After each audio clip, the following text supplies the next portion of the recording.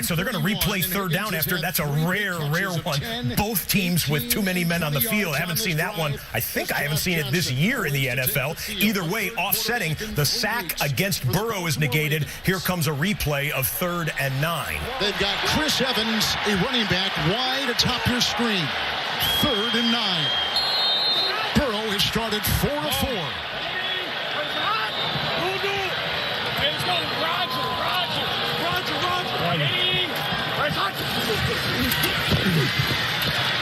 Into the end zone and broken up by Queen, who was on that running back. They were looking for the mismatch, and Baltimore comes up with a big defensive play. They'll force a field goal, and the defense of the Ravens will hold. Well, that's tough, throwing a fade to the corner of the end zone with the running back. Queen is in excellent position. He doesn't turn around.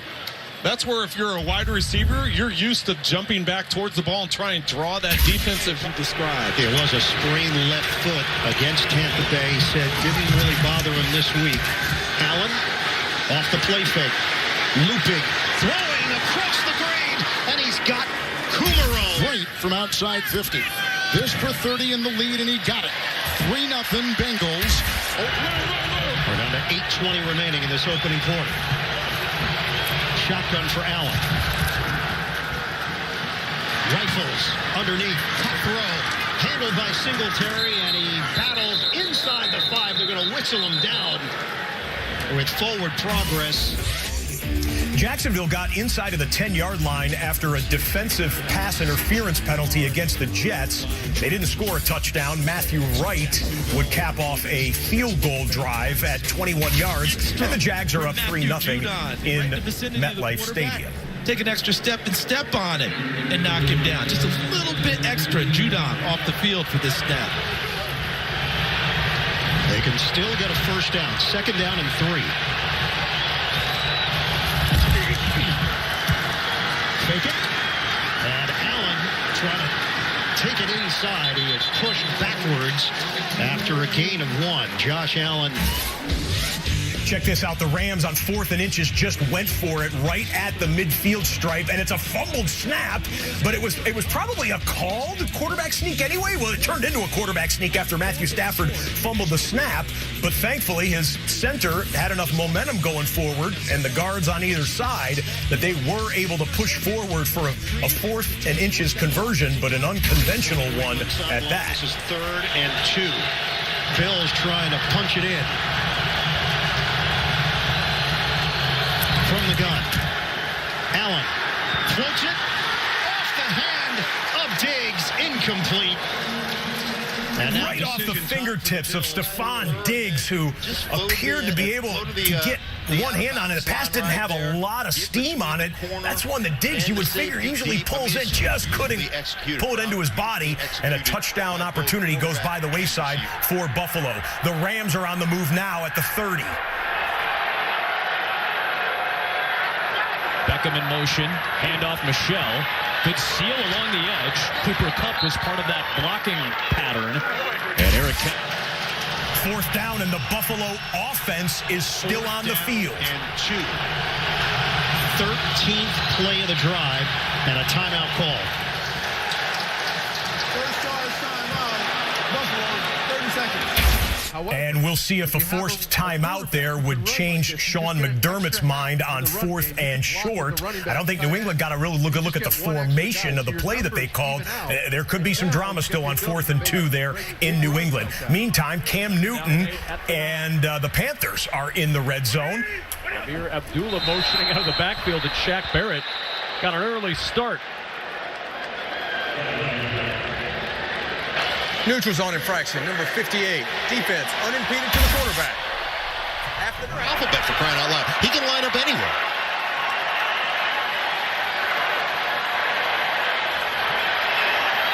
Fake the pitch. Stafford's got all the room on the right side.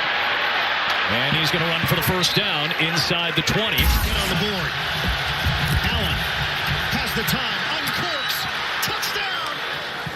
He hits McKenzie for the score. And personality. What a stud. 2nd and 3. Amir Abdullah stumbling over some trash in the backfield. And that push up front by Jordan Whitehead, who's had a whale of...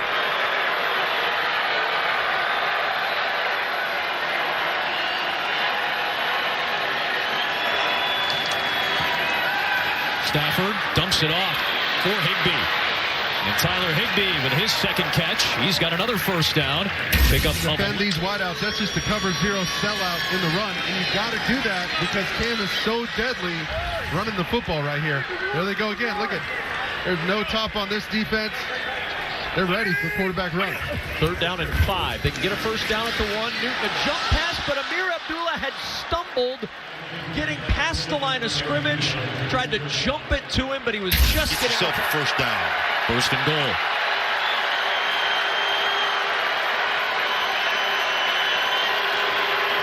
Here's Michelle with a cutback lane, and Sony Michel just shy of the goal line. It'll be 2nd down and goal. Patrick Peterson and Xavier Woods had to hurry to tackle him. They're so happy. Defending champs, you cannot afford to miss opportunities like that. That should have been a laugher. He could have moonwalked into the end zone. Hairulahu a field goal try, and his first NFL field goal is good. Liram Hairulahu, longtime CFL kicker. Outside, setting up that edge for the cutback by Michelle. Michelle again, trying to spin forward. He's in for the touchdown. The ball did come out loose. One official signaled for the score. And now the play is finally whistled dead. Official still has the arms in the air. The ruling on the field is a touchdown. All you have to do is break the plane of the goal line, and it's ruled that Sony Michel did as such for the score. The control, spin, he's on top of a player. Now, did the elbow go down in contact before the ball crossed? Elbow down right there. Was the ball across the line of scrimmage? Look at right here. See him on top of the player. He's good. When the elbow hits, I think he's short of the goal line. Is there a clear angle of that, clear evidence of that? Can you time those up? And obviously the replay officials have all the angles to be able to sync those together. Every scoring play is reviewed, and that one is confirmed. Baltimore Ravens and the double box as Baltimore, you probably read before the game, is down to their 3rd-string quarterback, Josh Johnson. You've got the ankle injury for Lamar Jackson and a COVID situation for Tyler Huntley, who had played well since Jackson has been injured. So Josh Johnson, the journeyman, starts for Baltimore as their quarterback today. He's 4 of 5 on this drive for 48 yards, and they're down to the 11-yard line. Here comes 2nd and 4. That's a similar game to this one. They're battling for the division lead. Murray remains 2nd down and 4. Good block in there by Zeitler. It goes out to Bateman for a 3rd time on this drive. Hit by Bailey. Takes the place of Logan. It's a gain of 5. Awuzie there as well. And put him just outside the 5 of Cincinnati. How about the effort by Bateman there? He catches the ball short of the sticks. He has 3 defenders. He doesn't dance around. He just lowers his shoulder and is able to pick up the first down, setting a 1st and goal inside the 6. Watch, he stutters a little bit, Kevin, and then he lowers his shoulder. It's like, I got to get this. Isn't that something? Murray remains. Tomlinson is the fullback. Ricard is inactive today. 1st and goal at the 5. There's a block inside Tomlinson and a drive by Murray and a stop made by the safety Jesse Bates on a gain of 1 down to the 4. And Kevin, this is where I think it gets more difficult when you have a new quarterback and a quarterback that's inexperienced in this offense is the situational type of plays, your 3rd downs, your red zone, your goal line plays. The Detroit Lions moved it into field goal range in Atlanta, and the rookie kicker Riley Patterson is good from 26 yards out. Detroit 3-0. It's 2nd down and goal at the 4 with Murray. Nice fake to the end zone and incomplete. Awuzie may have come up lame on that one. No, he's okay as they were going in the back of the end zone for Marquise Brown. Get you right back for 3rd and goal in Cincinnati. We'll show you Houston working against the Chargers defense. And the Los Angeles Chargers defense, the worst thing they've done all year is try and stop the run. Bottom 3 in the league for most of the season. And Rex Burkhead just goes right off the left side, takes it in for a touchdown. 37 yards for Burkhead on 3 carries on that drive. And Houston has a 7-3 lead over the Bolts. 3rd down and goal, 12th play of the drive. Johnson. And caught for the touchdown. A laser to Bateman of 4 yards. And the Ravens have taken the lead.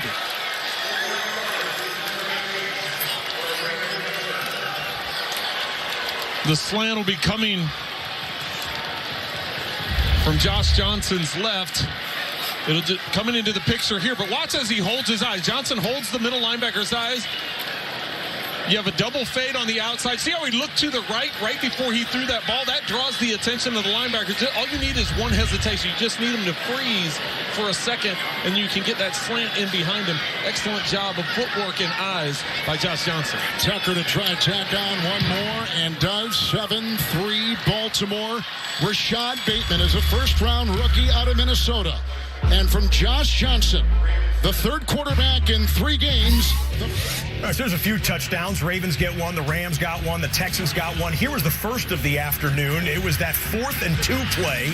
Good pass protection for Josh Allen. Able to survey the defense and look in the back of the end zone. Isaiah McKenzie caught that one. No Gabe Davis today for the Bills. No Cole Beasley for the Bills. 3rd and short live. And welcome back to the NFL, Antonio Brown. Antonio Brown back in the lineup. Missed a chunk of games with an ankle injury, then was suspended for a few games after producing a fake COVID card, but back healthy and back in the lineup today, and they need him. No Mike Evans today, no Chris Godwin, no Leonard Fournette in the passing and running game for the Buccaneers. 4-yard catch for AB, his 2nd of the afternoon.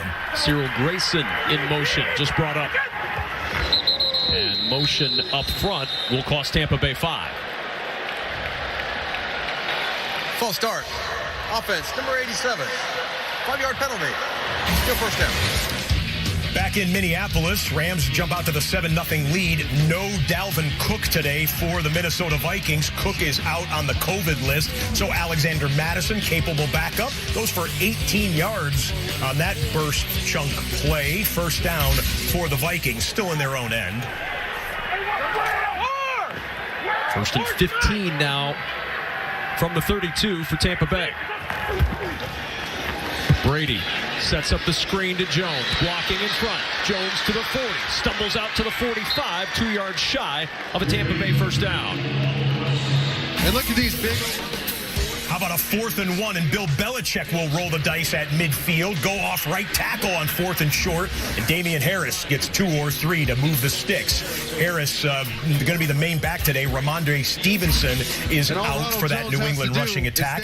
Harris had missed some time with a hamstring injury, but he's in there today, has 5 carries already for 18 yards, does Damian Harris. Marpet, Division II player in Jensen, Division II player in Kappa, and breaking tackles, it's Keyshawn Vaughn.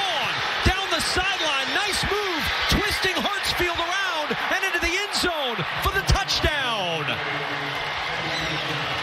And what a move to circle this defense. They finally, because they lined up in the beginning, they started to get these defensive ends creeping in just a little bit, and you're going to see them hit it and bounce outside because these defensive ends are expecting some interior runs because they set it up on the first drive. So much patience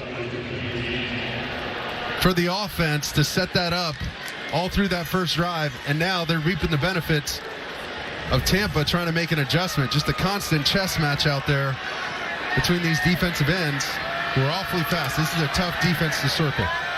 And suck up good on the extra point to make it a pick. I know you fantasy fans are saying that wasn't supposed to be the main guy in the backfield, but Keyshawn Vaughn goes for the long touchdown, and it's 7-3 Bucks. To the Jets-Jags for a play. Here they come on 3rd and 5. Wilson, boy, somehow escapes. He's going to run for it. First down, Jets. Wilson. Plenty of green grass. Wilson stays in bounds. He's still going. And he's in. Touchdown.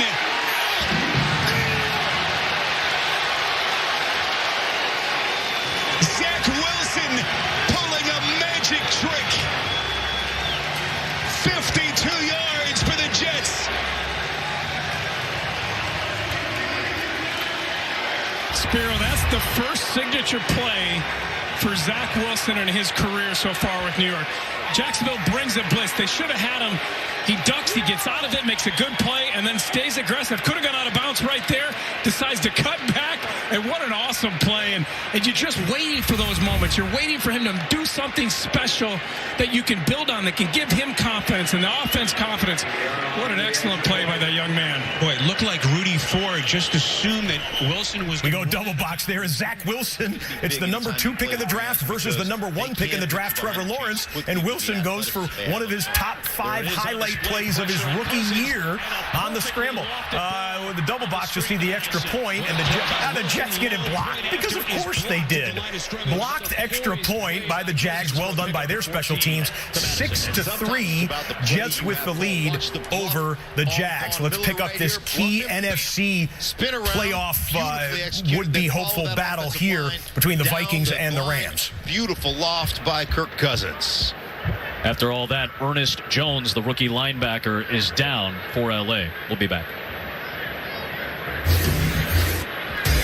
We'll check out the scoreboard here for a moment before the Rams run their next play. Speaking of Los Angeles, the Los Angeles Chargers trying to answer the Houston Texans touchdown. That's the closest team to the red zone. Let's pick up Brandon Staley's guys on the 33-yard line. You're not spotting the ball. There's no chip inside the football right now.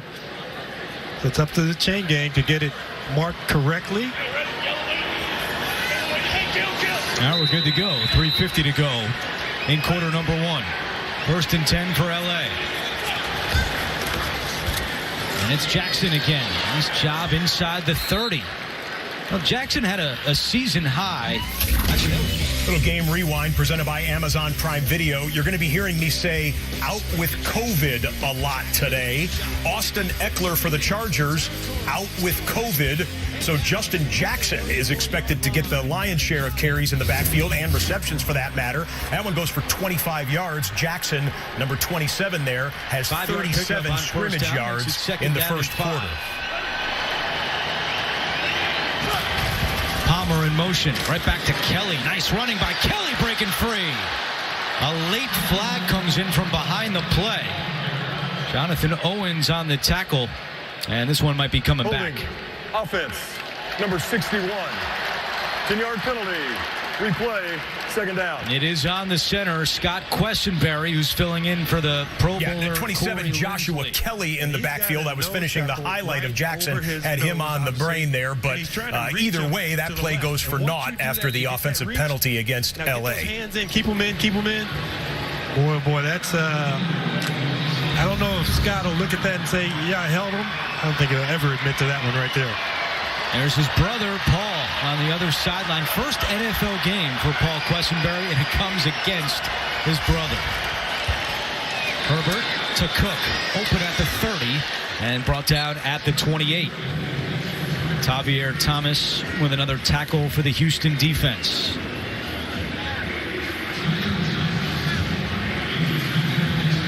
Justin Herbert telling us that it was challenging to prep for the Texans this week, not knowing who was going to be out there defensively with so many guys on the reserve COVID list. Didn't know who would come back, what numbers he would be seeing. Said it was more about us this week than them. 3rd down and 5. Herbert has time, throws, and it's incomplete. Out of the reach of Jared Cook. It's 4th down, and what does Brandon Staley decide to do here? Off the field, but you watch Adam Thielen. That's 4th down for Brandon Staley's guys. He's been aggressive, has Staley, in recent weeks, really the whole season. We'll see what he likes to do on 4th and 5 in field goal range. Now in the red zone are the Adam Thielen and Kirk Cousins-led Minnesota offense. It was a 25-yard catch by Adam Thielen, who had missed a couple games, but back in the lineup today. Timeout used by the Rams defense. First. So we're back after this from Verizon. Chargers are kicking the field goal. Houston already good from 50, and this one is good as well. So Hopkins 2 for 2 in the first quarter, and the lead is down to 1 for the Texans. 2 field goals for the Chargers. We'll play on there in the Charger game after 2 made field goals by Hopkins. Speaking of field goals, Bengals are in field goal range, but they'll be back 5 yards here. It'll be 1st and 15 for Cincinnati from the 33-yard line after the false start. You've got a quick break in that Minnesota game. Okay, Minnesota's back out of TV timeout there, guys, if we want to go Vikings and Bengals back and forth. This is his 6th game with Los Angeles. He, Leonard Floyd, and Aaron Donald all with a sack of Russell Wilson on Tuesday. Well, I tell you one thing, he's playing the run great. We'll go double box here as both teams are at the line of scrimmage at the same time. Handed off to Madison, no gain for the Vikings. Burrow steps up in the pocket, avoids the sack, pump fakes out to the left, now has to throw back to the right, and it goes harmlessly to the ground. Penalty flag, we will check that. That's tough. He's had a couple tough matchups. Pass-catching tight end, a running back. He knocked one away in the end zone in the last possession. Prior to the pass, illegal contact, defense, number 21. Red penalty, first down. But they put that on. This drive started at Minnesota's 8-yard line. They bring a run blitz against Madison, who beats the initial surge, but then he's knocked down by Troy Reeder, who's part of that run blitz action. It's going to be 3rd down and goal. There's the hands right there down the field. Everybody lined up at the line of scrimmage. Young comes off the edge, is unaccounted for. Burrow made a miss the first time. Able to get the ball off. It's 1st and 10. Here comes Mixon to carve his way free and hit by the Avalanche. And well done. It sets up 3rd and goal from the 8.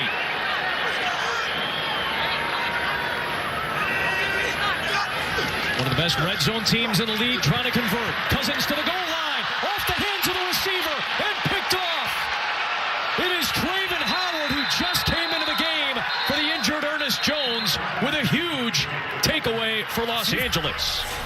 We'll have to take a and Clark is the safeties. 2nd down and 7 for the Bengals.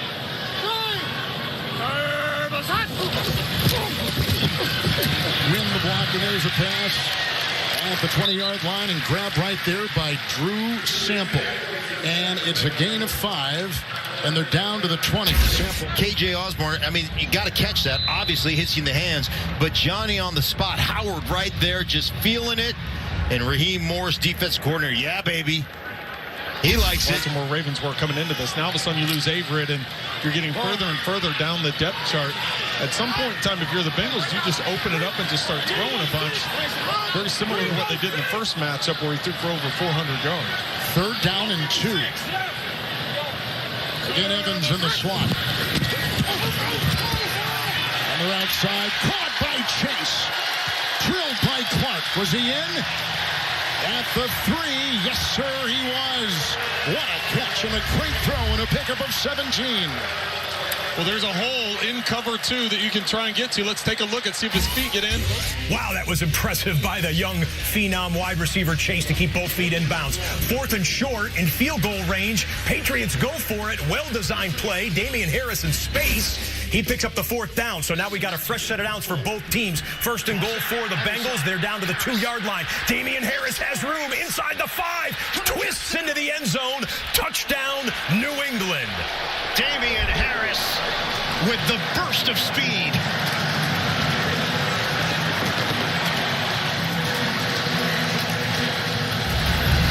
On 4th down, they ran college option to the right. This time they fake right, pitch it back left, and look at the blocking downfield. 81, Jonnu Smith. Number 1, N'Keal Harry. Evans with the gain of 1. 2nd down and goal at the 2. Mixon in the backfield. Into the end zone, Uzama. Incomplete. Back there with him was the linebacker, Josh Bynes. Watching the Tampa Bay Buccaneers trying to close out the NFC South. They have a 7-3 lead approaching the end of the first quarter. Cam Newton, where are we throwing that one to? He was bumped as he threw it, but that one looked up for grabs. A couple of Buccaneers got their hands on it. Jordan Whitehead comes up with the interception of Cam Newton. Bucs take over the football. They have it now right around midfield in the final minute of the first quarter. In this league at some point in time, had a lot of respect for him. 3rd and goal at the 2. 9th play of the drive. Nixon is in. Chase on the move. Nixon, Uzama the block, and there they go. Putting up a wall, and you can start rattling off all the players that only allow a 1-yard lead down to the 1. Queen with the first hit. Excellent job on the outside maintaining leverage so that there was nowhere for him to go. And then you see the rally of the defense as the Bengals are going to go for it here on 4th down.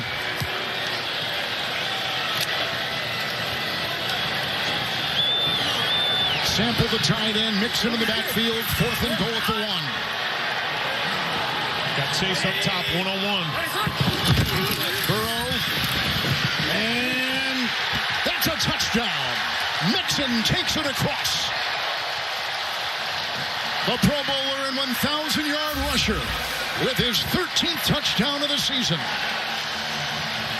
And the Bengals have taken the lead. Great push in the middle of the offensive line there.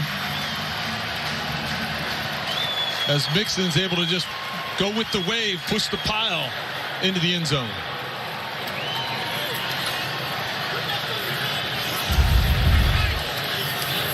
We're finally scoring that red zone. First time had to settle for a 30-yard field goal. And here's Evan McPherson to tag on one more late in the first quarter.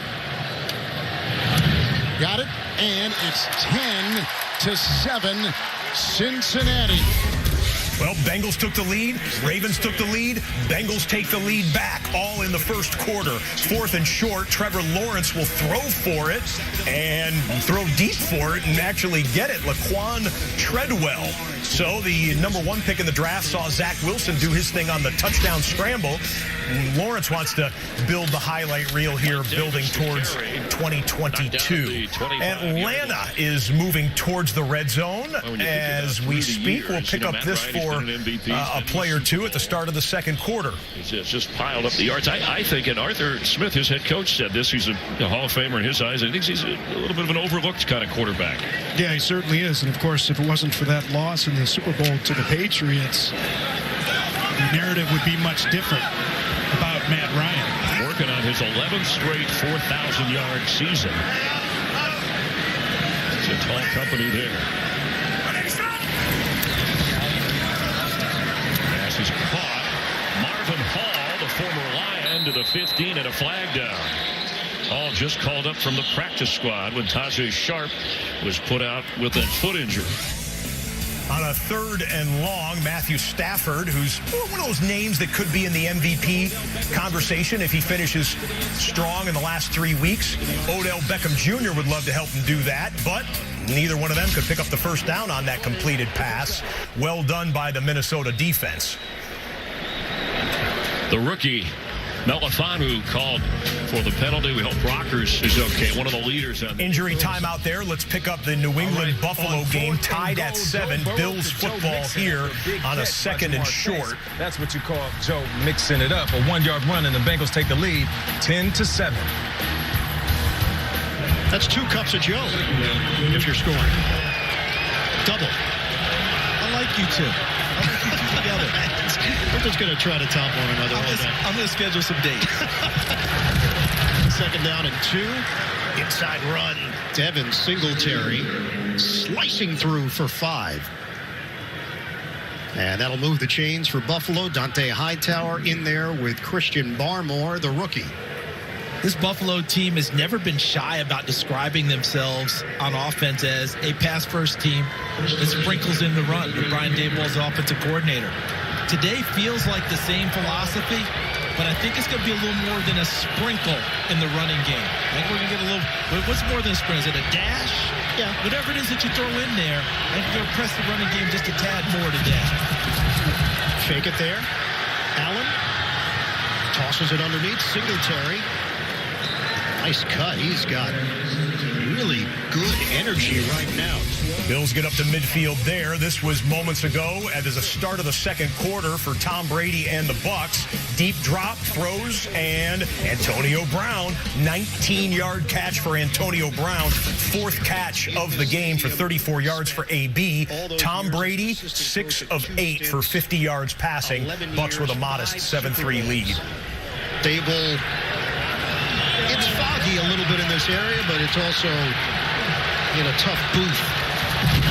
But he's got the right angle calling the plays right now. McKenzie, outside run, hurdles out of bounds. Originally a fifth-round pick in 2017 out of the University of Georgia. And he's got himself a roll here today. Rough. That's James Robinson being carted off the field. The Jaguars running back who had issues with Urban Meyer, being benched a couple of times when Meyer was the head coach there. It looked like a pretty tough injury that he suffered. Maybe we'll get the video for you, but either way, he is carted off and looks to be done for the day. Lineman in on the last play and ran the jet sweep back against where they lined him up. Second down and 1, different running back. It's Zach Moss. He brings a little more physicality, and that's good enough for a first down. What did Bill Belichick tell us about Brian Daboll? He said he's really smart. In fact, he could basically coach any position on a football team. He has seen it and done it all. And that's really a rare quality. Most guys get into a certain position, a certain expertise, and that's where they stay. Being able to go all across the board and have that acumen, that's a big deal. And in the early going of this game, this Buffalo team living up to what their head coach Sean McDermott wanted from them. How aggressive they've been offensively in this game. We've seen it. Allen steps up. He will run. Allen chewing up yards across the 15. Josh Allen with a purpose. Josh Allen runs the Bills inside the 20-yard line. The Tampa Bay Buccaneers drive is to the edge of the red zone. We're back and forth, Bucs and Bills. Motion, first down. Already 84 yards rushing for Tampa Bay. A chance to add to it with Jones again, but that door closes quickly. Morgan Fox right there to make the stop downfield because the defenders were chasing the wide receivers going out running their routes. Excellent recognition by Josh Allen and a big play. First down for the Bills. Allen walks away from the center, and he's going to take a timeout. They were trying to get something into the halfback, closing that hole immediately. Now, he doesn't get the love for making the tackle, but that's his job to muddy up that hole. Second and 12. Brady down the sideline. Incomplete, looking for Brate. Excellent coverage from Miles Hartsfield. And now third down and 12 coming up for Tampa Bay. Without your big receivers, Evans and Godwin, so far Brady's looking. Let's check back in the Minnesota Vikings offense on 1st and 10. They'll just go standard run play, and look at that hole right through the middle of the defense. And that's, where Aaron Donald usually shuts things down. But they handled him on that play, and Madison popped it for 15 yards. All the way across the field. But 57% of your offense is on the shelf today, so you've got to find somebody else to pick up some of the slack. Exactly right. And this is a great matchup to watch all day, but it's Gilmore and Antonio Brown right there. And Tom Brady calls timeout. Play clock was down to about 1. Gets the timeout. 11:39 to go. 3rd and 12 for the Buccaneers after we return. Check out the scoreboard here as we've got timeouts in the games that are in the red zone. How about that Atlanta Falcons score in the red zone? Let's check in on Matt Ryan. As you referred to in that loss to the 49ers. I think you go sneak here again. If you can't get 1 yard, 2 consecutive sneaks. Patterson, the pitch. Cordero Patterson to the end zone. And he is in for a Falcon touchdown. Maybe the defense thinking quarterback sneak. Absolutely. Defensive coordinator, Aaron Glenn on that one gets everybody lined up, expecting that quarterback sneak. You see everybody packed inside there, and Cordero Patterson takes the pitch. Back to the double box. You see Cordero Patterson, one of the best weapons in the NFC for sure, getting into the end zone yet again. Double-digit touchdowns for him. In front here, I would not be shocked to see those guys blow out of there and get back in coverage. They do. Brady throws to the sideline. Great the catch at the 20-yard line. He is down at the 18-yard line. Shaq Thompson finishing off that tackle, and it's 4th down. Well, just a smart play, intelligent play by Tom Brady, understanding they're going to play umbrella coverage. They're going to keep the top on this thing, not let anybody behind them. Just take a quick, easy completion and get even closer and play for a field goal. Remember these NFL, and he adds Before fourth down and the field goal attempt for Tampa Bay, let's check in on the Chargers in the red zone. 2017. Jackson breaks a run, and there he goes! Justin Jackson, his first touchdown in 3 years, and he puts the Chargers in front. A 17-yard touchdown run for Justin Jackson, the third rushing score of his career. You know, we've talked about Rashawn Slater, Feeler on that side, that left side, getting that kick-out block right there. And Cam Newton. So you got to play this thing like a marathon, not a sprint, and not try and force anything back when you get a free possession. 36-yard try for Ryan Suckup. And the kick by Suckup makes it a 10-3. Buccaneer 9 for 7 on the season. Trying to make it a 7-point game. Keenan Allen.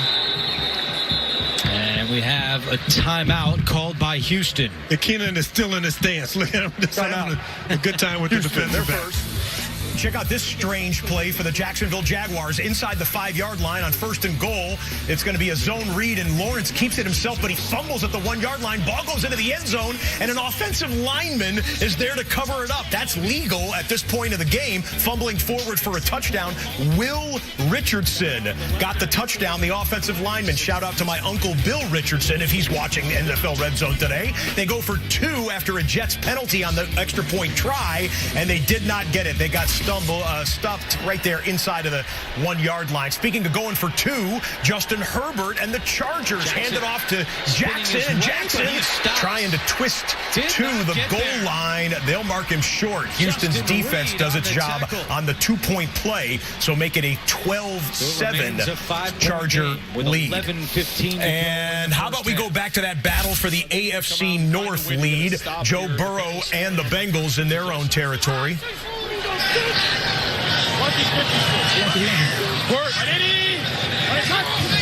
It's a 2nd down and 7.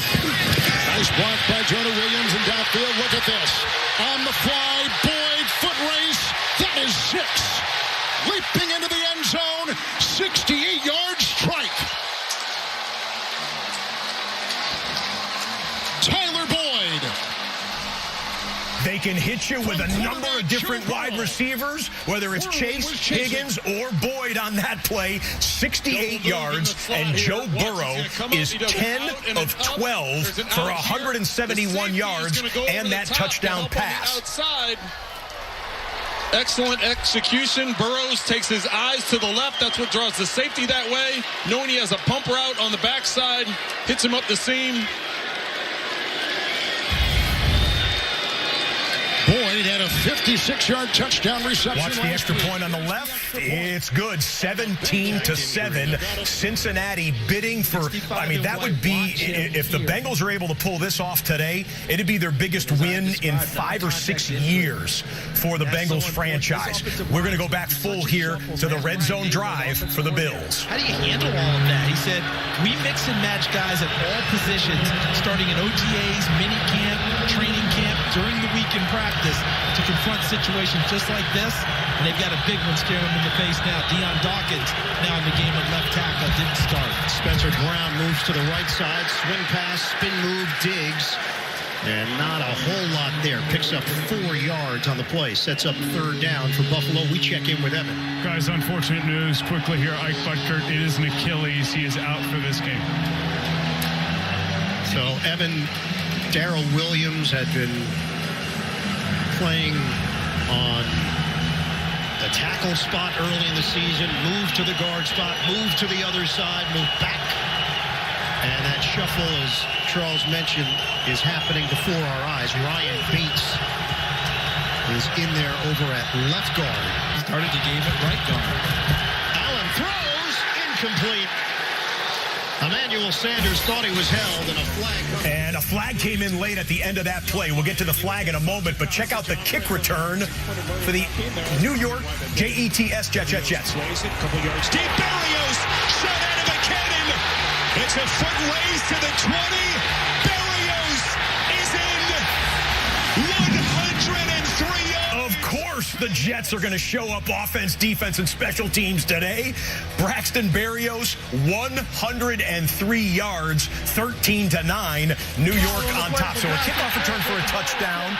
And, they waved the flag off. This is the Buffalo-New England game. They're waving the flag off. And, yeah, Bill Belichick was screaming about it as well because the pass was tipped. You can't have pass interference on a tipped ball.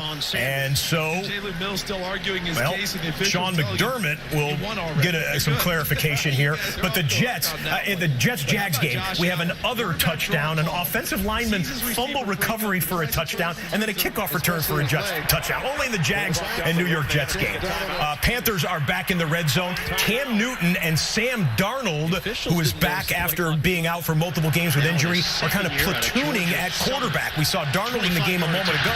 Cam is back in the lineup for Carolina on this one. Bills have to settle for the chip shot field goal. It splits the sticks. 10-3 Buffalo lead in New England. Check in on a couple of plays here. The Panthers had a timeout, so you're not missing anything with Cam and Carolina. We'll watch a couple plays of the Ravens. Kevin, a couple injury updates for you. Ravens corner Anthony Averett, who we saw carted off the field in a lot of pain. He's been diagnosed with a chest injury. He's currently undergoing x-rays and is questionable. So Ravens down yet another corner for now. This Bengals defensive line already down DJ Reader and Khalid Kareem today. Now they've lost defensive end Cam Sample. He's been declared out with a left hamstring injury. Kevin. Well, right now, Sam Darnold's average is 63 yards per pass today, so not a bad way to start. First and goal at the 10 now with Cam back at a quarterback. I'd say purified, Laura. O'Keefe trying to pick his way over the right side. He's rushed for a touchdown in 5 straight games, and Carolina clearly hoping they can get a 6th straight rushing touchdown game from Cam Newton here. Why do I feel like you got a great stat on that 6 rushing touchdown? Maybe because you were in the production meeting with me last night? Do a game rewind. I mentioned Cam Newton and Sam Darnold platooning at quarterback, it would appear. Matt Rule trying to, just move the chess pieces around the board a little bit. Darnold, who had been injured and out for multiple weeks, goes deep and connects for a 63-yard pass, which sets them up in the red zone, and we'll see if Cam can cap it off. Second down. Quick toss to Amir Abdullah. Tough hit. And Abdullah twisted down at the 8-yard line. 3 guesses as to who delivered that tough hit. Jordan Whitehead. What a half he has had for Tampa Bay. No surprise. But Carolina with Cam Newton, they love this halfback flare potential run by the quarterback. That one was a design throw, but they look so similar. The Panthers working in the red zone. Matthew Stafford and the Rams just got in the red zone. Tyler Higbee with a catch inside of the 20 to bring up 2nd and 6 from the 17, let's call it. Good luck, quarterback. I mean, this is tough stuff. Darnold back in. Pocket collapsing. Darnold in trouble, and he's sacked. Back at the 11-yard line. Nowhere to go as Shaq Barrett gets his 10th. Check down, excuse me.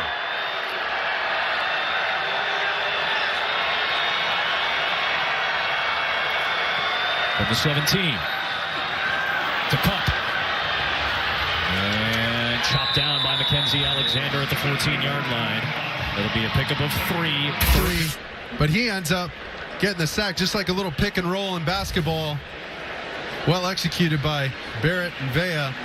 But no harm, no foul for Darnold right there, because you're inside the 10. You can take a sack. You got a nice job. Inside out. Forces him to that sideline on the tackle. 3rd and 3.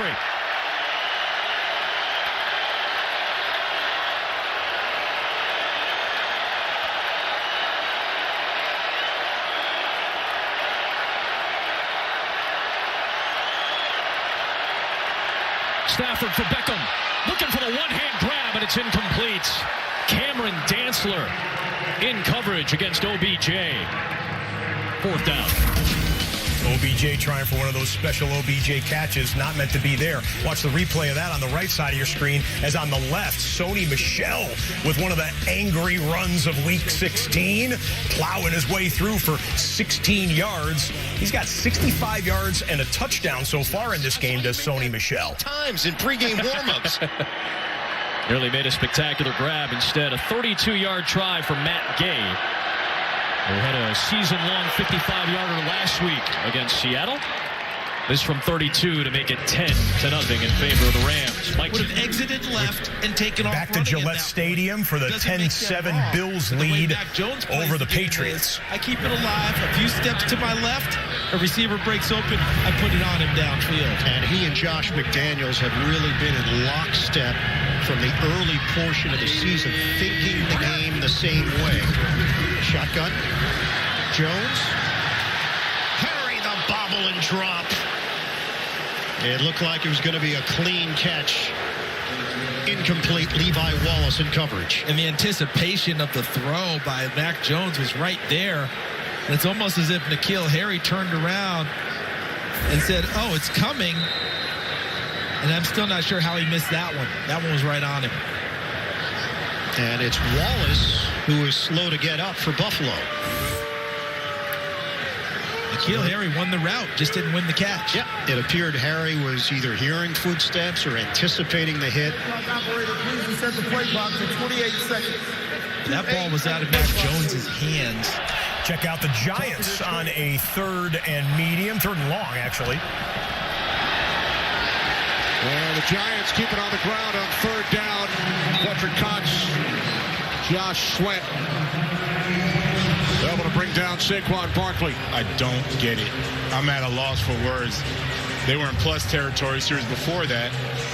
Ran the ball on 3rd down, then punted. Now you're running the ball on 3rd and 10. That's got to be frustrating. You're a Giants fan. That's frustrating. We're going to see strange things in late December and early January football. For instance, the 2-win Detroit Lions false starting on 4th and 1. So Dan Campbell's got to be furious, right? Back them up. So now it's 4th and 6, and you got to bring out the punt team. Well, they bring out the punt team. But Dan Campbell, he's coaching for all he's worth. Fakes it on 4th and 6 after going for it on 4th and 1 and failing on that. They have the punter throw it to Kaderil Hodge. Hodge makes the catch. Jack Fox was the punter who delivered the pass, and the Lions get a fresh set of downs. Campbell.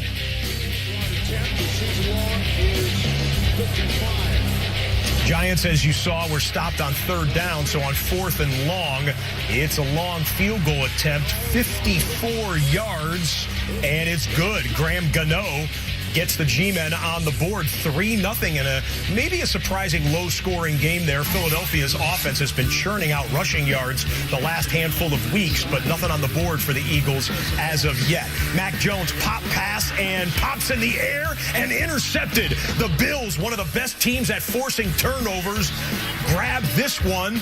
And Micah Hyde will be the interceptor of Mac Jones. Hard to see if that was his fault or if it was just the Bills being great and putting the hand on the ball to get it in the air. Micah Hyde sets up the Bills in good shape with a 3-point lead and the ball in field goal range immediately. We're back on the AFC North battle here as the Bengals have the ball around midfield, and we'll bring the Bills in a moment. I'm coming. Nice to see him getting recognized. First meeting against Baltimore, week 7, 12 carries, 59. Hey, squirt.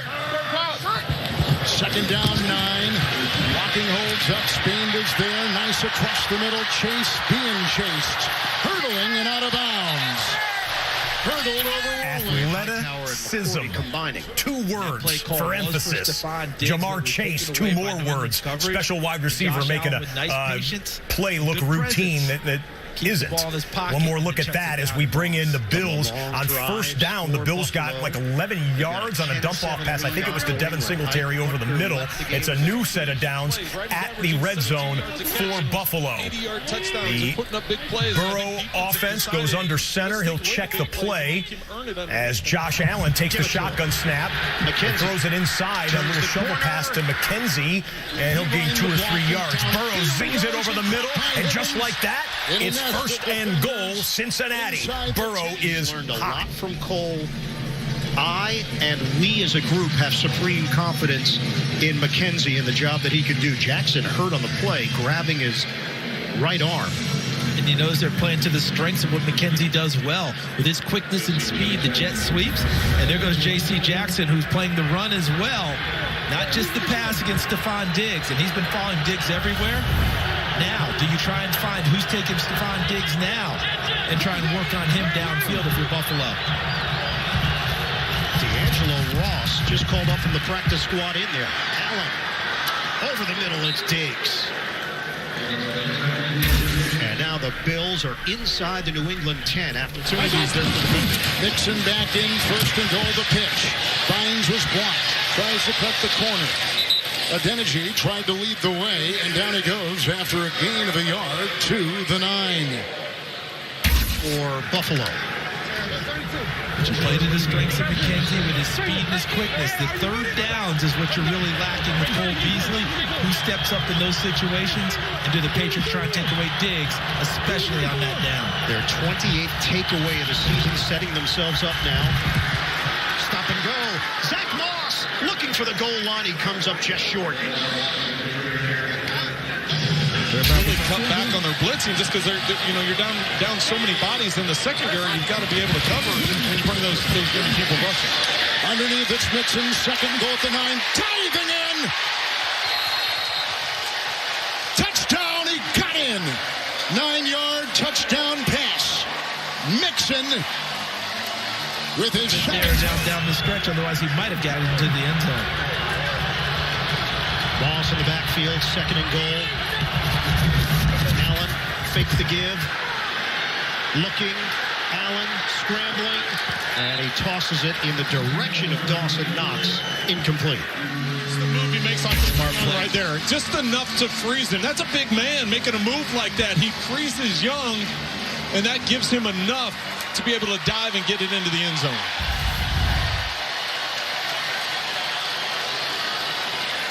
Nixon has his third and goal for the Bills. Allen dealing with the crowd noise.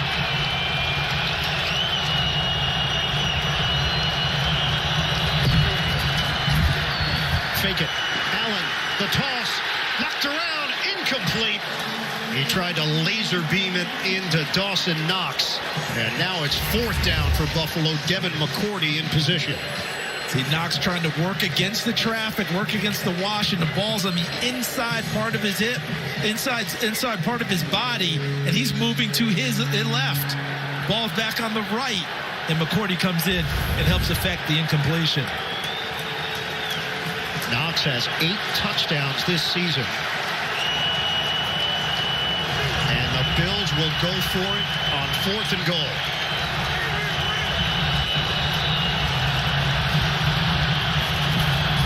From the gun. Allen forced out of the pocket. Hooks the pass. Incomplete. It bounces off of Sanders. And the Bills come up empty. The heat from Barmore. Allen gave his receiver a chance. And Sanders dropped it for Buffalo. Tough play there for Buffalo. 10-7, keep the score there. How about a red alert? While we were watching that red zone possession, we had several things go on in other games. Lions and Falcons. It's a touchdown. Amon-Ra St. Brown. They looked at it and they said he did get in, and that pass was from Tim Boyle. You've got Jared Goff out with COVID. Say it with me now. And Goff on the sidelines, or not even in the stadium today. Tim Boyle throws the touchdown to Amon-Ra St. Brown, 20 yards. Matthew Wright has his second field goal of the proceedings in New Jersey. It's a 12-13 score between the Jets and Jags. And speaking of field goals, and speaking of out with COVID, Kaimi Fairbairn out with COVID. So the new kicker for today for the Texans, Dominic Eberle. A 51-yard kick for Dominic Eberle, and the Chargers have not shaken the Texans here in the first half. Approaching the 4-minute mark, it's a 12-10 lead for Los Angeles. Good job by Eberle picking up a roster spot at the last minute notice and getting it done there from 50+. Tom Brady continues to work, and it's Antonio Brown again. You know AB has been waiting for this moment, not only to get back in the lineup, but to be a #1 wide receiver receiver in an NFL offense again. That's what he is today by virtue of the injury and situations that the Buccaneers have with their other wideouts. That one there goes for 20 plus, let's call it. Antonio Brown has multiple catches. It did not lead to a touchdown, however. Brown has 7 catches for 67 yards. It led to a Ryan Suckup field goal, which was good, and the Buccaneers lead is 13-6. All right, we're all caught up. Back to live action in Cincinnati. Devontae Freeman blocked in there by Zeitler in a corkscrew move. And a gain of 3. Mel, what do you have? Well, Kevin, I've been watching Josh Johnson down here on the bench before he took the field. No panic, as to be expected from a 14-year veteran, but he's been working very closely. So we showed you the Texans got their field goal shortly after on the next possession. Justin Herbert, deep bootleg. He's got all sorts of room to throw. Got a little greedy, though, trying to force one in. And Jonathan Owens, number 36, the defensive back for Houston, picks off Herbert, and the Texans get the football back down by 2 points. Okay, we just had a second down. I believe it was an incomplete pass. So this is 3rd and 12 coming up. Excuse me. It was a run play for the Ravens, and it was a loss on the play. Cincinnati's defense, you know, a 3rd-string quarterback, Josh Johnson in the game. Bengals defense can take some chances and creep defensive backs up to play the run, and that one paid off there. This is 3rd and 12, and the jungle is getting loud. At other stops, so he knows a little bit about this offense, but he hasn't been around all season and definitely trying to catch up to speed on the new terminology. He's got an empty backfield right now, 3rd down and 12. Up the middle he goes. Nice catch made by Prochet. He was hit by a couple, including Bell. He's got enough for the first time. All right, a couple teams just got in the red zone, including the Minnesota Vikings on the 18. Grabbing, kicking, it's all fair game there. Second catch for Jefferson, and he gets hit by Travon Howard at the 13-yard line. Nice play. Nice play. I mean, that's how you get your receiver that's struggling right now, struggling against Ramsey. Throw a little bubble screen, a little smoke out there, get him back into the flow of the game. I like that by offensive coordinator. Game rewind. This is how Minnesota got into the red zone so quickly. Matthew Stafford from inside his 5-yard line escapes a sack and then throws late, and that was a bad choice. Anthony Barr was sitting right there for it. Stafford couldn't get enough on the pass, kind of panicked after he almost got dropped for the sack. Barr makes him pay, and it's red zone for Kirk Cousins. It's red zone for the Philadelphia Eagles as well, as Cousins goes underneath Adam Thielen inside the 5-yard line, but that was 3rd down. And, oh no, is Thielen hurt, or is he upset he didn't get the first down, or both? Thielen is hurt. This is not good. Adam Thielen does not show that type of emotion after a play like that very often. We'll check out what happened to him in just a moment. Eagles. So the Eagles and the Vikings are the only 2 teams that are being shut out of the 16 teams that are playing, and they're both in the red zone as we speak. Best I can, wrap your legs up and make the tackle short of the first down. Again, Shannon told us before the game that Thielen was going to give it a go. Had to work all the way through warm-ups to see if he'd be ready to go. Shannon, what do you got? Round-the-clock therapy is what Adam Thielen's been getting. He just kind of rolled his eyes when I asked him about how much. But he really... Hard for Jalen Hurts to read all that so close to the end zone. There's Jake Elliott from 41 from the right hash. And this kick is wide to the right. Close to the end zone. Instead, Greg Joseph will step on for a 23-yard chip shot to get the Vikings on the board. Still, they have all 3 timeouts and the 2-minute warning to come. We used to call that having a button. Anytime you have an injury, that button's going to get pushed. I guarantee you get on the football field, it's going to happen. Nice and easy to get Minnesota's first 3 points of the day. You know, so Adam Thielen rolling on the ground, was popping the helmet off. You could just tell that he knew something was not right after that tackle. And again, he had missed 2 games with a neck injury. had scored 10 touchdowns on the season prior to suffering the injury and was heading towards the goal line on this one. We'll check on him. Not a good-looking sight for Minnesota fans, for sure. And the field goal eventually was good. You saw that here live. So it's a 10-3 Los Angeles Rams lead.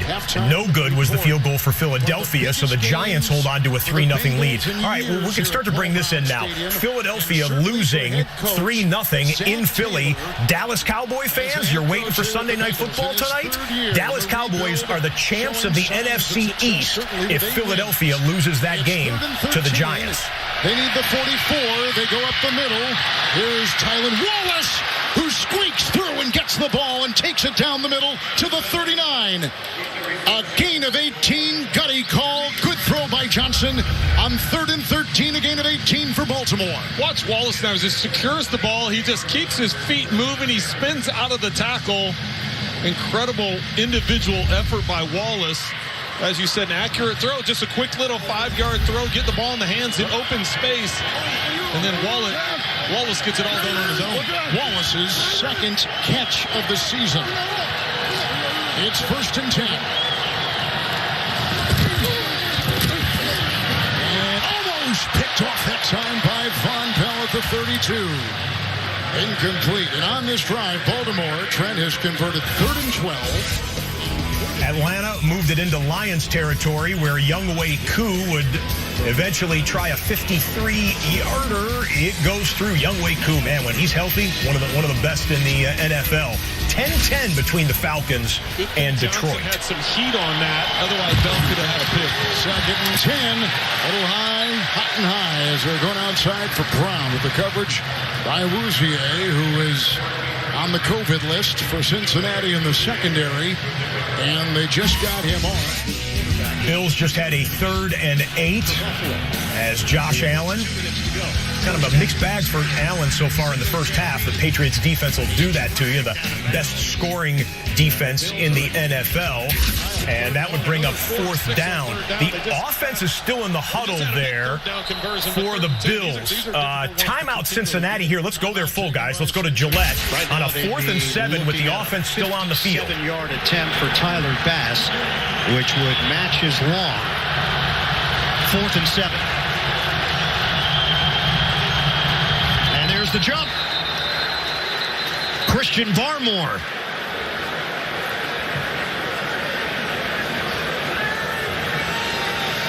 And one of the nuances Buffalo put in there. Encroachment. Defense, number 90. 5-yard penalty. 4th down. So the nuance there is that ordinarily on the hard count, where's the quarterback? Under center. In this case, they had him in gun, which I think made New England a little bit leery. Like, hold it a second. If they're in gun, they might actually go for it. And he got Barmore to jump. Would you consider a 52-yard field goal, though, if you're Buffalo with Tyler Bass? Now you've made it an easier option here at 4th and 2. 4th and 2, they like to press it and go for it. Now I think they actually run the play. Allen, 4th down. Sidearm, catch made. Stephon Diggs. 1st down to the 10-yard line. And the Bills have been resolute in their approach, aggressive today in Fox. That's going to be the 2-minute warning in the Patriots and Bills game. And the final play before the 2-minute warning for the Ravens, Josh Johnson drills it in there to Mark Andrews. Well done on 3rd and 10. That'll set up almost 1st and goal for Baltimore, but that game goes to the 2-minute warning. So that huge AFC North game, 2-minute warning with the Bengals up comfortably against the Baltimore Ravens. 2-minute warning in the battle for the AFC East lead. Bills with the football in the red zone, up by 3 at Foxborough. Bookmark both of those. Those are the 2 red zone games and red zone drives right now. We'll get you back there after they come back out of the TV timeouts. Next closest team or somewhere, how about let's pick up Tim Boyle. Let's pick up Tim Boyle in a 1-minute drill right before the half here. Lions 10, Falcons Falcons 10. Detroit with it on their own 39. I got something to do. I'm getting up, getting back to the huddle. It's a good connection when Boyle has gone to St. Brown. When he's targeted him, he's hit all 6. So 6 out of 6 on that connection, including the touchdown. We're good. Here we go. Boyle with a drop. And coming back, incomplete. Josh Reynolds coming back for the football.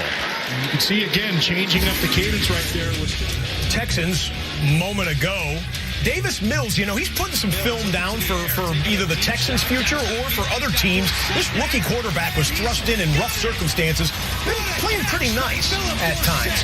Philip Dorsett helps him out on this one with a twisting adjustment for a 38-yard completion.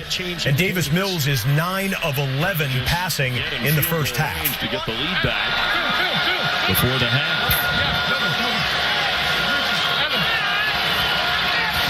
Second down 10. Boyle's throw. He threw before the turn of Khalif Raymond. Almost like he had to. There was still a chance on that play. Now it's third down. 33 seconds.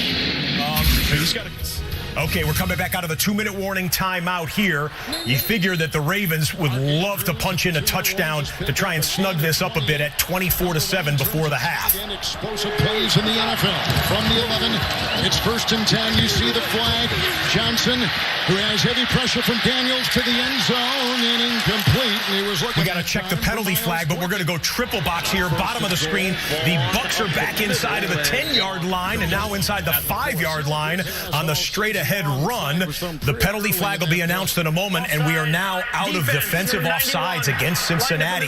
We're out of the 2-minute warning timeout, and it's a quick snap for the Bills inside of the 15-yard line, but they didn't catch the Patriots off guard. Clock runs there. 3 red zone drives for 3 would-be playoff teams: Ravens, Bucs, and Bills. As well as Pratt. Neither one of them fell for it. They had Andrews covered, and that's why Johnson had to try and throw the ball away.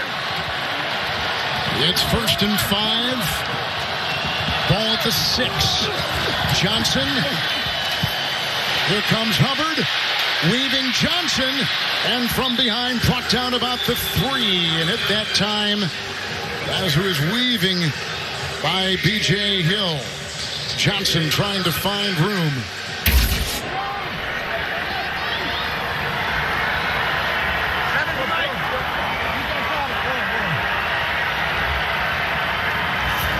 Second and goal, Brady, quick toss. Jones turned a little late, and it carried off his hands. Bills tried a little trickery, didn't work. They lost a yard on the play. 2nd and 11 for Buffalo. We have 1:53 to play in this first half. Each team with a timeout remaining.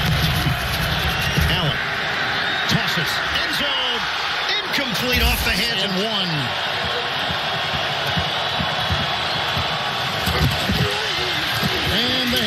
Here trying to plow his way in. Freeman, and touchdown. They mark it. He got it. Touchdown. A 2-yard touchdown run. These guys could have played here in Tampa. Vaughn in now. Brady looking. Throws. Brady wide open. Touchdown. 3rd touchdown. Down and 11 for Buffalo. Pressure here. They've shown it last couple of times. Allen delivers. Touchdown. Stephon Diggs.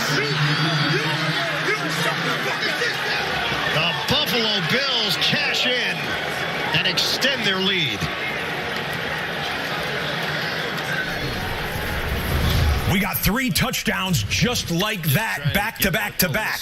The Ravens score, the Bucs score, the Bills score. And now we go to a new triple box as the Rams are in the red zone and the Eagles are back inside of the 20-yard line. Back and forth, Philadelphia and Los Angeles. Whatever's going to work for them. Second down and 9. Howard in the backfield.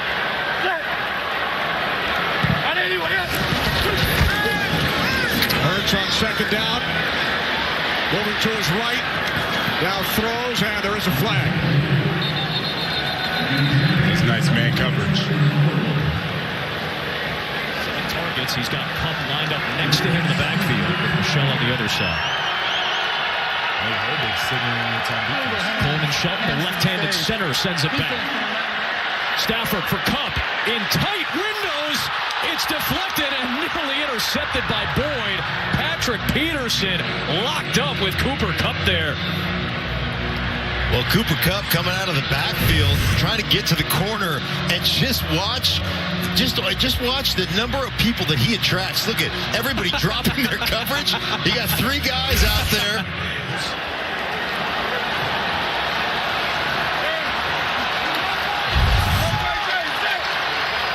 Sets up a 1st and goal from the Giants' 8. Sanders.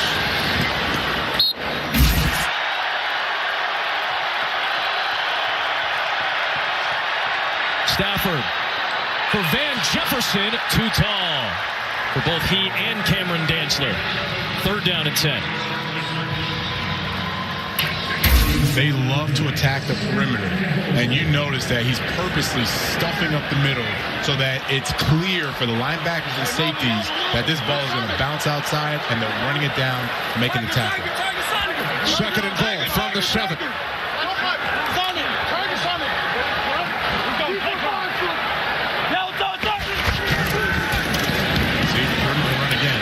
Sanders again. Play here in the 2nd.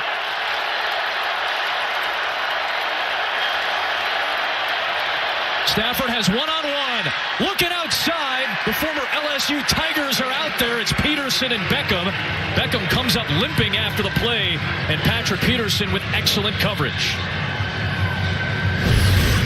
Patrick Peterson just going to funnel him. Watch him take this inside away. Take the inside away right away.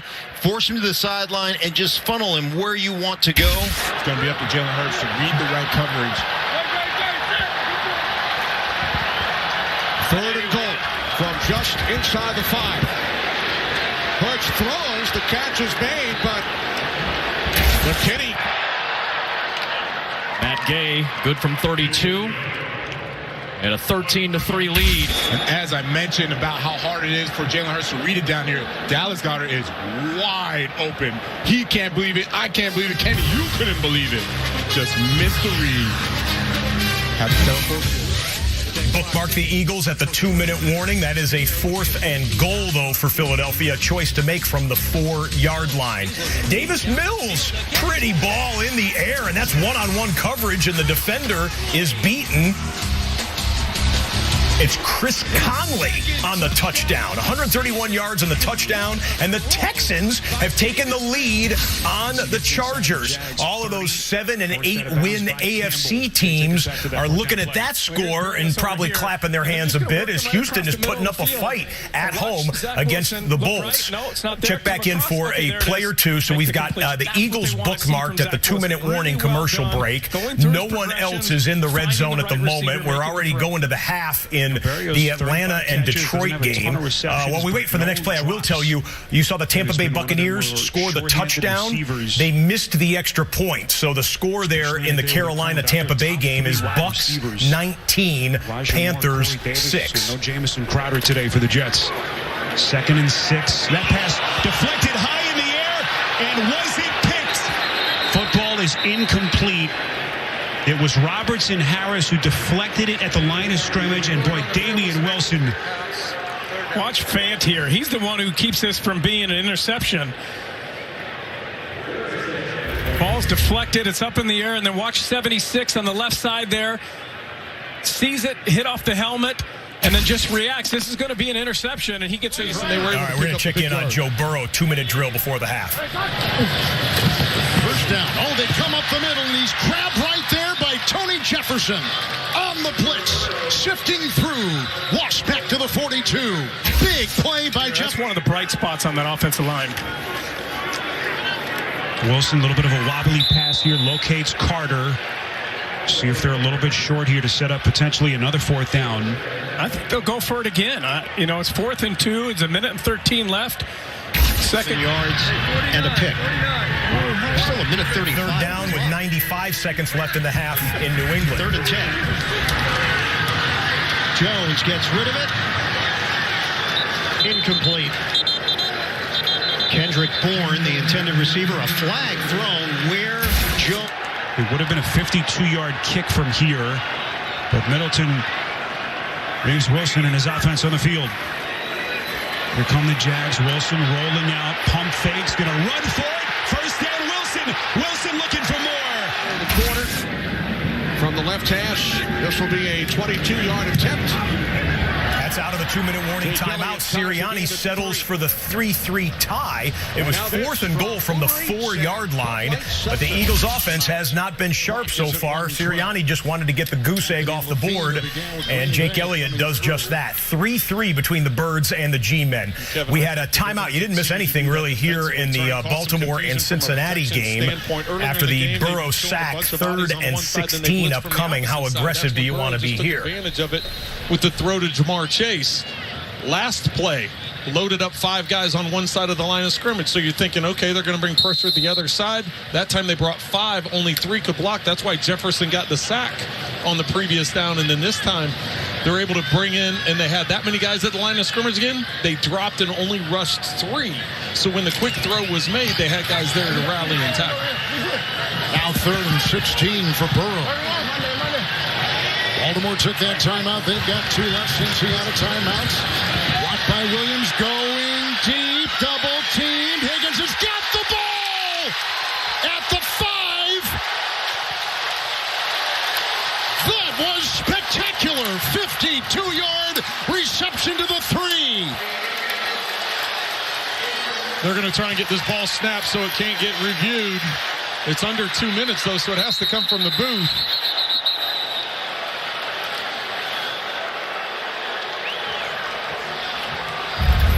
This is complete confidence in a receiver when you throw it into double coverage and you say, my guy is bigger and better than your guys. Is under review.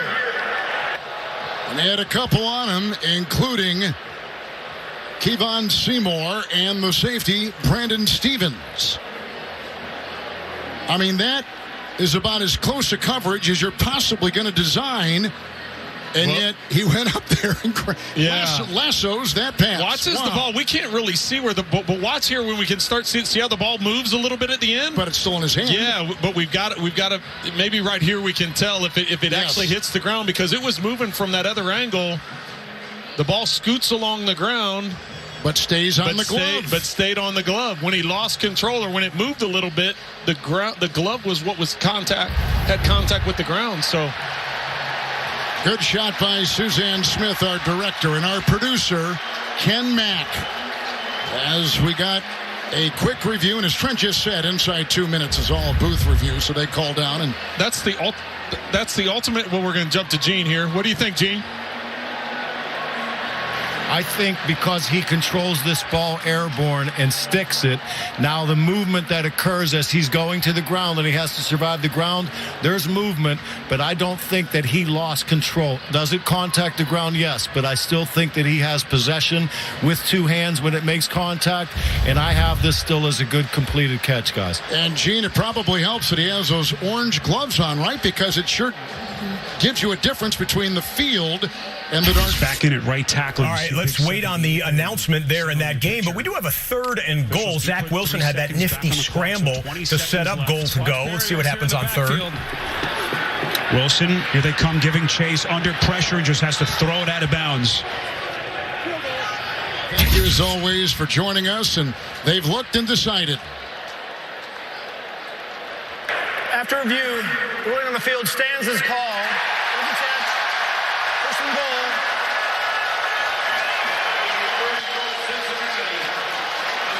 That is the ultimate confidence a quarterback can have in a receiver. When you throw it up into double coverage, he knew he had double coverage. He saw the 2 guys.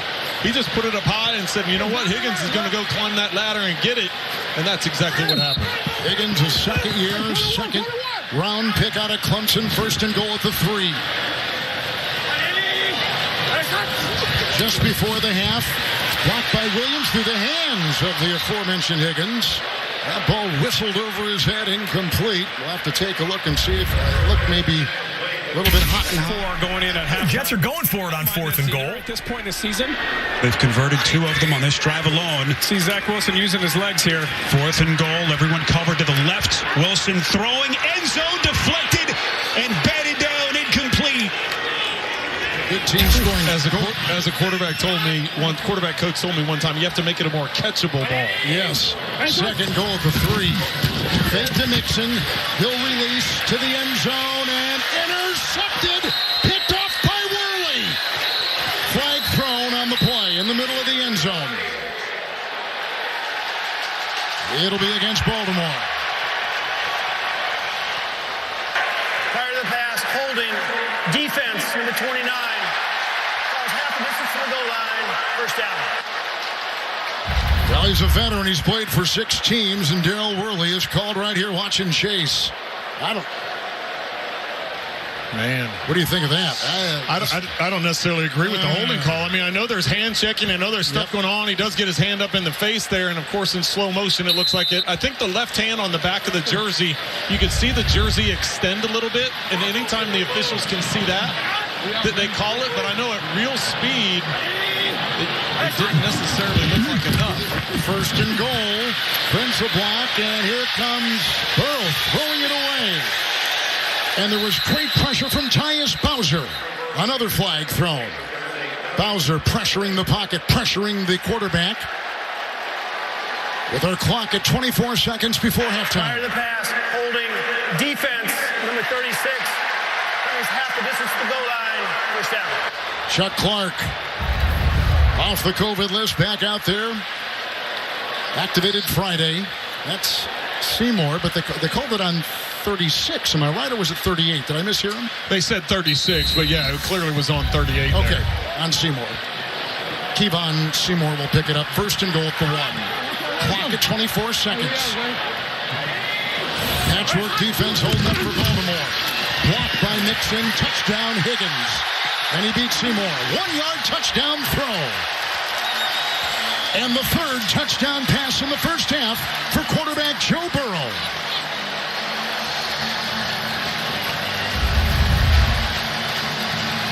Higgins with the motion inside. He just takes off. It's just a return route.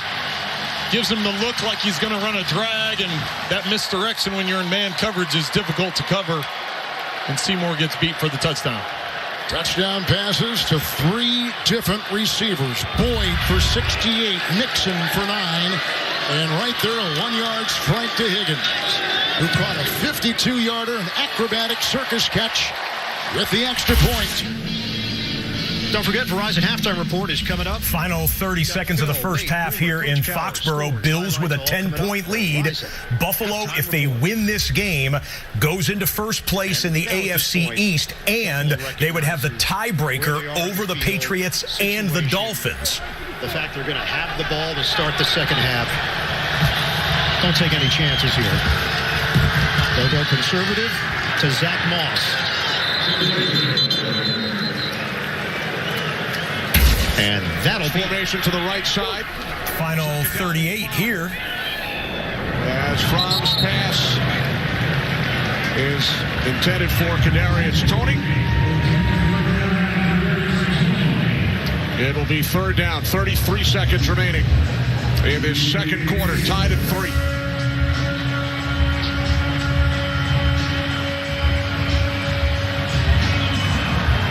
Saw Fromm checking that wristband. Trust me, it is a condensed game plan. There is only so much a young quarterback could fit into a week.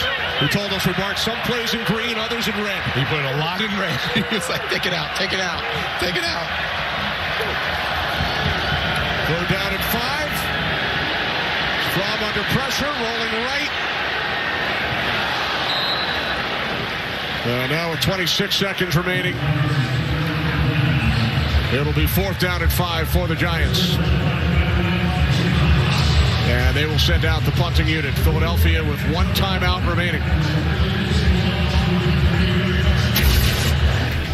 Fourth down in the Eagles-Giants game. We've got the first game to go to the second half. It's the Lions and the Falcons tied at 10. Olicon does a nice job meeting him on that one and bringing him down. Falcon defense playing without Tyler Davison. He went on the COVID list last minute on that line. And then Marlon Davidson also been on that. So there are a couple of guys that had figured in the depth of this team. On a third down 3.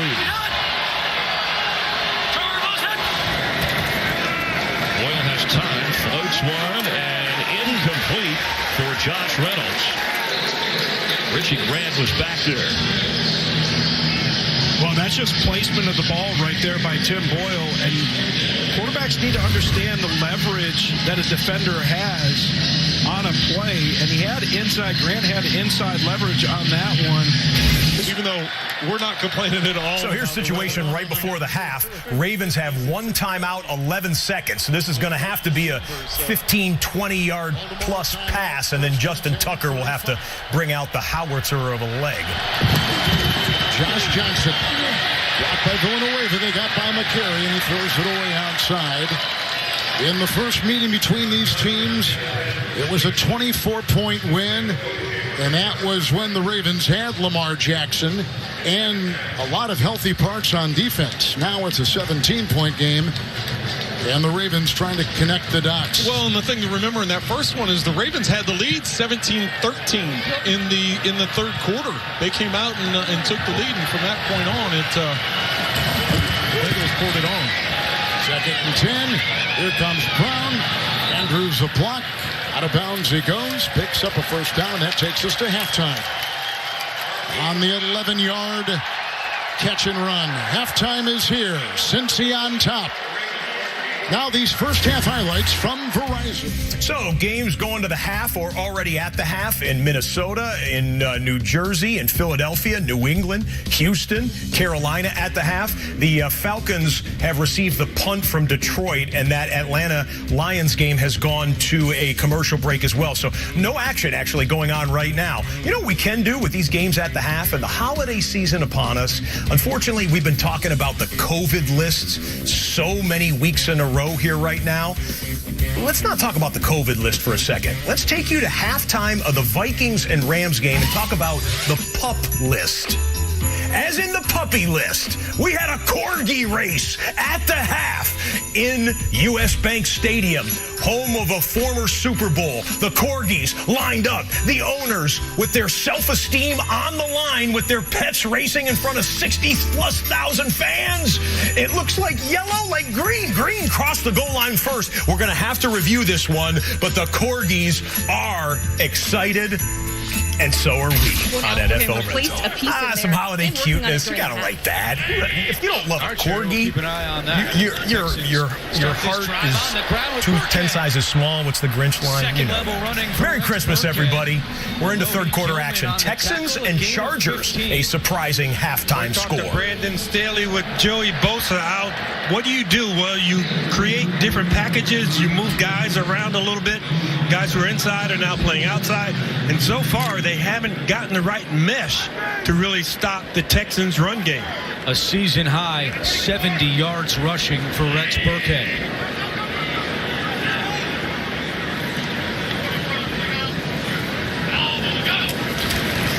They go back to him here. Up the middle and across the 45. So we spent a lot of time with Brandon Staley talking about the improvements in the Chargers' run defense, especially since the bye week. And he said, look, it took some time for us. And he gets 2. Nwosu on the tackle for L.A. And Rex Burkhead having a day. 12 carries, 78 yards. And is that commitment to the downhill run. You talk about, well, what does downhill mean? What it means your shoulders are almost always square to the line of scrimmage. You're trying to pick a hole. You aren't going to the sideline. And that one cut run that you hear a lot of people talk about with the zone runs, it's downhill running by Rex Burkhead. That means you're going to be running into somebody and they're trying to stop it. Out on the field for 3rd and 3. Pressure coming from Murray. Mills sees it, steps up, and fires another completion. Conley still on his feet. And cut from behind by Samuel Jr. But another first down for the Texans. You get that bunch looking. By that, I mean 3 receivers bunched up a point, 2 guys off the point. And it's hard to cover. You don't know where the releases are going. You don't know who's going to pick up what person. And you have to decipher it almost after it happens. You can't just lock on and cover guys man-to-man once they line up in those bunch formations. All the way up to the 35-yard line. First down and 10. Here comes a blitz by Adderley. Texans pick it up, and Mills' pass is incomplete. Looking for Farrell Brown. Coverage by Nick. Third quarter action, Falcons and Lions. Kyle Pitts is going to make another catch here in a chunk play for Atlanta. We say Pitts because he now has 62 catches on the season. The only rookie tight ends in the Super Bowl era with 60-plus catches. You're talking about Evan Engram a few years back. Jeremy Shockey in 2002 in his rookie year had 60-plus catches. And Keith Jackson, the old Philadelphia Eagle great, back in 1988. Kyle Pitts joins that exclusive rookie tight end group. Freeman. And a flag is down. Neiman makes another tackle. Offense, number 79. 10-yard penalty. Replay second down. Mark off the penalty there. Let's come back to the Atlanta offense because Matt Ryan knows a good thing when he sees it. Heave it deep, and Kyle Pitts extended his arm to get the defender off him and then just adjusted to the football over the shoulder. How about 5 grabs for 83 yards? You got Kyle Pitts as your fantasy tight end today in the playoffs. He's showing out for you here in the start of the second half. One more look at big number 8. Again, you watch NFL Network's pre-draft coverage. Everybody talks about Kyle Pitts as maybe the best offensive weapon available in the draft. And a bright future ahead for that young man. Back to Houston. Actually, we got an update here because the Vikings and the Rams have just gone to the third quarter. First minute of the second half. Matthew Stafford with the opening possession. The deep boot. This is the play he threw a touchdown on a couple of weeks ago. Throws into double coverage this time, and it's the opposite reaction for the Rams offense. Interception, and it's Xavier Woods coming up with the pick. Stafford, his second interception of the afternoon, and the Vikings would love to get a touchdown to make it a tight game there in Minneapolis. Maybe Stafford saw something that the Corgis left behind when he bootlegged. Little bit too high for Dorsett. Chris Harris was in the vicinity, and now it's fourth down, and out comes the kicker, Eberle.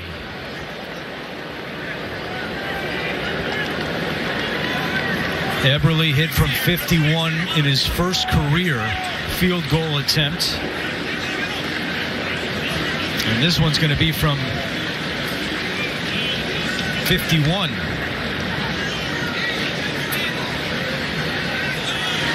Trying to do it again. And make it an 8-point game. And this one is leaking right, and it's no good. So Eberle not able to hit this one. And live to Atlanta. Blitz coming, 3rd and 5. Ryan just gets rid of it in the middle of the field. And he got knocked down. Reeves-Maybin comes in with the pressure on that one. Nice call by Aaron Glenn. He said, again, I want to be patient, but you time this correctly. We're going to see Maybin, and he doesn't. And let's go live for a 3rd and 6 for Kirk Cousins. Coverage on Jalen Ramsey. Now he's going to back off a little bit. Cousins looking for Jefferson on the quick throw. And that time he has the catch for the first down. So Ramsey looked like he was showing press, backed off, and that gave enough space for the catch. Yeah, backed off of that. Make sure you don't get beat deep. Jalen Ramsey. Now this doesn't even threaten him at all. This is a guy, as defense coordinator Raheem Morris said, has zero conscience. He does not care. He has no fear. That's the way he plays. Madison unable to get away from the third surge of Rams defenders. Williams on top of him, down to the field, and Shannon. Mike Zimmer didn't have much to say about the Justin Jefferson. Falcons drive ended up stalling on a 4th and medium with Younghoe Koo coming out for another field goal attempt. Second of the day for him. It's 48 yards and it's good. And Atlanta gets a 13-10 lead. Effectively. That's been a problem for them all season long. As you see Thielen going to the sideline. 3rd and long has plagued Minnesota because of their lack of production on 1st and 2nd down. Jefferson, though, has passed Odell Beckham Jr., the most yards in the first 2 years receiving in an NFL career. Oh, that was knocked into the air by Troy Reeder, undercutting the route, and it ends up falling harmlessly incomplete. 3rd and long coming up. Troy Reeder does a great job. He just understands what's coming from the opposite side. He sees the eyes of the quarterback. Look at him break on that ball. putting that in the air. And again, here you go in a third down and long situation, and everything is open to you. You can play the chains on this if you want. You can bring pressure and try to make the quarterback throw it underneath, rally up, and make a tackle. Kind of the world is your oyster here on the defensive side of the ball. You see the average third down has been 3rd and 7. It's actually a little bit better than Minnesota's season average. Cousins hit by Donald as he throws, looking for Osborne, can't find him, incomplete. Aaron Donald on the pressure. Second half action underway between the Panthers and the Buccaneers. Again, Tampa Bay wins this game. Tampa Bay clinches the division championship. It would be their first since 2007. Short play there. Chuba Hubbard would push forward for a first down for Matt Rule's offense. And Cam Newton and Sam Darnold have been platooning in this game. I don't know if we have the snap count, but the pass attempts is 10 for Cam Newton. And I make it 11 on that one for Cam Newton and 6 for Sam Darnold. They're just rotating them, trying to find something that works for this Carolina offense. That's a heave, because that guy can fly.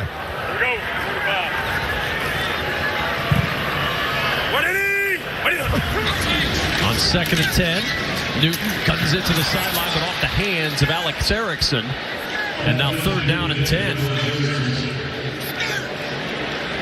So 3rd and long, and when you get behind schedule, it's just so difficult to catch up. And maybe Robbie Anderson a little winded from that last deep shot, but you want to see Robbie and DJ Moore in as much as you can. You know, just because Cam, I'm sure, has gotten more reps with those guys, especially timing routes like that. When your back foot hits and you plant, you got to cut that ball loose. You want to do it and throw that ball to somebody you have reps with, and that'd be DJ Moore and Robbie Anderson. On 3rd down, tough snap. Newton under pressure, down he goes! Pressure from Anthony Nelson and the former Iowa Hawkeye with his 3rd sack of the year.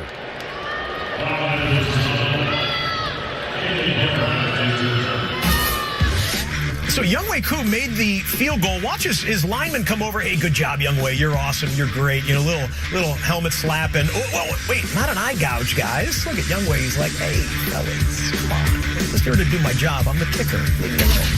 The sideline. All right, we're picking up a live Chargers drive. They just converted 3rd and 11, and they are in field goal range. Handoff Jackson. Not much there. Bottled up and pushed back. Jacob Martin, Neville Hewitt, and Desmond King all in there.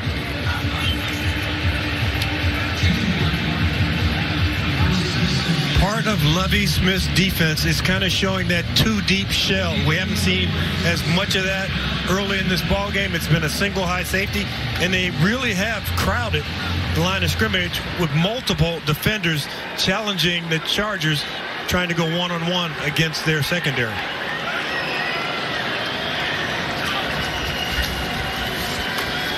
Herbert to Jackson, makes the catch at the 30. Powers his way to the 26-yard line. Neville Hewitt makes another tackle. So it'll be 3rd down, short. And again, on 3rd down, the Chargers will not huddle. 3rd and 3.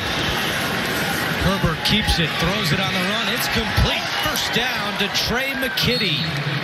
The 3rd-round pick out of Georgia with just his 3rd catch of the season, a gain of 12. So the question that you would have is, did they call 2 plays in the huddle at once? No, you can get to the line of scrimmage and verbalize a play and have everybody ready to run it, lined up in the proper positions. You call the formation, you go to the play, boom, you're off running. There's Joe Lombardi. First year as the offensive coordinator in L.A. Jackson. And he falls forward for a couple of yards. Jackson, 8 carries. And he's got 47 yards rushing today. Again, no Austin Eckler, no Mike Williams, no Jalen Guyton, no Corey Linsley on offense for the Chargers.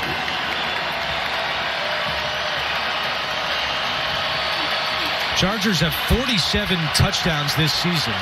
27 of the 47 coming from Eckler, Williams, and Guyton. 2nd and 8. Herbert in trouble, and Herbert is taken down.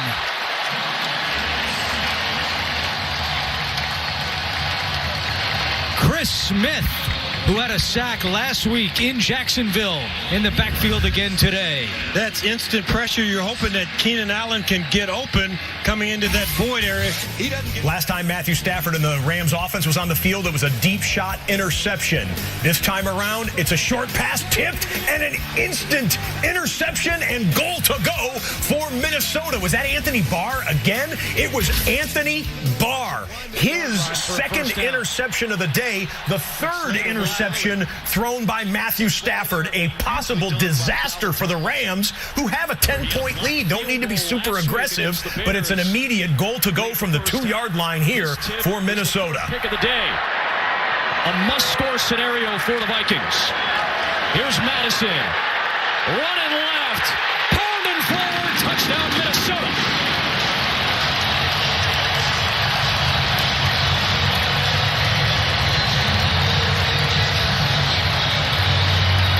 Here's in the NBA. 3rd down and 21. Herbert's going to run it right up the middle. He's got a little bit of room, and that'll help if Brandon Staley. Traffic here. Find their blocks, sift through. Odo right there as well, 74. And just follow those blocks. Very nice patience by Madison. That's how it's done. What did we just say about the Minnesota defense? Doing a lot of heavy lifting to keep them in this game. And sure enough, the team.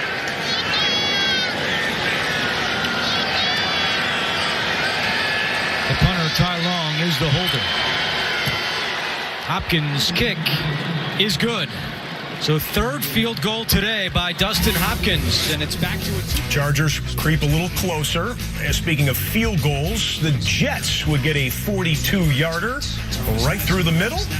And the Jets faithful that have come out to MetLife Stadium, seeing a reasonably entertaining game, 16-12 between the number 1 pick and the number 2 pick. All right, into second half action, Bills and Patriots. Buffalo on the move. Throughout the day. 2nd down and 1. Big body of Allen. And he's got a 1st down. Needed a yard. Picks up 2. They help Allen up. They help Bates up. This Buffalo offense continues to be efficient. Allen is 20 of 30 for 191 yards, 2 touchdowns. Seconds ago, as we are into 3rd quarter action between the Ravens and the Bengals, they want to pour some pressure on this quarterback, starting for the first time for the Baltimore Ravens, Josh Johnson. But Johnson hangs in on 3rd and 6, delivers the pass, and it's a 1st down for Baltimore. We'll keep you posted. This is for their runners. Shotgun for Allen. New set of downs to work with. Fake the run. Allen way too high for Stephon Diggs. Time for an NFL Today update. First couple minutes of the 3rd quarter between the Eagles and the Giants, and Philadelphia is inside the 20. In fact, 1st and goal from the 10. Quick. Or at least going muddle huddle, not huddling up, trying to keep that defense in a basic front for Jalen Hurts. 1st and goal, it's Howard up the middle. Howard to the Giants' 6-yard line. 2nd and 10 for Buffalo. Fake it. Allen upstairs, wide open. Kumaro can't bring it in. They ran it perfectly except the final execution. Look at Kumaro able to hide a little bit and get behind everyone. And I think if there's one thing with him in the backfield. 2 tight end set with Goddard and Stoll. Howard in the backfield, 2nd and goal from the 5. Here's Howard. And he's down at the 4-yard line. 3rd down and 10. Nickel package for New England. Allen steps up under pressure. Throws back over the middle. Emmanuel Sanders. Josh Allen making magic. Does that play look familiar? We saw it earlier. It certainly did. This time it's a different receiver. This time it's Emmanuel Sanders. A 10-3 game, and for any other game around the league. That would be like a 20-0 lead, right? Just so it's how hard it is for these offenses to move the ball. 3rd and goal. This is Boston Scott, and he is in for an Eagles touchdown. The drive.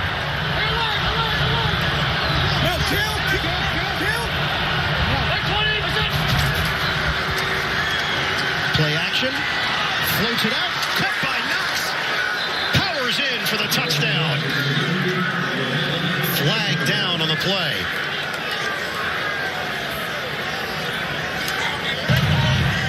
Eligible man downfield. Offense number 75. 5-yard penalty. First down. Darrell Williams illegally downfield takes the touchdown off the board. Started the game playing right guard. Moved out to right, started at right tackle, moved back into right guard. And see how he wandered downfield on that second level block. On a running play, that would have been perfect. On a pass play, need to stay in the vicinity of the line of scrimmage. Too far downfield when that ball was thrown. So back it up 5 yards. We've only seen 3 penalties on each side. 1st and 15. Bills work in the red zone. The Lions are inside the 20-yard line and get a little run off left tackle off the right edge. To the perimeter, goes Zach at the Moss 19. and picks up a couple there. So Lions red zone, Bills red zone, although we'll check the next flag. Wow, Bills going backwards on offensive penalties. And it's Knox. Our colleague Chris Spielman, right? Yep. He's an assistant to the owner in Detroit. Chris Spielman, a great player, a great analyst, and believe it or not, an even better person. And that's what they want to do. You build that foundation with people like that. It's like another penalty. This False start. Offense number 89. Looking at one another in that locker room, recognizing that something had to change. They didn't win that game, but there was something different about this team. It carried over into their performance last week against Carolina and today here in New England. 1st and 25. Allen looks downfield, throws, catch is made, Diggs. Excellent hands as he brings it in against J.C. I saw him my freshman year when I was at Ohio State. He came to visit from the Lions. He's wearing his jeans and he's wearing his big worker boots. He's like, man, that guy could be wearing anything. He's just a bad you-know-what. Jamal Williams carries. An accommodation. We're going to triple box in the Tampa Bay Buccaneers. Goal to go. Rob Gronkowski had a big catch to help set the Bucs up. Tom Brady throws to the corner, and the receiver cut in on the play. No good. Terry returns for Buffalo. 2nd and 14. Allen hit as he throws. And that ball bounced on the ground as Judon finally put the pressure on the quarterback. Patriots are claiming, hey, that's a fumble. And that's how the officials played it out. Now you don't get the first to try and tie this, and who knows if it's short, will they go on 4th? And live to fight another day. Don't force a ball in this situation. As you mentioned, you are in field goal range. Throws early. Wasn't a whole lot there for Amon-Ra. And you'll see him. There was a defensive holding against the Carolina Panthers. Right this replay ought to show it here. That's an automatic first down. They said they grabbed Gronk. The official. Brady to throw and incomplete, threw that one away. We'll get there, but I think they got that one right. And on that live field, the sense was hit as he throws. He was throwing the ball. It was never in that position where he was trying to cover up. Or call it back. Yep. We've seen from quarterbacks when you try and call it back now, that throwing it forward is gone. It's now a fumble. He did not do that. Arms coming forward, he's trying to play the forward pass. Byron Leftwich, the offensive coordinator, done a tremendous job. His name should come up with some head coaching opportunities in the offseason, maybe with his old team in Jacksonville. 2nd and goal at the 4. The give is to Jones, and Ronald Jones down to the 2. We see the game they're trying to play. Buffalo 9-12 to go in the 3rd. 10-point lead for the Bills. Deep drop. Allen. Delayed rush. Tosses it on a heave. Incomplete. Weekend. Vikings will be taking on the Packers, who are on a roll and controlling that top seed. What a game from Aaron Rodgers. Defense intercepting Mayfield in that win on Christmas Day over Cleveland. And Riley Patterson, rookie from Memphis. tackles and try and spread out some of those defenders, and then they try and run it, even though it looks like a passing personnel. 3rd and goal at the 3, and Brady wants timeout.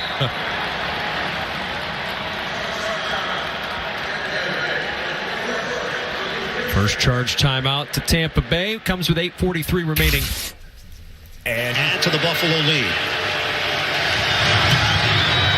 That kick. It swerves through for Bass.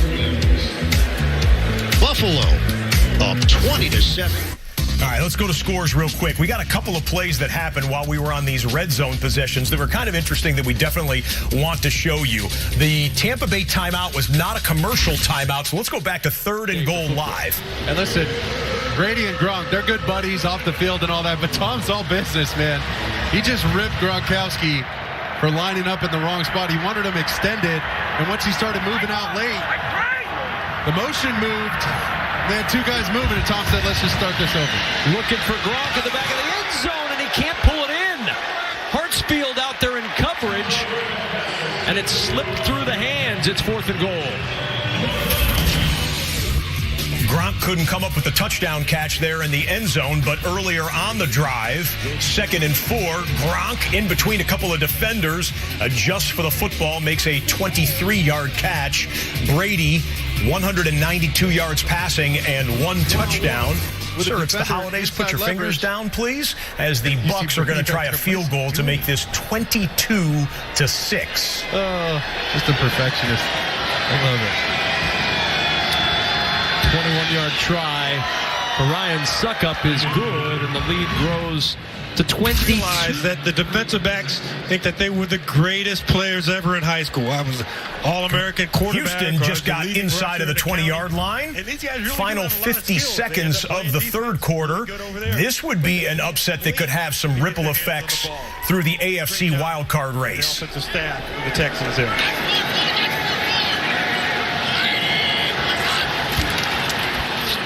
It's Burkhead. Burkhead inside the 5, and he picks up the first down. 1st and goal for Houston.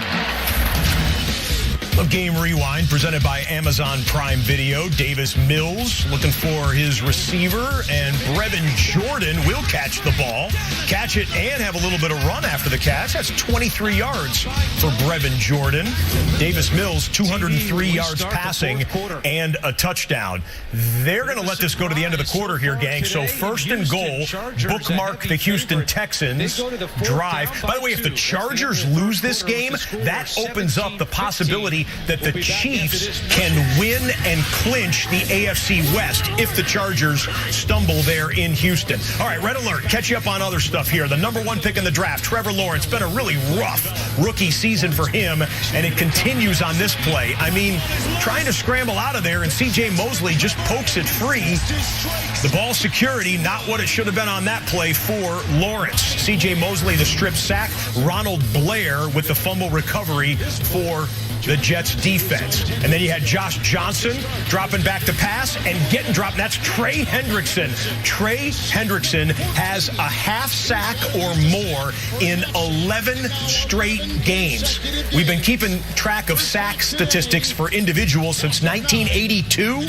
It's Trey Hendrickson and Chris Jones of the Kansas City Chiefs that have the longest streak ever with a half a sack or better. They're tied at 11 straight games. Hendrickson is just a pass rushing specialist. That gets you caught up on the other action around the league. Let's get to live action back at Lincoln Financial Field. All right, so up top.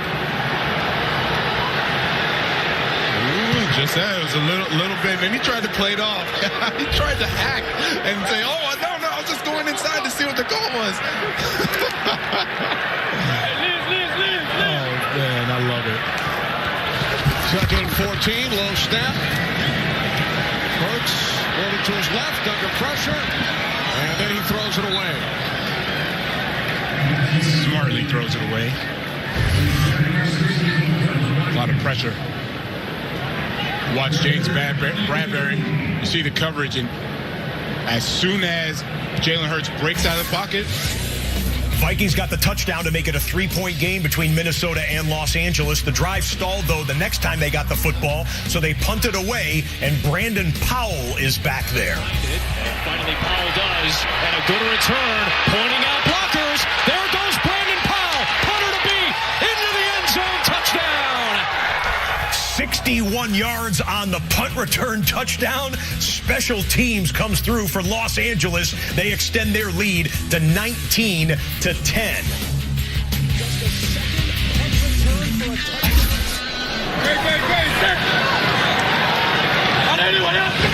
Third down and 15 for Hurts and the Eagles. Catch is made by Kenneth Gainwell. Philadelphia will send out the field goal unit. Stephen Parker made the tackle. So the Giants keep the Eagles out of the end zone this time. We'll show you the field goal unit coming onto the field for Philadelphia. We'll show you the kick attempt in a moment, but here comes 3rd and 8 for New England. Watch the front. They control things, and that allows Taron Johnson, number 24, to knife through. He was the first guy there. Matt Milano, 58. Greg Rousseau, 50, also closing. But it's because the defensive front stayed square to the line of scrimmage. No one got knocked to the side.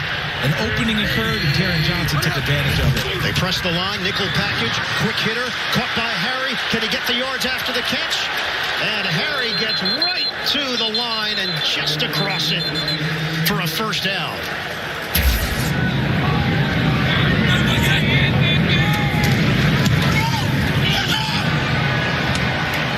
Eagles lead by 10. The strengths and the go-tos of his individual players. With N'Keal Harry, those types of screen passes and then big jump ball plays downfield, that plays to the best of his abilities. On a key third down, able to get to that, and Harry picks it up. Big, he's physical, he's 6'4", 225. First down, fake it, on the boot, Jones sets his feet, floats it up, nearly intercepted. So again, it's Harry, the intended target, and Levi Wallace back there for Buffalo. I think Harry has gone 7 of 7 from 50 yards or longer. Live to Cincinnati, 4th down, they're going for it. Burrow's been sizzling hot. The left tackle and Burrow. He's got the first down with Higgins. Makes the move. Got the first. He was working on Kevon Seymour. Picks up 13 on 4th and 5 and a first down to the 25. This play starts first off with protection in more of those catch and run situations. 2nd and 10. Hunter Henry, motion man. Fake. Jones just chucks it into the turf. Jerry Hughes with the pressure. Yards receiving on the day. Here's the 14th play of the drive. Nixon on 1st and 10. There's the hole led by Williams. Trying to crowbar him out of there to Adeniji. It is a gain of 8, a burst of 8, and he is down to the 17. Well, if you want to prevent a team from... And the door is open after that Arizona loss to the suddenly surging Indianapolis Colts. 6:11 to play, 3rd quarter. 3rd and 10 for Jones and the Patriots. Connection made, Jacoby Myers. And certainly the Bengals after halftime, one of the best scoring teams in the NFL, over 200 points, and back to Buffalo, number 2. 2nd down into fake to Nixon. Here he's going to go for Uzama with a beat on him right there, Bowser. One of 2 players that have started every game, played every game for Baltimore this season on the defensive end.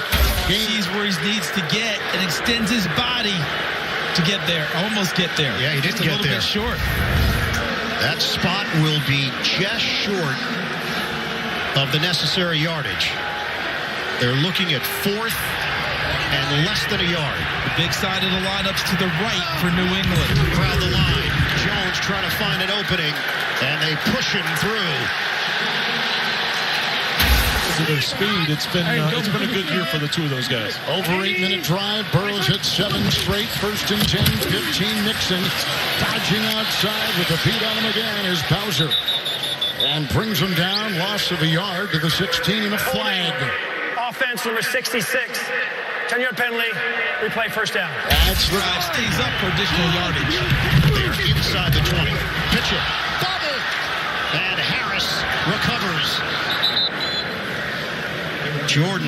there was on top of it as Harris couldn't get. You got to get outside of him because the run's going to the right. He tried as hard as he could, but he got that right hand up in the shoulder pads. Easy call for the officials. Work.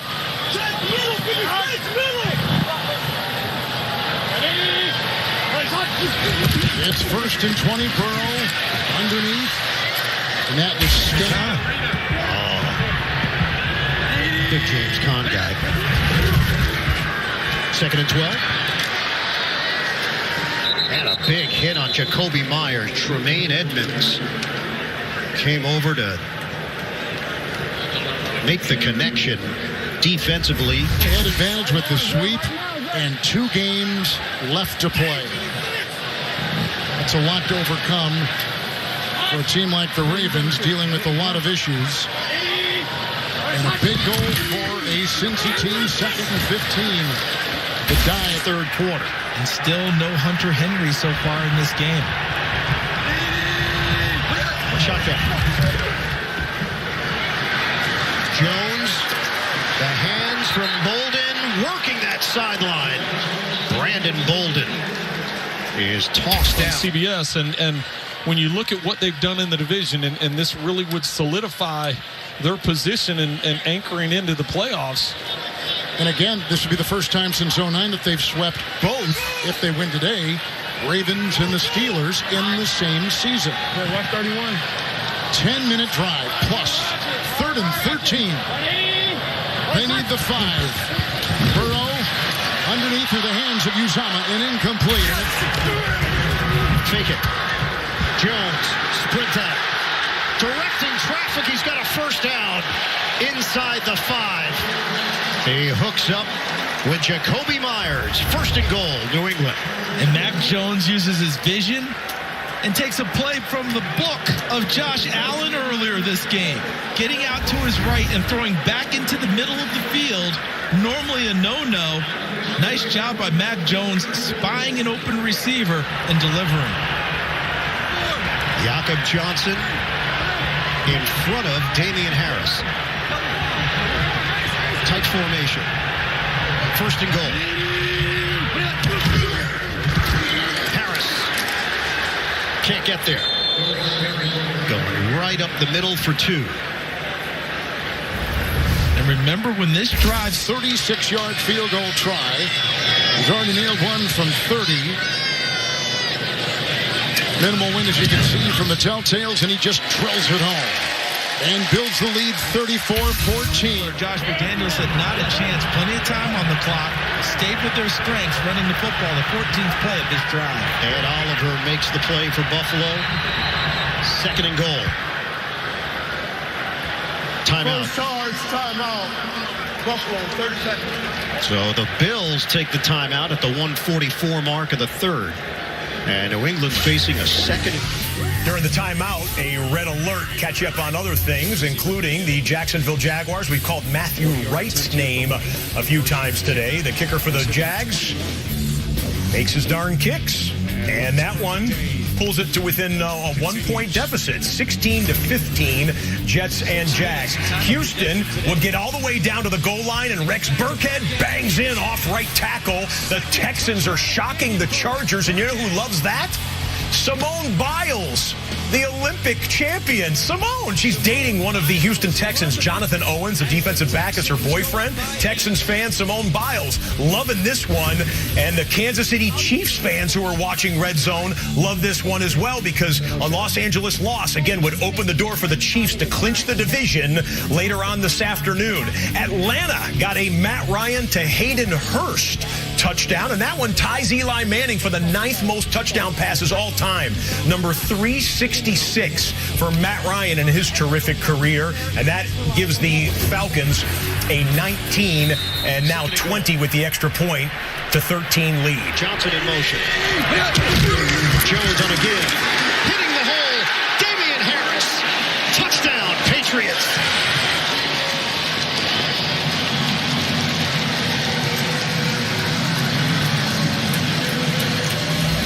second of the day for Harris. 11 on the season. They march 75 yards. Damian Harris pulls to within 1 touchdown. That Patriots and Bills game, it is still in play there in the AFC East. Minnesota has it goal to go against the Rams. 4-man rush. Cousins from Madison, broken up by Travon Howard. And now what's the decision for Mike Zimmer? It's still a minute and a half to play in the third. Before fourth down, let's show you how they got there so quickly. 2nd and 6, play action fake. Cousins zings it into Justin Jefferson, who slips a tackle and fights for a few more yards after the second man brings him down. Jefferson, Cousins, Vikings offense moving, but now it's 4th down, and is the kicker on the field? We'll see what they elect to do. They're down by 10 in this game. It is going to be a field goal attempt for the Vikes. The Vikings have moved the ball. 24-yarder to make it a 7-point game with 91 seconds to play in quarter number 3.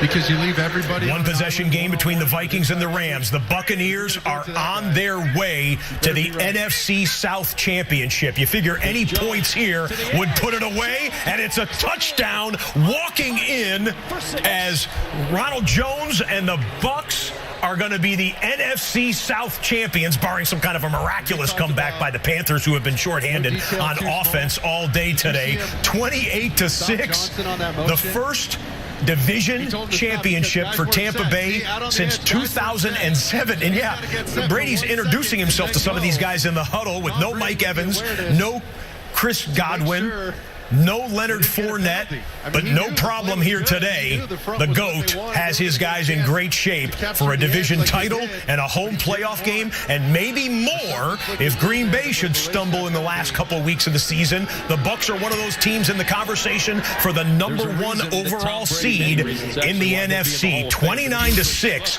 Tampa Bay in command.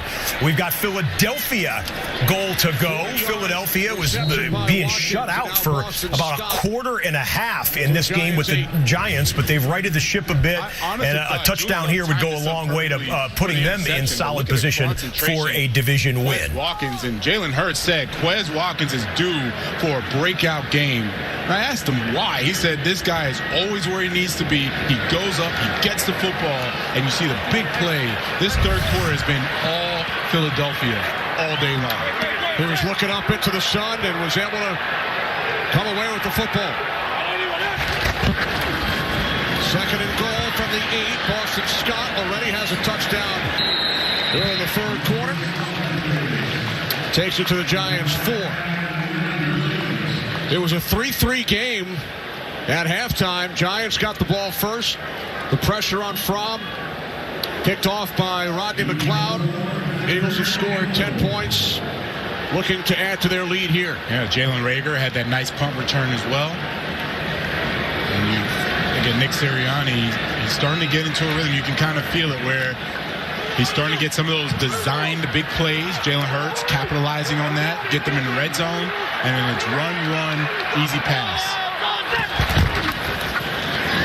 3rd and goal. Hurts rolling right, throws to the end zone. Did he stay in bounds? No signal yet. Now there it is, touchdown.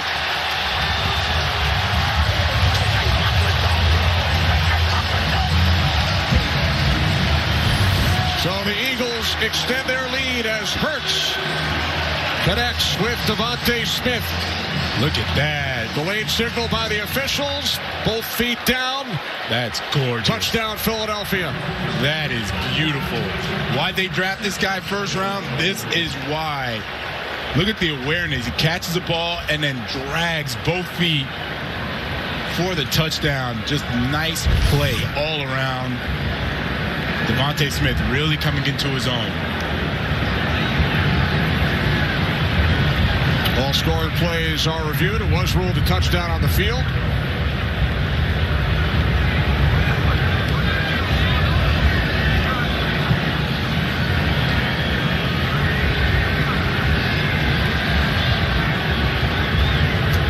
Clark awaiting the official word. Take another look at it, Kenny, and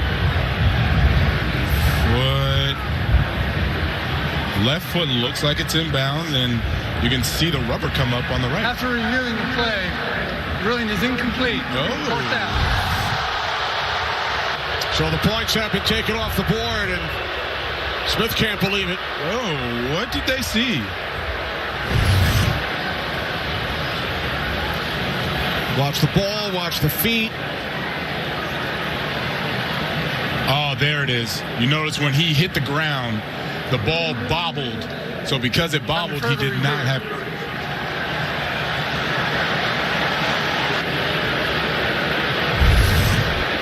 On the further review, what? They will continue to check out the replays. They'll take a couple looks at that one. We'll let you know when they announce it. We just had this final play of the third quarter. Josh Johnson, Mark Andrews catching it, and it's into the red zone for Baltimore at the end of the third quarter. So it's last stand, basically, for Baltimore. If they're going to come from behind, they'll have to get a touchdown on this possession, but they're in a commercial break. You're not missing anything in the Ravens and Bengals games. Cincinnati fans, edge of your seat time as you're looking for one of the biggest wins in years for your franchise. We'll get you there in a moment. So Davis Mills and the Texans back into the red zone again against the Chargers. It was a fumble by Justin Jackson that gave Houston the football, but on third and goal, they couldn't get it into the end zone. So on fourth down, the chip shot field goal is good. 25 yards, 27-15. Texans over the Chargers, and the McNair family enjoying that action as Houston bidding for one of the what would be the biggest upset so far this weekend, that's for sure, 27-15. And Kansas City Chiefs fans love seeing that score. It looks like the Chiefs might be in play for a win and clinch the division scenario in the late window on NFL Red Zone. The Chiefs are going to be hosting the Steelers here in about an hour from now. 8 games going on across the National Football League. We've got one possession games in Atlanta, in Minnesota, in New England, in New Jersey. Tight games around with playoff implications in multiple games. We're into the fourth quarter for most of these. Ladies and gentlemen, for the final time in the calendar year 2021, it's the witching hour when wins become losses and losses become wins. Baltimore needs a fourth quarter come from behind. First and 10, moving his offense again, 18 of Cincinnati. There's time, but here comes Hill. There goes the ball, and he's got Andrews. Touchdown! What a play by the quarterback, Johnson. Flag thrown. Andrews caught it in a thicket of defenders, and we'll see if it counts. Well, it's thrown in the secondary, so a lot of times that is on the defense. So I would think this is going to stand, but what a throw and what a catch. Prior to the pass, holding defense. That penalty's declined. All the play is a touchdown. You know, Kevin, you and I talked about the timing and how hard it is for Josh Johnson because he hasn't been there for the Titans. Too late now. Initially ruled a touchdown. Then it was taken away. After further review, it is an Eagles TD. That's officially the first time I have seen the first replay get overturned, the same footage then get overturned from that overturn. Here's Elliott for the extra point.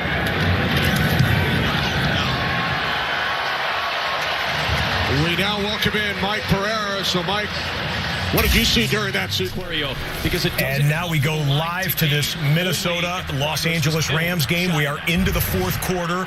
Rams with the football and a 7-point lead. Second down and 2. And there's no penalty for Zimmer in that case. It's not as if he loses a challenge or anything. Here's Darrell Henderson with a big hole. And he's finally dragged down by Xavier Woods near the 25-yard line. Well, how about it? I mean, when you have receivers that are unselfish, that are willing to do the dirty work, Kupp, you've also got Van Jefferson out here. Go ahead and create the opportunity for your running back to get to the outside edge. Beautifully done. So they basically use these guys, and we've talked about this today, almost like blocking tight ends. They feel confident running to that side with the receivers, whereas other teams may not feel as comfortable. Right. You can't get a real kind of understanding of what they're doing because Cooper Kupp can play. He can play tight end, essentially, at the point of attack like he did there. So it really keeps you on your toes as a defense. Rams continue to run the football. 3-yard gain there for Michel. Almost 170. Back to the 6-point difference between the Patriots and the Bills. Start of the fourth quarter. Josh Allen drops, doesn't like what he sees, then flips with his wrist about 25 yards downfield. And Isaiah McKenzie is there for the catch. There was a penalty on this flag on the play as well, but the flag was against New England and declined. The McKenzie from Allen catch will stand.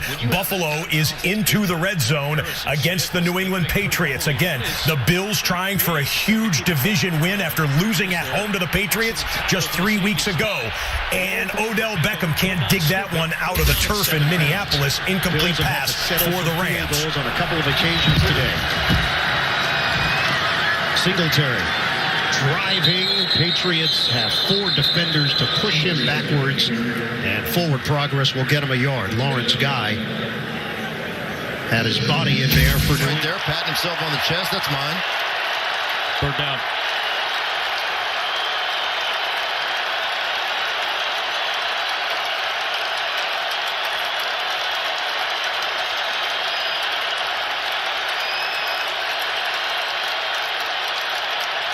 Stafford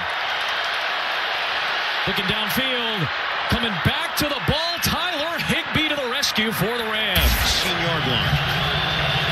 This is a 2nd and 9 for the Bills. Allen, step and throw, handled by Knox, and works his way for a first down inside the 5. What a time for his first catch of the ball game. And how well placed was this football? And what a nice job by Knox, getting the arm extended to knock it back into both hands. There is an injury in the Vikings and Rams game. There's one Viking down and one Ram down. The Ram down being helped to the sideline there is Odell Beckham Jr. So you're not missing any live action there. We're going to stay here at Gillette Stadium. Big fan of Steve McNair, Eddie George, Frank Wycheck, the tight end, caught his attention. 1st and goal for the Bills. Handoff. Singletary, slow down, 2nd effort. Can't get there. It'll be 2nd and goal. We come up on 12 minutes to play here in the 4th.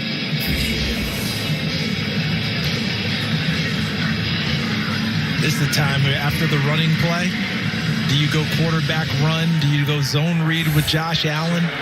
Anything maybe to fake it, get him on the move, and give him opportunities. Knox, motion man. Bills looking for the touchdown. Allen, handoff, driving, Singletary, powers in. Touchdown, Buffalo. We're against the Giants. Saints play the Dolphins tomorrow night. Here's Michel. Turns down to the 7-yard line to pick up a 4. Those are just ugly 4s too. And you mean that in a complimentary way, though, don't you? Love the ugly 4s. You've got to learn how to embrace. We're going to go Los Angeles double box. The Rams trying to extend their lead. The Chargers trying to get back in this game. And right up the middle goes Justin Jackson. He had a fumble on the last possession that gave Houston their latest score, but Jackson redeems himself just a bit there. The Chargers might get back into this game. It's a 1-possession contest.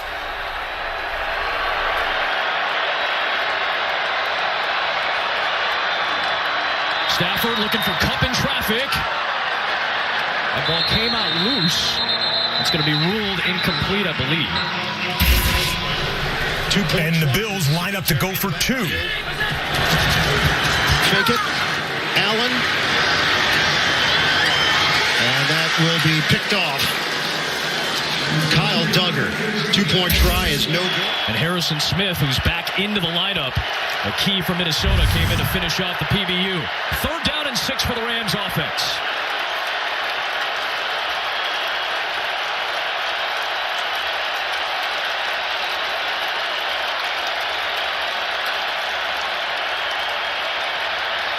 Stafford for Beckham, open, touchdown!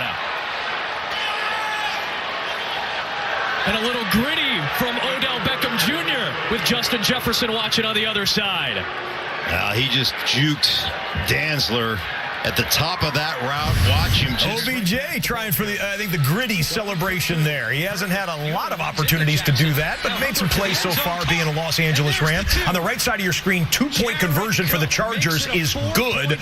Herbert to Jared Cook, and it's a 27-23 game between the Texans and the Chargers. About 6 minutes remaining in that game in Houston, and the Rams extend to a 2-touchdown lead at Minnesota. Both of these teams thinking playoffs. If the Rams win that game, Los Angeles is in first place in the NFC West by virtue of their win and the Cardinals' loss yesterday on NFL Network. All right, we had this one in our back pocket for a while. A big man touchdown. That's a lineman, Connor McDermott. He's an offensive tackle. He's 6'8", 305 pounds. And on 4th and goal, Zach Wilson hits him, and the fans at MetLife Stadium hanging with the Jets through thick and thin get to celebrate a big fella touchdown, big tall fella touchdown. 6'8", 310, let's call it. McDermott with the grab there, and the Jets are up 23-15 in the fourth quarter. Lions got into the red zone, but stalled and settled for the field goal. The chip shot goes through. It's a 4-point game between the Falcons and Lions. By the way, Atlanta has not been eliminated yet from playoff contention, so that one still has a little bit of a drama to it. 20-16 Falcons and Lions. And the Cincinnati Bengals would love to take some time off the clock here as Baltimore's put a little scare into them, making it a 2-touchdown lead for Cincinnati. We talked to Mike Hilton, and we said, listen, you've been in this division. You've been on some good teams in Pittsburgh. You decided to sign with the Bengals in free agency. That was one of the big offseason acquisitions. We said, number one, what was your reason? What made it Cincinnati? And he looked at us, he goes, the number one reason why is because of Joe Burrow. He goes, I know what kind of player that is. And the second thing is I saw the roster, and I felt like this team was an up-and-coming team and wanted to be a part of it. Young, we just saw run off the field, and they'll assist him. Look at him. Averett was lost earlier in the game with a injury. Left on a cart. Burrow has 410 passing yards today at 416 in the first meeting in October on week 7. 1st and 10. Blocked by Prince, underneath Uzama, tackled by Jefferson.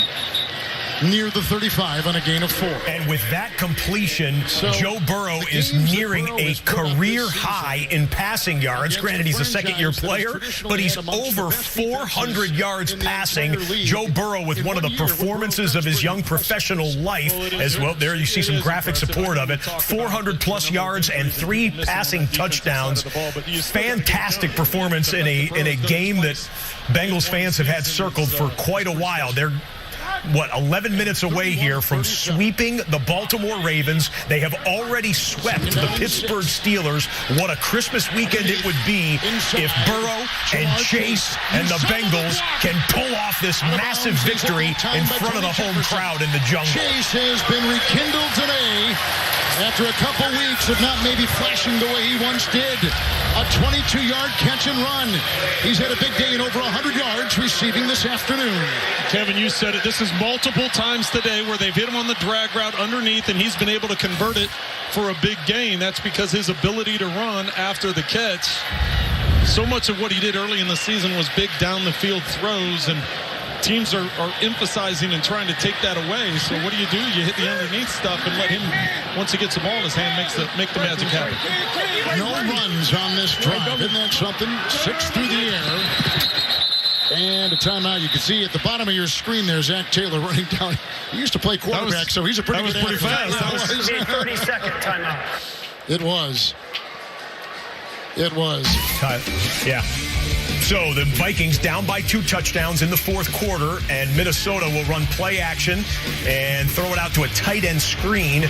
Tyler Conklin with a catch and run, picks up a couple blocks, got a 19-yard gain to try and kickstart that drive. Patrick Mahomes and the Chiefs. I just saw that Travis Kelce is inactive because of his he didn't test out COVID list. Tyreek Hill did. The two of them missed most of the week of practice. Tyreek Hill was able to get out of COVID protocols, get off the list, and be active today. But Travis Kelce, you're right, has not tested out, so he won't be playing in that game. 1st and 10. After the Cincinnati timeout, Uzama got by Queen. And hit on the play by Robert Jackson, now playing in the secondary with Young out in the game. Bengals continue to chip away. You've got the Minnesota Vikings, showed you the tight end screen. Alexander Madison just had a chunk play to get them right outside the red zone, down by 14. Running game, you can be more balanced. You can do those things to protect Kirk Cousins. Wanwu's in the backfield. Jefferson's in motion. Cousins for Wanwu. Wanwu with the gain on 1st down. 7. Burrow with 4:39 through the air to the end zone. Touchdown, Higgins. As he beat Worley's 10-yard touchdown strike.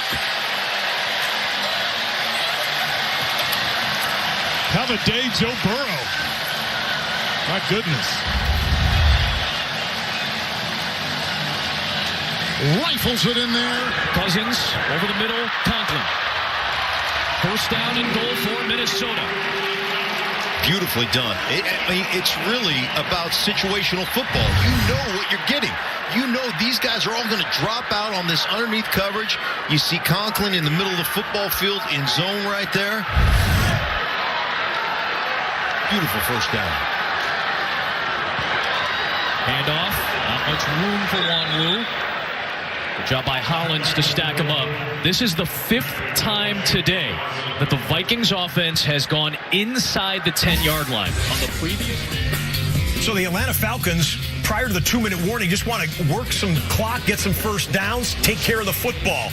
They didn't do any of those. The clock stops. They didn't take care of the football, didn't get the 1st down. Russell Gage fumbles it, and the Detroit Lions, the cardiac cats, as they have been for most of a lot of games this year, are going to have a crack at this for a game-winning touchdown in the final 2 minutes of the 4th quarter in Atlanta. Cousins to the end zone. Osborne, touchdown.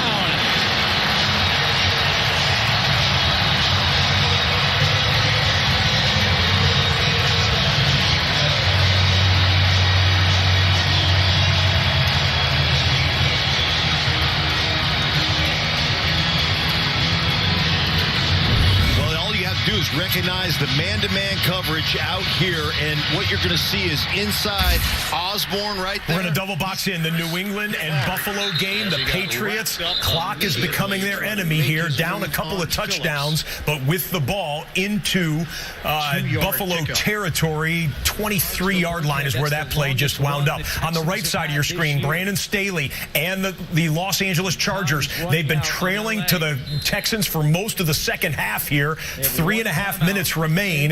Texans football, and Staley will have to decide about his timeouts. He only has one remaining. Is if the Texans kick a field goal, then it's a 7-point game.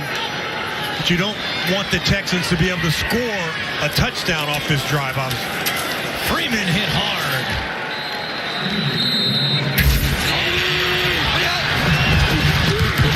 Jones on second down, steps up, is going to run it. Jones slides. It is enough for a first down and a flag as well. Matt Milano.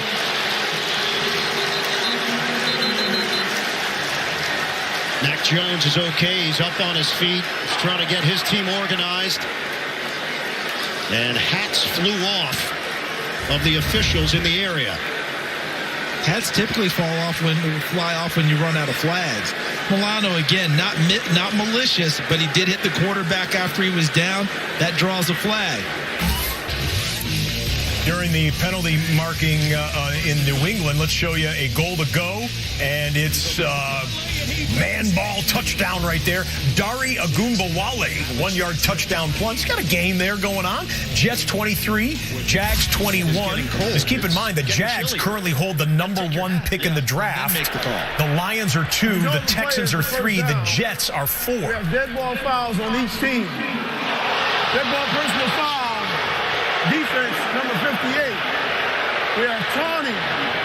Offense, number 60. This is his first towards disqualification. His only play is the first down at the dead ball spot. So it's David Andrews in retaliation, taking exception of what Milano did, the former BC star. They were going to get Milano, and Milano just tapped his chest. Calm everybody down there in the Buffalo-New England game, but the heart rate is starting to pick up in the Atlanta and Detroit game. So Atlanta fumbled the football with 2 minutes to go. The Lions got the football. They've worked it down the field. The Lions are in the red zone, down by 4 with 44 seconds remaining, and Detroit does have one timeout. So you got a few shots to the end zone here. Can Detroit pull out their third win in the last month of the NFL? They've been competitive in so many games, and they've won 2 of their last 3. And again, it's Tim Boyle at quarterback for the Detroit Lions. They're in the huddle right now there. We'll watch the Patriots play and then go back to the Lions next snap. Michael Onwenu. Jones. Toss it. Harris. Inside the 10. Boyle fires at the 10-yard line. Falling for a first down is Tom Kennedy, free agent receiver from Bryant.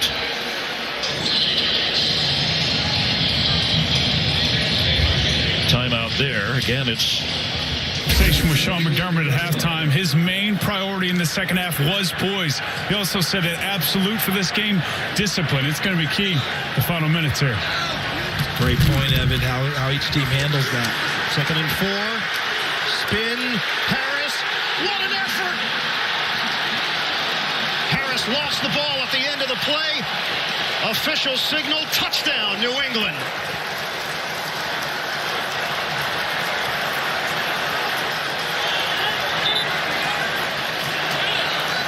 Milano fighting for the football. Bills claim they've got it. Touchdown signal from the far side official coming towards the pile. They want to peel the players off. We're going to double box in the Detroit Lions. They use their last timeouts. They are first and goal. A touchdown can win the game. Probably, as you said, end zone shots from the 9-yard line. Reynolds or Amon-Ra St. Brown. And it's intercepted. Foye Oluokun will seal it for the Falcons. Also has 13 tackles in the game. And the Falcons are going to hold on here down to the wire for their 7th victory of the season. Owner Arthur Blank cheering them on. Was that second effort back. And the Atlanta Falcons got a scare, but Arthur Blank, the owner of the Falcons, gets to celebrate a Christmas weekend victory on a last-second interception by his defense. 20-16 will be the final score in that Atlanta and Detroit game. The Falcons, by virtue of their win, are still mathematically alive in the NFC playoff picture. A done deal.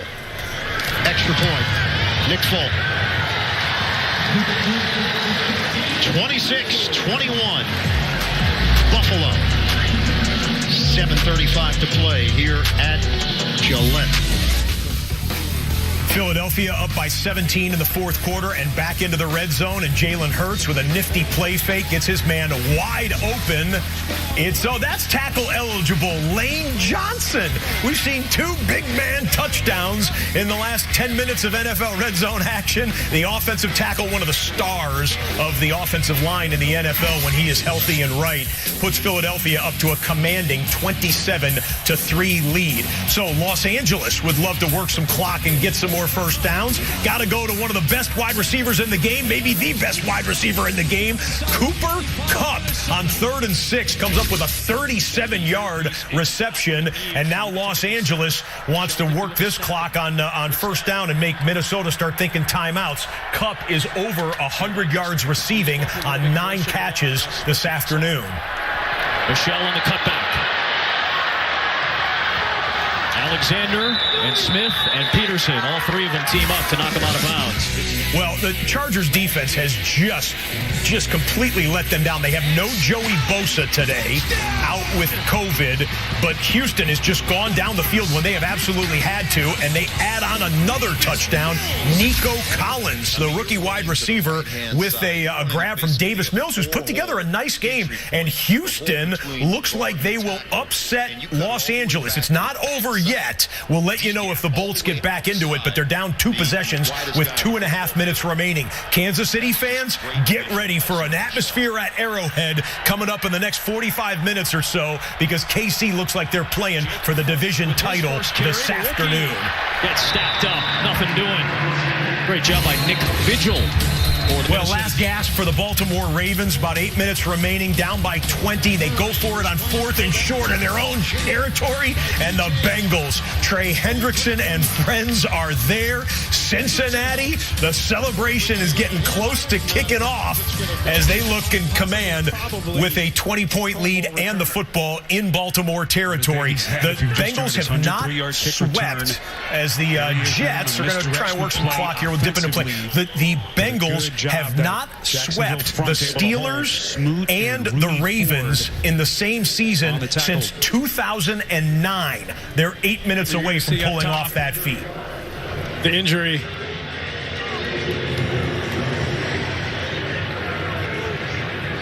Just gets hit as he comes across. So good to see him get up and walk off the field. So Wesco now being looked at in the blue medical tent. We'll try to get an update on his status. Meantime, 2nd and 9. And spotted at the Jets 35. Another little quick bubble screen. Berrios. Jay just getting him into open space. He's so fast, so quick. Mike LaFleur trying to incorporate him a little bit more. In the playoffs, the Vikings came in at 7-7. Back live to Minneapolis. With the tiebreak on both the Eagles and the Saints for that final wild card spot. Well, you're up 7 here. 3rd down. You don't want to get crazy because you've got a pretty standard field goal here, a short field goal attempt with a Pro Bowl field goal kicker in Matt Gay. So, you know, everything is on the table right now. 3rd down and 4. You can run this football, set up a little play action, maybe hit Cooper Kupp out there in the flat somewhere off a boot keep game, but do nothing crazy. Don't throw it in the middle of the football field where it can get tipped and picked. 3 interceptions for Matthew Stafford today. He bounced back on the last drive with a touchdown to Beckham. Sony Michel, who's got over 100 yards rushing, is the back. You're all caught up. Let's have some fun for the final 3:44. Screen, Kupp, all the blockers in front of him, and it's a first down inside the 10. Right on cue, Cooper Kupp, catch number 10 today. Well, I love Cooper Kupp. I mean, he is just working. He's going to be threatening some records, some Calvin Johnson records this season. Oh, almost an interception by Josh Allen. J.C. Jackson got a hand on that Josh Allen pass, and that would have been huge for the Patriots. Still an incompletion for Buffalo, who has the lead and the football, 26-21. We're watching it for you at Gillette Stadium. We'll get you there when it gets critical. Odell Beckham Jr. has embraced since he's been here. He's been totally unselfish, and he has jumped into that group with those blocking schemes. There is Michel. Not much there. 2nd down and goal inside of 3 minutes, and Minnesota will use it. And here comes 3rd and long in New England. Dime package for the Pats. Allen, not much of a watch. Fires in stride. McKenzie with another grab. His 10th of the day, and it covers 17 yards and a first down. Isaiah McKenzie from his right to left comes all the way across the field and leaves the coverage behind Miles Bryant in the chase mode. And Isaiah McKenzie having a career day. 10 for 110 and a touchdown.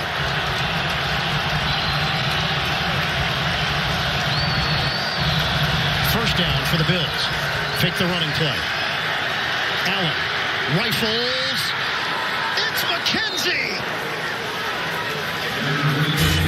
Isaiah McKenzie. A red alert that you just won't believe when I show you the second play we're going to show you here. The first play we're going to show you comes from Philadelphia and the New York Giants. Mike Glennon throwing and tipped and picked, and it's Alex Singleton comes up with the interception there. Alex Singleton, a pick six for Philadelphia. The party's on. Philadelphia is going to beat the Giants, and that means Dallas will have to handle their own business tonight to clinch the NFC East with a victory against Washington on Sunday Night Football. Joe Burrow, this is the play, and this is the stat line that is just unbelievable. Joe Burrow, in one of the biggest games of his life, comes up with the biggest performance of his NFL life. A touchdown to Tyler Boyd from 32 yards, scrambling, floating it over the top of a defender. Great job by Boyd hauling it in. It's a 501-yard passing day for Joe Burrow. 5 touchdowns for Joe Burrow. Field goal is good for the Buccaneers. They're going to beat the Panthers. Tampa Bay is going to win the NFC South. But back to Joe Burrow. 501 yards. It is the 24th game in NFL history, modern history, with 500 or more passing yards from a second-year quarterback who looks like he's close to sending his team to the playoffs. We've got Justin Herbert just unraveling with his Los Angeles teammates. A pick six by the Texans. Simone Biles, the thousands that are remaining there at the stadium in Houston are celebrating. That young lady celebrating as well. Houston, hey, you guys, it's been a long season for Houston. Texans, well done. And Houston is going to beat Los Angeles. The Kansas City Chiefs, coming up in 40 minutes from now or less, are going to be playing for the division championship in the AFC West. Exactly right, Kevin. This Burrow touchdown. They see some movement on the football. So we threw all the bouquets at Burrow for a 500-yard passing day. They might overturn this one. We'll see in just a moment. The Rams trying to put some finishing touches on a victory on the road. If the Rams win this game, the Rams take over first place in the NFC West, and the Rams would clinch a playoff spot in the NFC. And if Minnesota loses this game, that would put Arizona into the playoffs. Arizona lost yesterday. Let's listen to the critical call here. The ruling on the field was an incomplete pass. Bring up third down. Okay. Well, Joe Burrow, you know what? Knowing what we know about his personality, he'll be like, okay, I got more 500-yard passing days in me. Don't you worry about that. But the one that he had moments ago, taken off via replay. So 4 touchdown passes for Joe Burrow and 400 yards and change, around 470 or so for Joe Burrow. And it'll be third down and long for Cincinnati. Just amazing, their ability to respond. Third down and goal. They'll keep it on the ground with Michelle. Kept it conservative, as you talked about. You can kick the field goal and extend it to a 2-score game. This will get you very close, if not all the way down after the kick to the 2-minute warning. And you got the Pro Bowler Matt Gay, who has missed 1 field goal all season, all the way back in week 4, to try to extend this to a 2-score lead.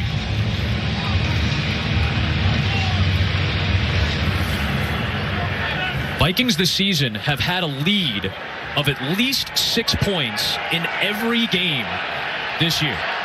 The Rams have led wire to wire today.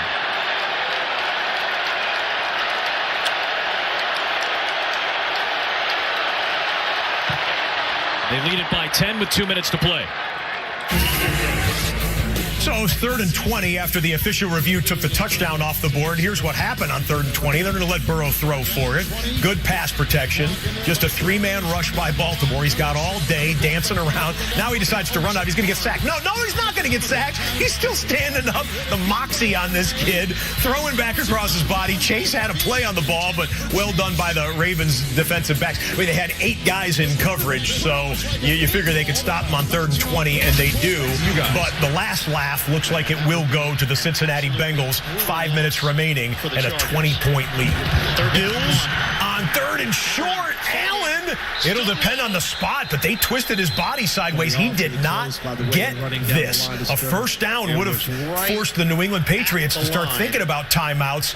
Now 4th down. Does McDermott go ultra aggressive and go for it on 4th? I would think you got to kick the field goal to make it an 8-point lead. Still up in the air. We'll check here. Yeah, they didn't get it. Allen held up and stood up, and then the second wave of defenders come in. So they're looking at 4th and inches or a 51-yard field goal attempt in a 5-point game. I wouldn't be surprised if they snuck it again right here with Josh Allen. Remember earlier in the season, they didn't get it on a 4th down with a quarterback keep sneak by Josh Allen at Tennessee, which actually started them on that path to where we are now, where they haven't been as consistent as we saw them play last year. So we're going to get an official measurement here. 4:32 mark of the 4th. They want to clear the area. Also allows Sean McDermott to think of his options right now about what he wants to do as a head coach. Gives him a little extra time to make the decision.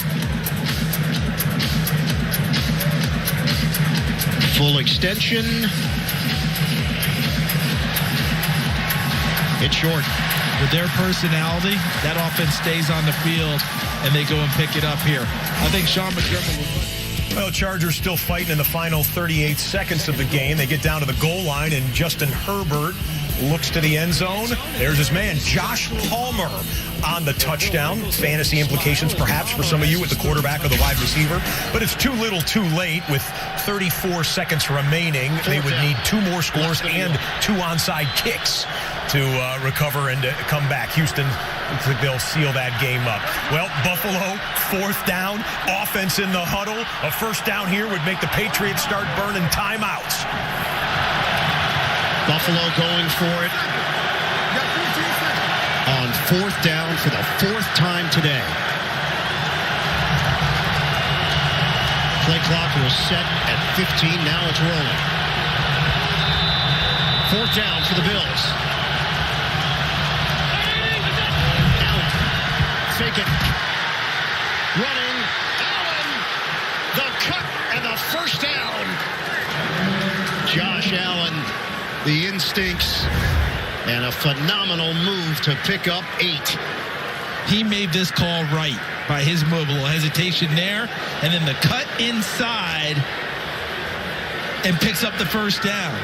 Because he put the hesitation move on Jamie Collins, the linebacker. Then there's the cut inside. J.C. Jackson misses. And then coming down the line of scrimmage, they can't get him down before the first down is picked up.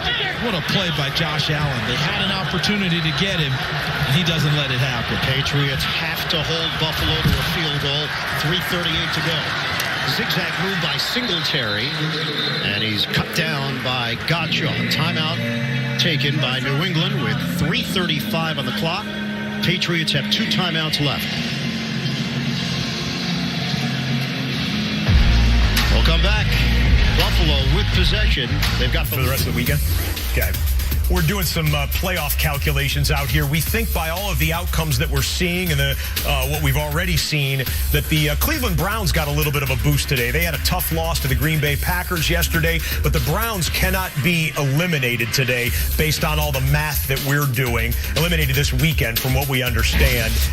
Browns will go into week 17 still alive. And of course, you know, bears reminding, we're get this late in December. We play 18 weeks this year of NFL Red Zone action. We have 2 more episodes after this one. We've loved hanging with you all throughout the 2021 regular season. And some more drama to go, perhaps. Minnesota lives in drama. Can they get a score here to make it a 1-possession game? Here as well, if you get into range. Through the hands of Jefferson.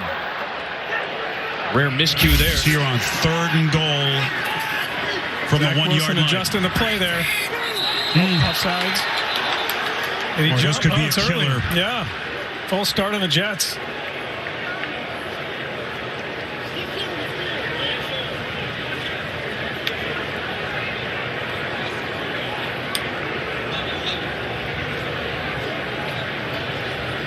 Six grabs for 84 yards. False start. Offense, number 7. Cousins being chased by Greg Gaines. Escaped him. Got hit. Lost the ball. Darrisaw reaching for it. It's still loose. And it's Darrisaw to the rescue for the Vikings. Inside 2 minutes, the ball fumbled. Recovered by the non-fumbler. The ball will be spotted where the fumble was covered. 3rd down. Guard the center, and Williams is at left guard. Third and goal. They've been going to Spiro Barrios. In the slot, Wilson looking, throws, complete. Ever heard of it? Yeah, that rarely happens. He's been impactful today. Here's Jefferson on the comeback route, trying to get out of bounds, and he does. That'll stop the clock with 50 seconds. But that does bring up fourth down, right at the 42 of Los Angeles. Fourth down and 5 coming up here.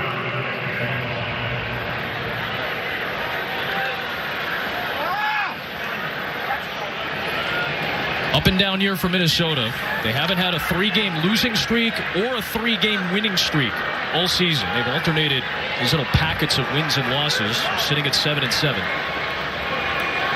And won their last 2 games against Pittsburgh and Chicago to get to this point. Second church timeout, Los Angeles. Driver's seat in the AFC East. Buffalo, 2nd and 10 at the New England 26. Allen offline. Incomplete. Looking for Singletary. It brings up 3rd and long. Kansas City with the top spot. Tennessee, an immense victory on Thursday night against San Francisco. There's New England in the 3-hole. And Buffalo, based on some other results, has moved up to 6. Huge play. Buffalo's taking advantage of man-to-man often in this game. See what New England does. And that incomplete pass just stopped the clock at 3:32. Allen, step it up, shovels ahead, catch made. Stephon Diggs, spin move, avoids, still going. Diggs has got a first down inside the 10.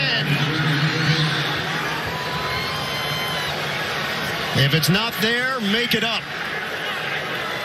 The improvisation. I'm glad you used that word because that's the one that was rattling through my gray matter at the exact same time. Here are your 2 new headliners at the Improv. Josh Allen with his move there and then the shovel. And how about Stephon Diggs with the spin and the spin and the spin. Try for Greg Joseph.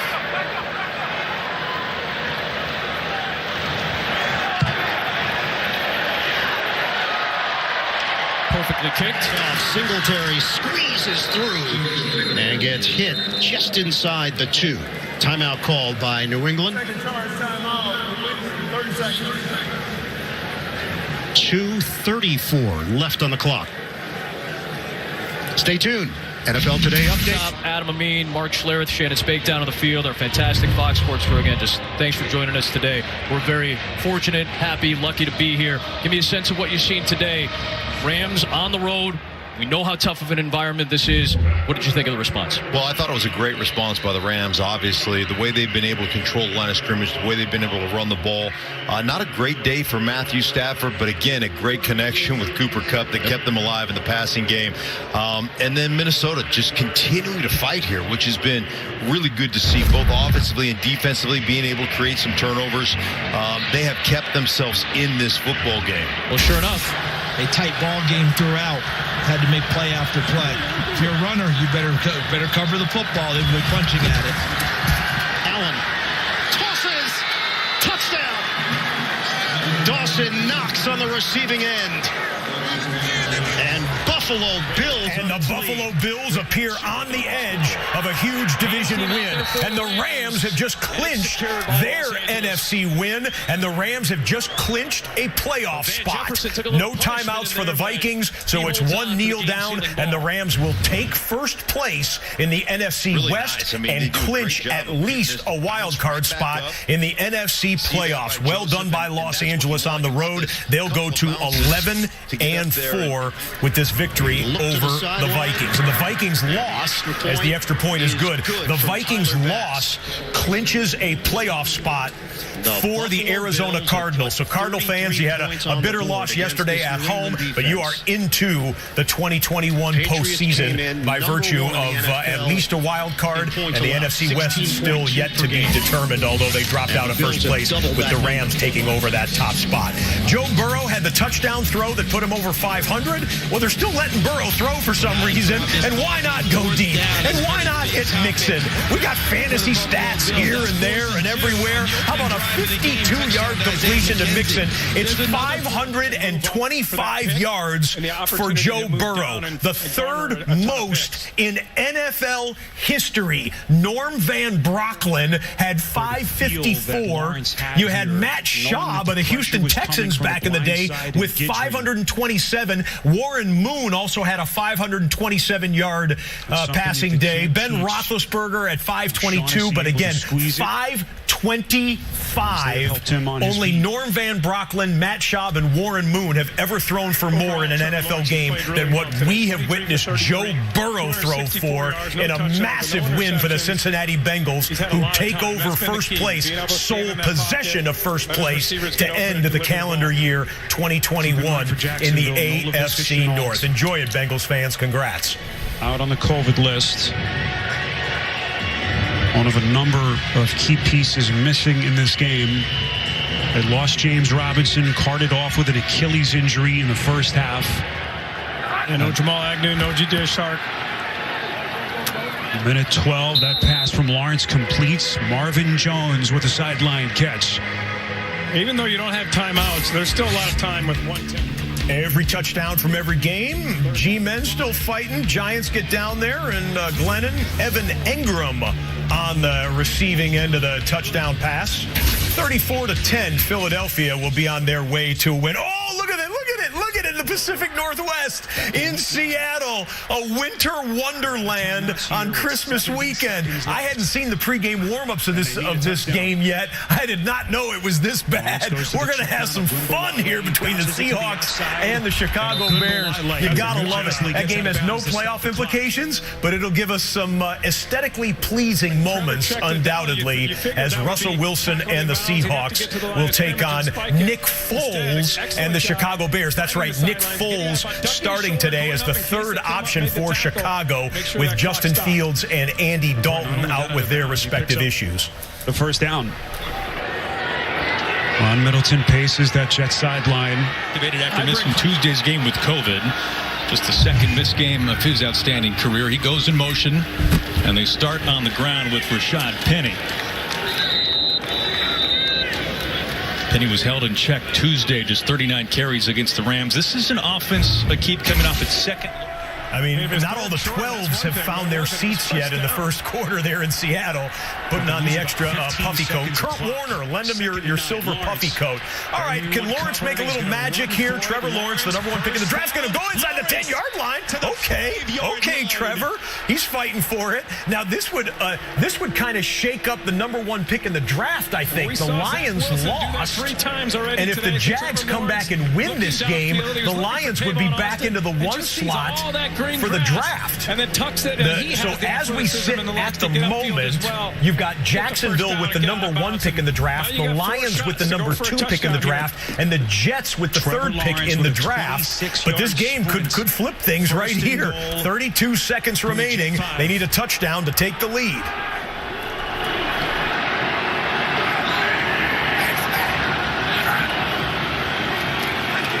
Lawrence throws near side, incomplete. Intended for Ogunbowale, and it will be 2nd and goal. Probably best that ball was incomplete. If it is complete, he's going to get tackled in bounds, and the clock's going to continue to go. It's all about matchups right now.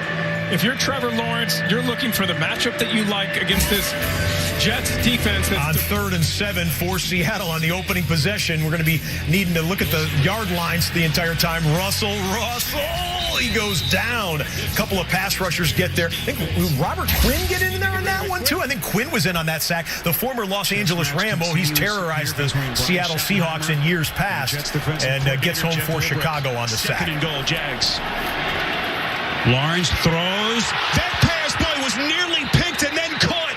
They got to get to the line Jones went right through the hands of C.J. Mosley. Valuable seconds coming off the clock. Lawrence quickly gets him to the line of scrimmage, and he'll snap it here with 12 seconds left as he spikes it. Well, C.J. Mosley had this one right in his hands. He's probably going to score a touchdown. Can't believe it. But Jones makes the catch. It's inbounds. They have to spike it. And now here's a game. 4th down. 4th and goal. 12 seconds left. This Jet defense trying to hold here at MetLife. Remember, they had the 2-point conversion going this way at the 1-yard line. They ran it right up the middle. Didn't get it. Your lone setback. That's Austin. A lot of confusion. 4th and goal. Here they come. Lawrence to the end zone. Batted down. Marvin Jones, the intended receiver. It was Guidry who got a hand on it. I think we'll check the flag. I think this is going against Jacksonville, Spiro. Illegal shift, offense. His penalties decline. Result for the play. Turnover on downs. And the New York Jets. First down. Jay, you're right. All kinds of confusion. They never quite set before the ball was snapped. It was Jacob Hollister trying to scurry into position. Brings up an Eagles first down, 3.5 to play. Final seconds of the last game's coming. There's no more drama in the early window. Got a little bit of fun there from the Jags and the Jets. Those of you who calculate playoff odds and playoff possibilities, we were doing some math in here. We think there was a chance that the Dallas Cowboys would have clinched the division if Jacksonville would have won that game on the final play or two of the game. It would have been a strength of victory, a deep tiebreaker strength of victory situation. But the Cowboys, thanks to the Jags and the Jets, were in play for the division here in the early window. It's all it came out in the wash. The Jags did not win. The Jets, congratulations, they win. Jags will hold on to the #1 pick in the draft going to Week 17, and the Cowboys will have to win the division on their own tonight on Sunday Night Football in Dallas. Look, that's the way they want. They didn't want to back into it. They wanted to get their own win in front of their home fans to try and clinch the NFC East. Back to the snowball. Sets up 3rd down. Good kick-out block there. About 74. Seahawks defense. Al Woods up front. Silent guy. He keeps Bobby Wagner clean.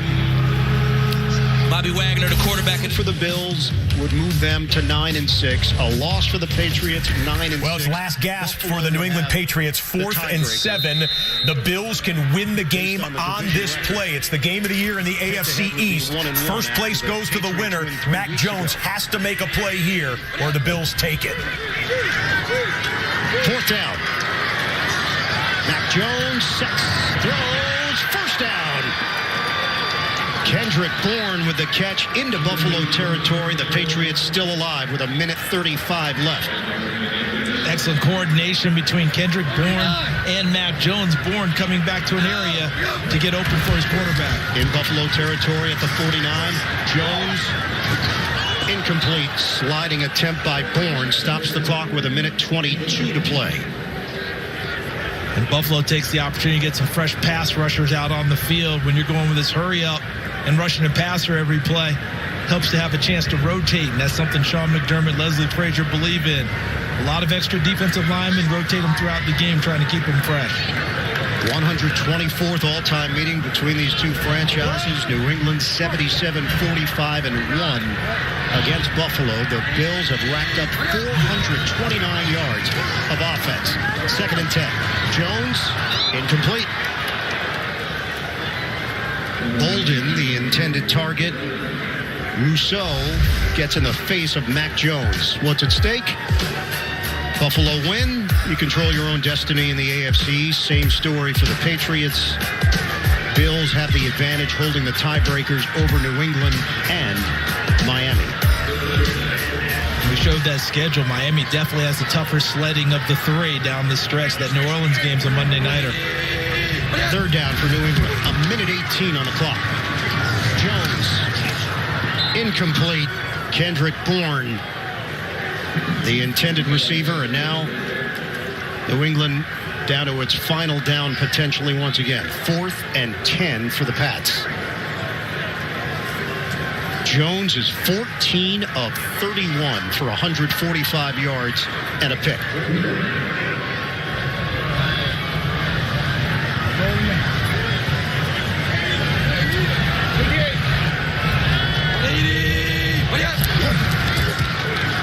Down. Jones gets out of trouble. Tosses downfield. Intercepted. Micah Hyde. Second of the day for Hyde.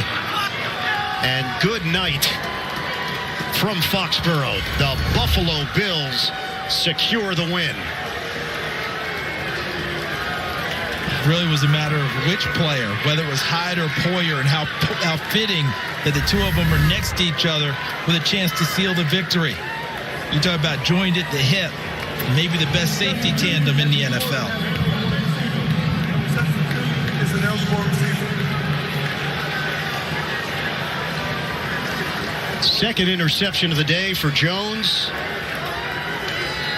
And the Buffalo Bills have come into Foxborough and have pulled off a huge victory. Final minute of play.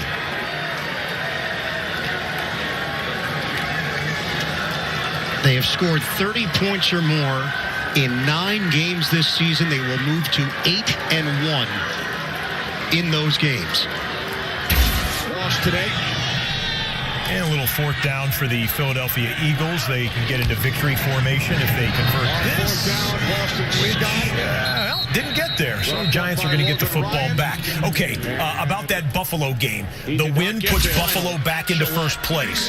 And they now have the tiebreakers over the Patriots and the Dolphins, meaning the Bills with the Falcons next week in Buffalo, and then the Jets to close out the regular season in Buffalo. If the Bills win their next 2 games, the Bills are division champions for the second straight year.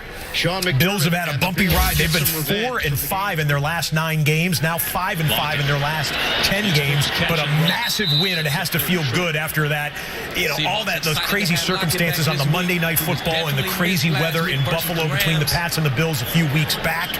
But the Bills take it there today, and it was really an impressive second half performance. 33-21, Buffalo wins. That's your final. Speaking of wild weather, back to Seattle for some action. 1,000-yard receiving seasons. Steve Largent, the Hall of Famer, the only other. After picking up the first down, it's Roquan Smith making the tackle. Rashad Penny, he's had double-digit carries in 3 straight games for the first time in his career.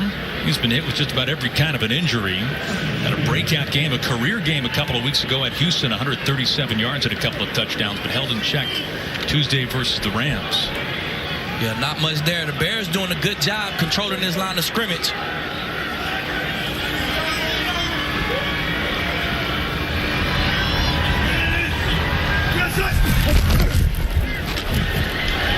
Penny again. Penny with the lead block. He's got a first down and more.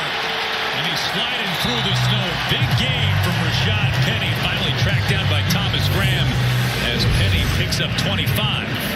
Nice kick out blocks here. Nice kick out blocks by these guys coming around. Kick those DNs out, create some lanes. Nice play design by Seattle.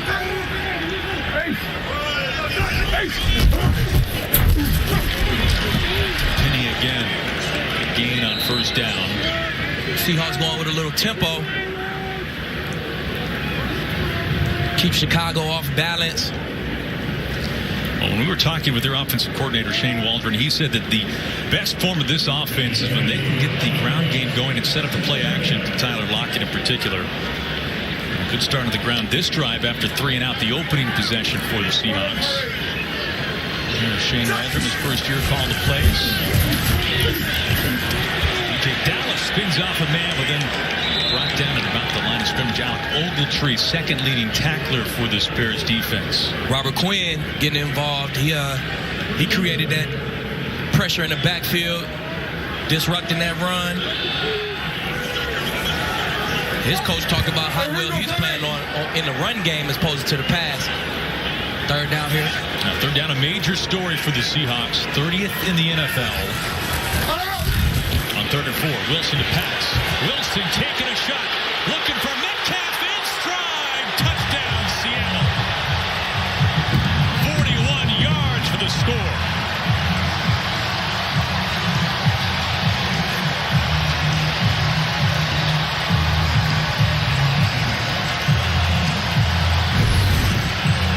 Got 3rd and 5. Lead Thomas Graham one-on-one with one of the best receivers in the league. I don't know if the Bears want to do that all day. Thomas Graham just making his second start of his career. I don't know if you want to be on the island against that guy all night, all day. Well, maybe some of that will quiet the Metcalf-Wilson talk. He'd gone 6 games without a touchdown before hauling that one in. Extra point good for Myers. So big play, a strong drive from Russell Wilson and the Seattle offense. Metcalf finds Pater. Well, it took a blizzard for DK to break the little bit of a touchdown drought that he had been into, but nice to see for Seattle fans that connection quarterback to wide receiver still goes. Okay, the early window has now closed out. We are, let's say, 5 minutes away from 2 more kickoffs. You've got the Denver Broncos and the Las Vegas Raiders. We think there's a scenario for the Dallas Cowboys in that Raiders game. If the Raiders lose, then the if the Raiders win, the Cowboys will take the division title on virtue of strength of victory, a deep tiebreaker there. But that game is kicking off in a matter of about 5 minutes. You're also going to have the Pittsburgh Steelers at the Kansas City Chiefs, and at Arrowhead, it'll be rocking because Patrick Mahomes and the guys can now clinch the AFC West title with a victory head up against Pittsburgh by virtue of their win and the Los Angeles Chargers loss later on today. Seattle game's in a commercial timeout. Let's take a look back at the final minute or so of the Philadelphia and New York game. Eagles hit the gas pedal in the second half to pull away and get this division win. Broadcast associates Cody Novak and Sarah Shields. Our technical director, Jared Legrani. Technical producer, Sid Drexler. Thanks to Kevin McCluskey. Wayne Bernfeld, Steve Malone. Pass incomplete, intended for Myrick. Dave Corris crunching the numbers here in the booth, along with Mike Stevepak, Ben Boma. Under a minute remaining. Philadelphia Eagles will go to 8-7 on the season after a slow start. Giants played well defensively in the first half. Eagles exploded in the third quarter. A slow start to the season, slow start to this game. It's just amazing how they were 2-5 at one point. I remember we were calling their games, and they were very, very comfortable where they were. Address some of the issues defensively and offensively. You see them running the ball more with Miles Sanders, not just the run-pass option. And no doubt, the biggest change, the biggest improvement was those big uglies, the offensive line. Pro Bowler Jason Kelsey, Jordan Mailata, Landon Dickerson. Look at the 130 yards rushing, but this is the most important one. Your eyes aren't lying to you. That is what really happened. Lane Johnson gets in for the touchdown, high-stepped his way after the catch, kind of fumbled the leap, but it's okay. It's okay, he got the touchdown. He'll take it. He'll take it. Brennan's pass complete. Eli Penny. As time winds down here in Philadelphia.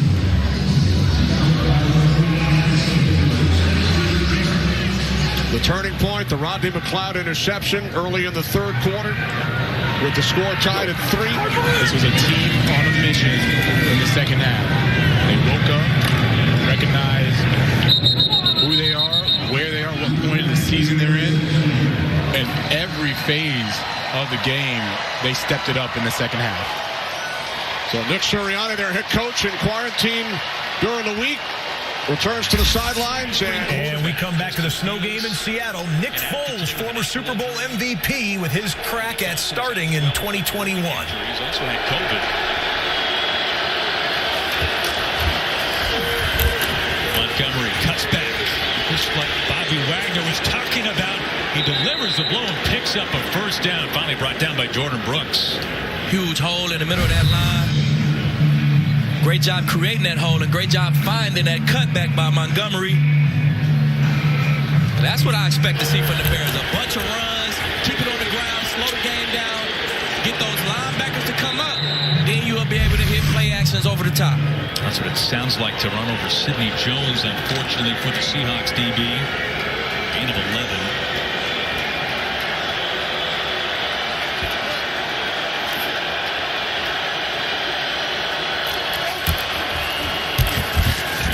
to Darnell Mooney. Mooney gets back to the line of scrimmage. Picks up a yard. Good job running to the ball by Darrell Taylor. Coming off the edge, feel the screen, feel the quick pass. Got to retrace in the snow. Get out there and make a play. And Mooney, the leading receiver for the Bears. He's had 3 big games in particular of 120 yards or more. Yeah, they talked about Mooney being a play-action guy. Once this run game really get going, then you'll see Mooney running over routes and crossing routes and deep balls, and he's their go-to guy as of now. Touch. Now throws, and it's incomplete. Looking there for Let's go to a triple box here, a 3-game late afternoon window. And, Mother Nature helping us out here with a game with no playoff implications, but it'll be fun to watch all afternoon between the Seahawks and the Bears. The other 2 games do have teams that are thinking playoffs. Ben Roethlisberger and the Pittsburgh Steelers coming in on the outside looking into the playoff picture at the start of the day. But if they look at that Chargers loss and the rest of the path for them, Steelers are still in play for a wild card spot. And you got the Chiefs that can handle their own business here today and clinch the AFC West with a victory at home over Pittsburgh. And then the 2 7-7 teams, the Denver Broncos and Las Vegas Raiders, both of those teams thinking they can find an AFC path to the wild card. Someone might get eliminated today, or a de facto elimination game in the AFC playoff race. Las Vegas having some Dallas Cowboy fans involved as well. Again, we have confirmed that if the Raiders win this game, the Dallas Cowboys will clinch the NFC East on a deep tiebreaker in terms of strength of victory. We are underway in all 3 games in the late window. Ladies and gentlemen, here in late December, 7 hours of commercial-free football roll on. Merry Christmas weekend, everyone. Let's look in on Ben Roethlisberger and the Steelers. He's had a very good ratio, second best in the league over the last 9 games, second only to Rodgers, touchdowns to picks. Yeah, but you talked about it. Those are coming later in the game, right? Early in the game. When was the last time they scored a touchdown on an opening drive? I feel like that was before Thanksgiving. No, it was in Green Bay, and we were there to see it. That was week 4 of the season. They'd had a long stretch without one before that, but they haven't scored a touchdown in the first half in the last 4 games. But here they go. New week, maybe new results. They toss it to Harris, and Najee Harris is bounced out with a loss of a couple. Anthony Hitchens with an aggressive start for that Kansas City defense. One of the big issues all season long is trying to get this offensive line, young and inexperienced, of course, with it. Try to get them to gel, Tony. They're without, by the way, Pat Freiermuth, as again Tracy talked about. That's a big absence for them. Zach Gentry, the starting tight end. Got a 2nd and 12.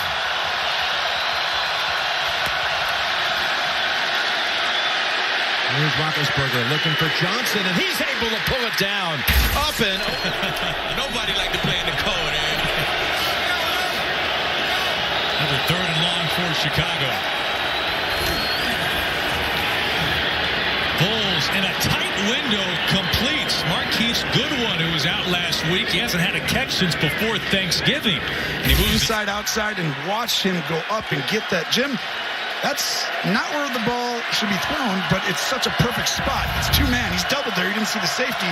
But Ben knows that. He throws it so high, Johnson comes down. Deontay practicing for almost an hour on the field with tennis balls, trying all kinds of contorted moves to make catches, and he did it with that last one. And again, they are able to get to Harris early, and they'll give him no gain on that one. The Denver Broncos on their opening possession had a 3rd and 1. Drew Lock starting today for Teddy Bridgewater. Bridgewater out with a concussion, and Lock able to plow through for the quarterback sneak first down on 3rd and short. They couldn't stop the run. You know what? Most of the time it says, hey, we got to bring more guys down by the box to stop the run. Spagnuolo's been around a long time. He actually started to keep these safeties deeper, and he said, everyone up here, you play the run, you got help behind you, and that's fixed a lot of it. Got a 2nd and 10. They go 4 wides. As Roethlisberger has protection, looks around, and then throws it short of James Washington. He was well protected that time.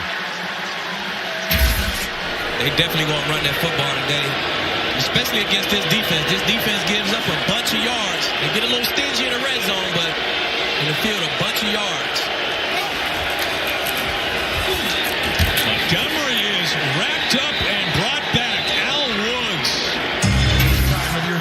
shot. You don't want to catch the gust. You'll see a couple throws or even a kick or punt today that'll just be really weird, and you'll be like, what happened? Did it slip? And it'll be the wind hitting it. 3rd and 10. You saw Melvin Ingram line up. He's standing up. He played for the Steelers at the start of the year. Rush in, linebacker, and Roethlisberger is sacked back at the 31-yard line. Frank Clark.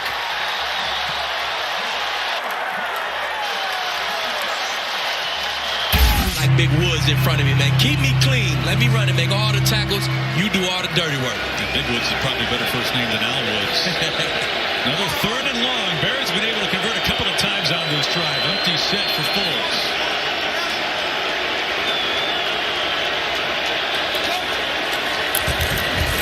Foles airs it out, taking a shot. Contact Mooney. And a flag comes in. Jordan Brooks with the pressure. The Seahawks brought pressure and made him get the ball out fast, just like they wanted to. And DB got to get your head around Sidney Jones and play that football. Pass interference, number 28. Defense, automatic.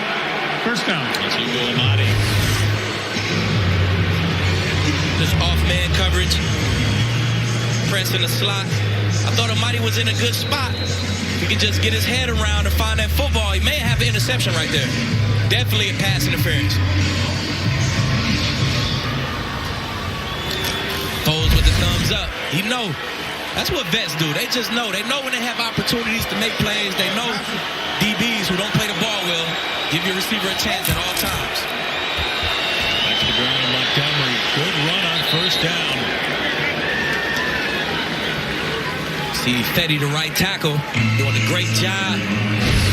Sealing here. Seal him off right here, create that lane.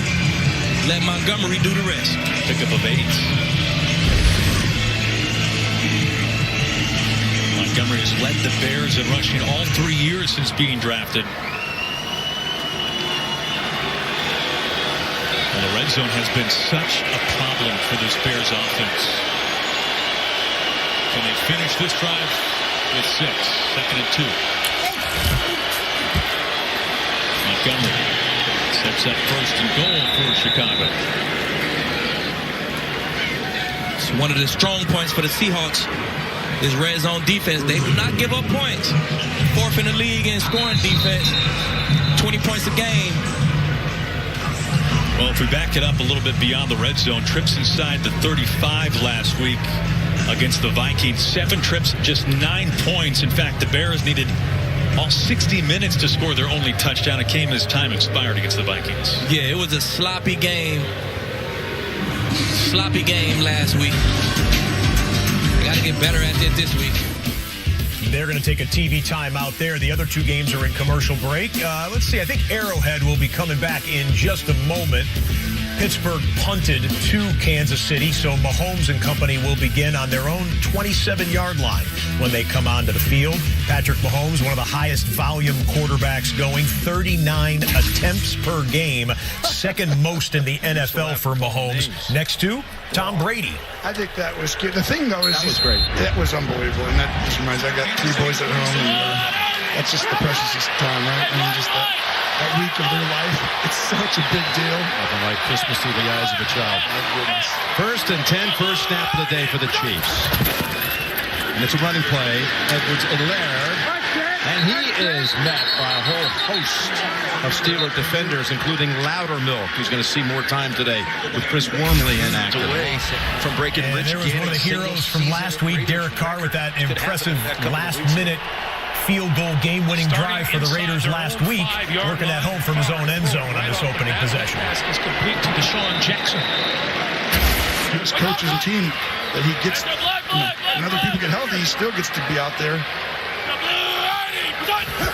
Noah Gray's in as an extra tight end along with Blake Bell, and another running play. And again, the Steelers D stepping up here on the first 2 snaps. Necessary for this team, especially with Darren Waller being down for the last 3 weeks. He's had 29 targets, 25 catches over the last 3 games. He's only about 91 yards away from 1,000. 2nd and 2. This is Jacobs. Jacobs trying to turn the corner and does. offensive coordinator, been around a long time. He gave up 6 touchdowns last time he played Patrick Mahomes. I think he's got a better plan for him this week. It was only his 3rd career start. It was early in the 2018 season. Now, this is the number 1 third down offense, but again, without Kelsey, let's see what happens. Mahomes back to the red zone drive for the Bears. To Tyreek at the 40 for the first. 6 carry this drive, brought down by Bobby Wagner. Bobby Wagner filling gaps again. 2 yards to go. We'll see if Seattle is able to keep him out this time. Well, Matt Nagy was the first to say, you have to come up with touchdowns when you get in the red zone. This is such a priority right now, such an emphasis for this Bears offense. That's the name of the game. Defense want to force field goals. Offense want to score touchdowns. We got a Wildcat here with Montgomery in the backfield. 13th play of the drive. Brought down for a loss. Seahawks all over it. The Seahawks defense not fooled at all by this Wildcat offense. Saw Chiefs with the Tyreek Hill catch for a first down. Mahomes goes back underneath there as Byron Pringle with a catch and move the sticks yet again. KC marching. Football almost does turn horizontal in the red zone. You can't go vertical. Now everything is left to right. Everything happens fast. The Seahawks do a great job passing off routes in the red zone. There's 2 for 2 on third down this drive, plus the pass interference called 3rd and goal. Foles to pass.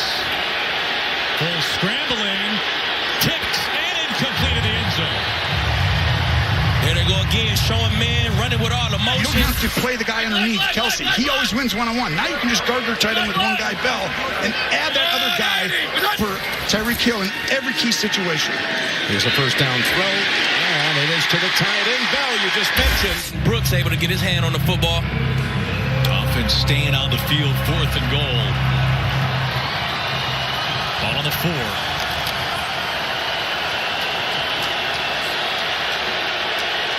Can the Seahawks defense bend and not break once again? 16th play of the drive coming. Foles complete, but short. Montgomery with the catch, but shy of the end zone. Jordan Brooks has been all over it this drive. Jordan Brooks making another play, 2 plays in a row. Big play by the Seattle defense, turning them away at the 2-yard line. Kansas City had a 4-yard run on first down. Here's 2nd and 6. 9 plays to score touchdowns instead of 2 or 3. Back over to Hill for the first down. And so what happens then is you got to take those type of throws right there, Jim. You got to just take what they're giving you. And Mahomes has gotten more patient. They're still explosive. They're still really good. They're just playing football a hair different because teams are making them drive the length of the field. And that's why I think Kansas City is really tough now because they're actually better, Jim. They can play any way they need to now. Hill already with 2 catches, Tony, coming off that game against the Chargers a little more than a week ago when he had 12 grabs for 148 yards in that wild win against the Chargers. Mahomes has hit his first 4 passes. And Hill has the most catches in his career this year. And he gets 1 more, by the way. He'll tie the Kansas City single-season record that Kelsey set last year. That's to Williams out of the backfield, and he's near the 11-yard line. Darrell Williams with his 39th catch. Chiefs meeting little resistance on this opening possession that they have for them. Derek Carr, play action, and Hunter Renfrow caught it 2 or 3 times on that one. 18-yard pickup for the leading receiver for the Las Vegas Raiders. We'll keep you posted on that game. Back to Kansas City. Better, and he's taking what the defense gives him. And that's why I think Tyreek Hill has 102 catches. He just throws to him on the shorter stuff, not always looking for just a big play. Moving right down the field with his first possession. 8 plays, 61 yards to get to the 12. And here's a first down throw out of the backfield. 2 straight plays. It goes to Williams. And he's got 4 Steelers around him, including Schobert and Hayward. And it's a loss of 1. I think I mentioned earlier. Hey, scoop, swap. A lot of conversation from Derek Carr at the line of scrimmage. He's saying we're good. We got the same play swapped. Browns on the outside. Just got the snap in time. Under pressure, throws this side of the field incomplete. Intended for Zay Jones. first quarter with the way things have been going. Yeah, that's a good word. You're exactly right. Can they survive? You're coming in right against like a guy like Mike Tyson. It's like if you can survive, you might have a chance as it goes on and on. 2nd and 11. Holmes steps up and tries to drop it into Hardman. And that was Schobert, who didn't give him much room to find an opening on the pass. It'll be 3rd and 11 coming up. Those are the plays where Kelsey, these are Kelsey routes.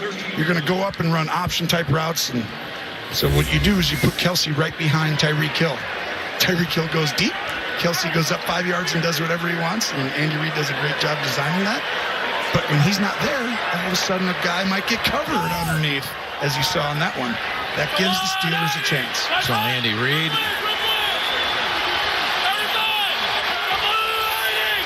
See what he has set up for 3rd and 11. Oh, we've got a Steeler a little antsy as Mahomes goes end zone, and it's picked off if it holds up. I don't think it will.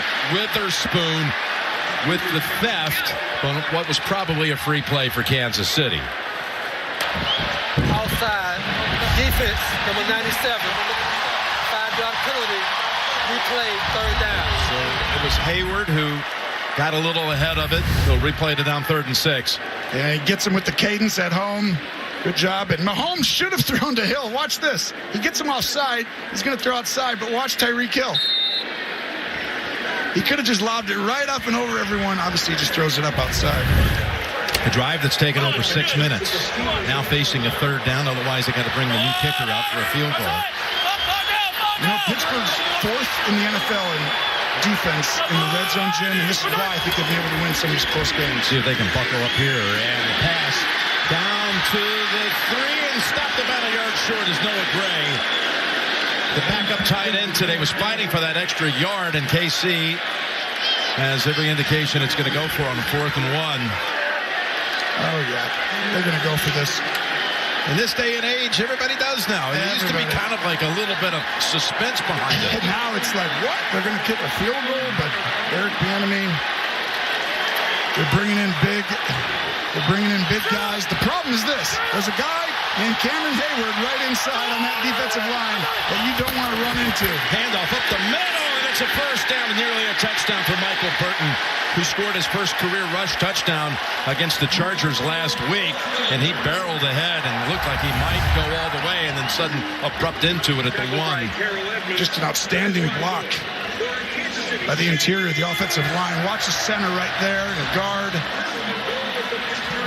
Really, it was a great job by 65 Smith, who's come on. And there's Hayward. That's why you don't want to run over there by him. Yeah. Wherever he is, it's almost like run away from him. 1st and goal. From the 1. Williams got hit in the backfield. We're going to say short. That was a nice play by Arthur Millette. Made early contact after the handoff. Henry Ruggs is no longer on the squad, obviously. Melvin Gordon trying to find a block on the outside. Doesn't get enough of them. Let's go down to AJ. Well, great. Now they're going to bring an extra lineman in. Blythe. Allegretti also 2 extra linemen come in. 8-minute drive and counting. That's what we said. Kansas City's developed the ability to do that. I didn't think they were able to in this place. Look at this stuff. Oh, and he breaks the tackle. Edwards-Helaire for the touchdown. He was stopped in his tracks by Robert Spillane. And just when it looked like it was over for a 2-yard loss, he bounces out of it and heads home for the score. Spillane and Highsmith, 41 and 56, come flying in. You're going to see them meet. And they almost, I mean, this is impossible, right? 56 is right there. 41 comes flying in. And Edwards-Helaire with the second effort. And that's part of the toughness this team has developed. That's why I think they're even going to be tougher this year, Jim. Extra point is good by Elliott Fry. So that took 8 minutes and 10 seconds. Thoroughly impressed by this team, aren't you? No question. And that run, too. 14-play drive ends up with a touchdown by Edwards-Helaire. Oh. That's how you come down, put your face and on running at Arrowhead. And let's come back here in the league. They list him at to Seattle. 235. Remember, he tried to qualify for the Olympics in the 100-meter. He did not make it, but he did beat a couple of the 17 contestants he was up against. That's amazing, man. There's no way you're that big. Number 76, offense. Half the distance to the goal, third down. And you still could compete for the Olympics. Freak of nature, Aaron. I'm glad I don't have. It's been almost a decade plus of discipline issues. Penalties in the Raiders, so what's new, right? Exactly. On first down, this is Williams again, and Williams to about the 35. Gene Steratore, happy holiday. He's in his own end zone. Wilson just fires it out of bounds. And the punt team will come on for Seattle. It is not a foul for roughing the passer. That's what Carl Paganelli, the umpire, was talking to Scott Novak about. And after seeing this replay, my opinion is they should have left that alone as not roughing the passer on the play, guys. All right, Gene, thank you. 2nd and 9, and Locke to throw. With time going deep. Overthrowing everybody. It'll be 3rd and 9. Yeah, he's looking for Albert Okuwebune, but not quite on the same page. I think Drew Lock was just kind of throwing that one away.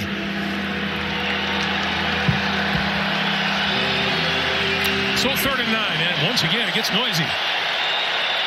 I'm impressed with the decibel level. It's not fully sold out, but it's sold out enough.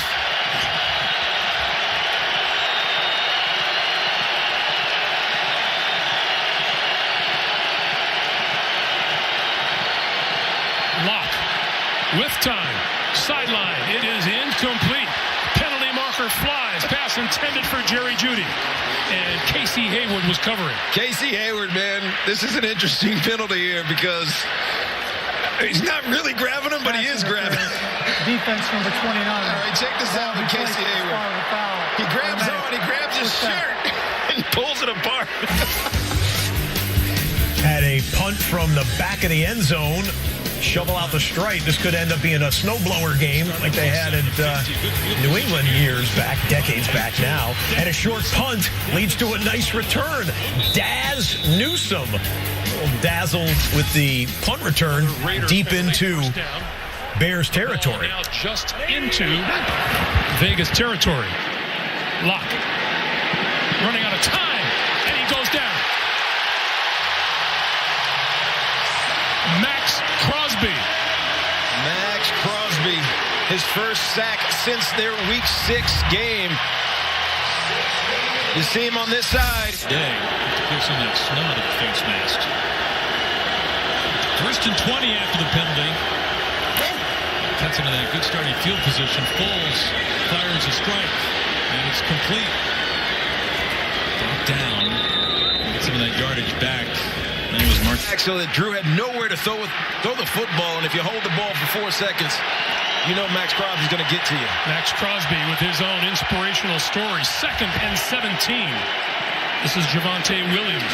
Not much there. Up job of that.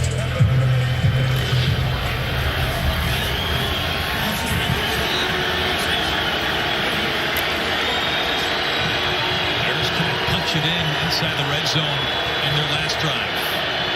They make good this time on 2nd and 5. This is Mooney with the carry. The wide receiver is brought down at the line of scrimmage to set up 3rd down. No gain on the play. Ben Roethlisberger with the football back, down by a touchdown. They go flea flicker. Najee back to Ben, and, well, the flea was there, the flick was there, but the rest of it goes back to Kansas City. Charvarius Ward with the interception. He pulls it back with one hand to kind of shield it from the wide receiver who was trying to swat it away from him like a defensive back. Couple more looks at it here. Turnover forced by the Kansas City defense. And, Pittsburgh needs to dig in the claws here before things get out of control in the first quarter. Empty on 3rd and 5.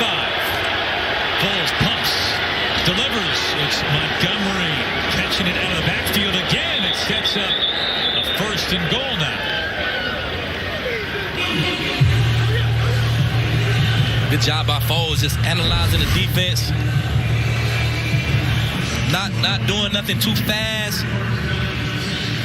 moving the defense with that pump fake and finding an open man. Now you get yourself a 1st and goal from about the 2-yard line. He picks up 9 of the catch.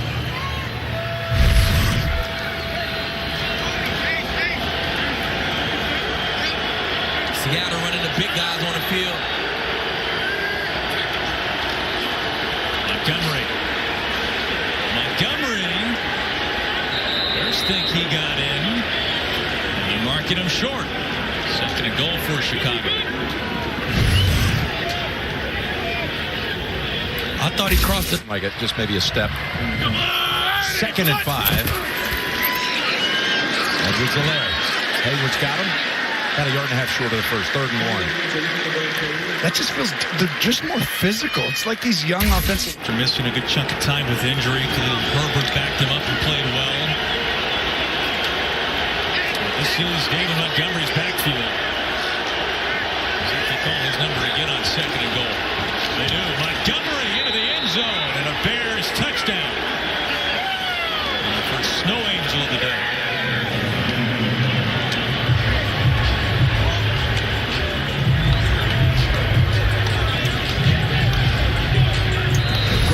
Field position for the Bears. 15 yards to go. Montgomery finishing off the drive. Now Bears able to work around that holding penalty and find their first touchdown of the day.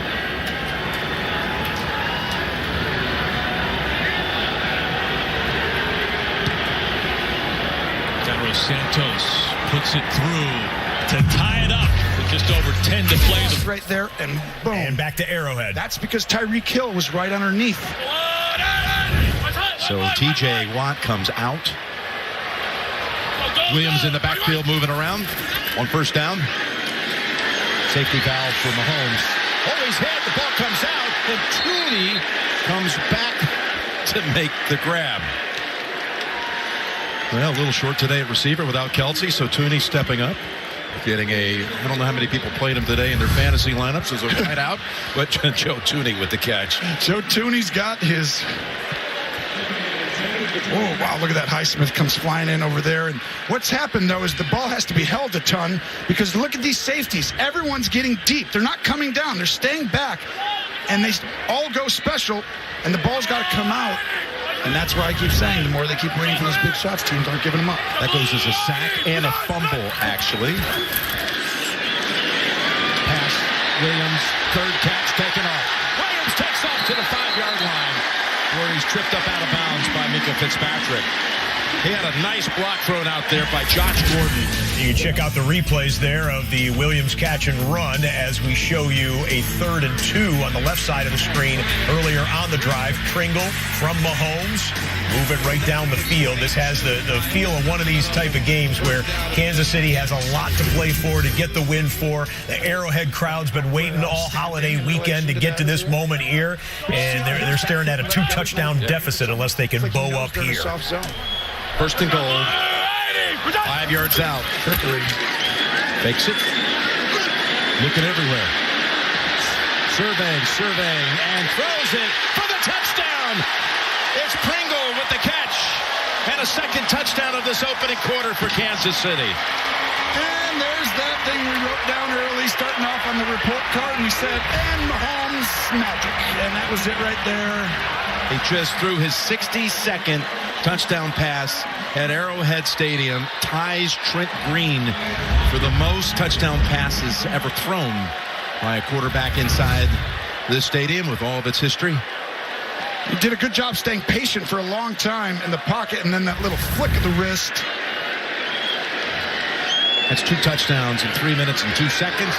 Extra point is added, and the script remains the same. There's nowhere for him to throw the football, so he's just got to race to the sideline. Running away from big Shelby Harris, who they know well here in Las Vegas. Then Oakland almost couldn't outrun him.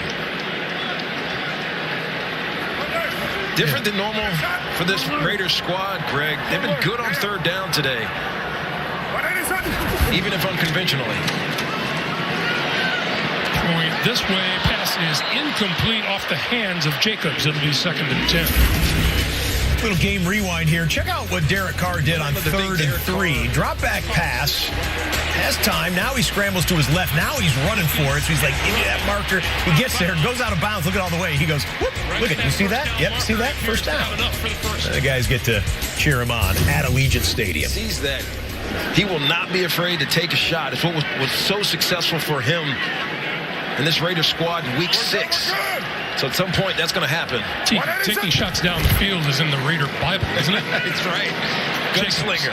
Jacobs. To about the 40. Shot Penny.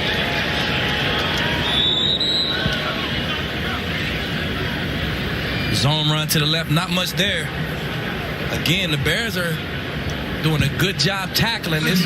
That's what you check in the cold games, Aaron. You have to tackle.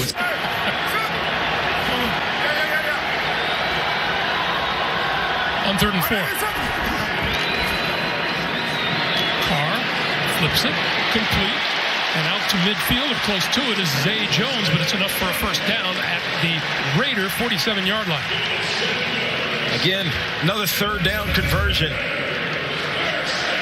Derek Carr has so much time in the pocket. They do a good job keeping pressure away from him. He finds Zay Jones. Most important thing Zay Jones did there, other than making the catch, is not trying to dance and go make a big play. Get forward. Get the first down. Keep the drive alive. Hey, we're good, we're good. Hey, we're good, we're good. So the Raiders now from their own 47. And we're in the final minute of the first quarter. Derek Carr doesn't throw it deep, took a look, kicks it off to the side instead, and Zay Jones fighting for yardage. Gets it across midfield to about the 49. Little update from the snow game, 3rd and 5, and this is from right around the 30-yard line. We're losing the yard line markers here. I'll try and give you the field position as best as I can from here in the studio, but it ended up being a first down for Seattle. The Seahawks are now on their own 40-yard line. Stay regular in the 2nd down. We're good, we're good. Right here. Let's see if they get this play off before the end of the quarter. They do not. Pretty quick first. Scoreless first quarter, Denver and Las Vegas. We'll get you back there when we can. We've got 1 minute remaining in the first quarter here. Pittsburgh just received the kickoff, down by 14. Passes inside the confines of this building. Trent played so good right here. That guy, I think right now you could say he just passed Trent. I'm sorry, Patrick has now tied you, and his next touchdown, he's going to officially be a little bit better of a player than you, Trent, on the next touchdown. Not yet. Me and Trent are right there in awe of a lot of the stuff that Mahomes does. Everybody is. How good is Trent Greenbow? He's had a great career. Here's the 1st and 10 to Harris. Cannot find a crease. He's had nothing through 3 carries. 3 carries for -1 yard total. So far in this game, 9 yards of offense for Pittsburgh, 112 for Kansas City with less than a minute to go. Well, you just told us Pittsburgh's not going to score in the first half. Kansas City's going to score a lot. And, I mean, it's just playing out. And Mike Tomlin knows. I mean, if you think about it, the turnover is just devastating. You can't give Kansas City a short field ever, especially on the road, especially early in the game, too. I mean, just the momentum of it. 2nd and 9, Deontay able to come through. A little bit of an opening. Got a nice block by Zach Gentry. They've got a first down after a gain of 9. We got an update down on the sideline. Well, Jim, you were talking about the turnover there, and Ben Roethlisberger came off after that interception shaking his head and saying, it just drifted on me. Well, the wind, it is certainly a factor here, and we saw it could have been a factor of why the Chiefs went for it on 4th down as well. So something to keep an eye on, Jim. So end of the first quarter in Kansas City. Still commercial break at the end of the first quarter in Las Vegas. Back to Lumen Field, where this is now into, okay, the yard lines are a little more definitive now. Down to the Bears' 38-yard line or so that one goes. A few big runs by Penny so far. Alex Collins is the leading rusher for the Seahawks. He is inactive today. He missed Tuesday's game because of COVID. Came off the COVID list, but is unavailable today for Seattle. been the starter for a chunk of the season. It's been Rashad Penny getting the carries as of late, and especially today.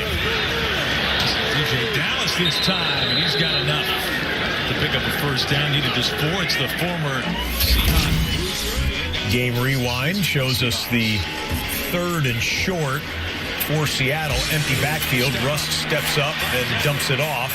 Gerald Everett on the completion. 9-yard gain on 3rd and 2 to keep the drive going. Jackson. Follow behind those two guys, man. You almost promised 4 yards a carry.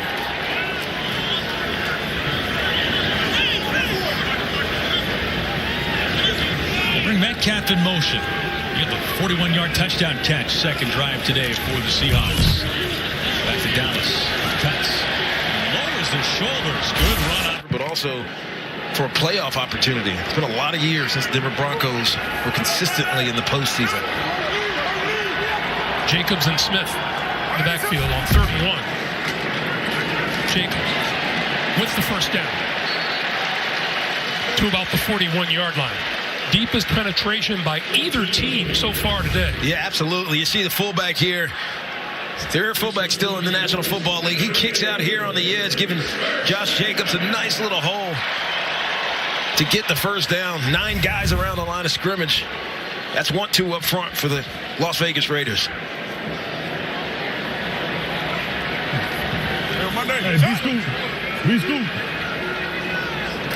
Peyton Barber and Sutton Smith now in the backfield, and this is Barber.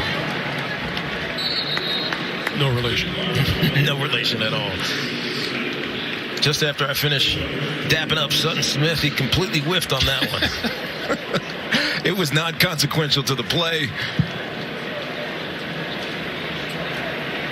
But still, can't give guys any credit these days. Does the running back take note of that as he gets the hands off? Absolutely. Absolutely. Because I'll say something when you get to the sideline. Now Jacobs and Barber in the backfield. Carr flips it out to the side. This is Barber dancing his way out of bounds, forced out by Jonas Griffith. So it'll be 3rd down.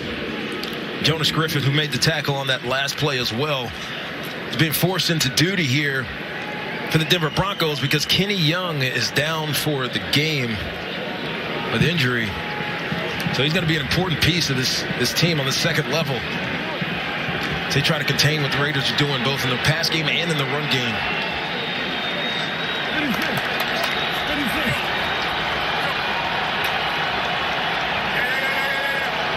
Third and 7.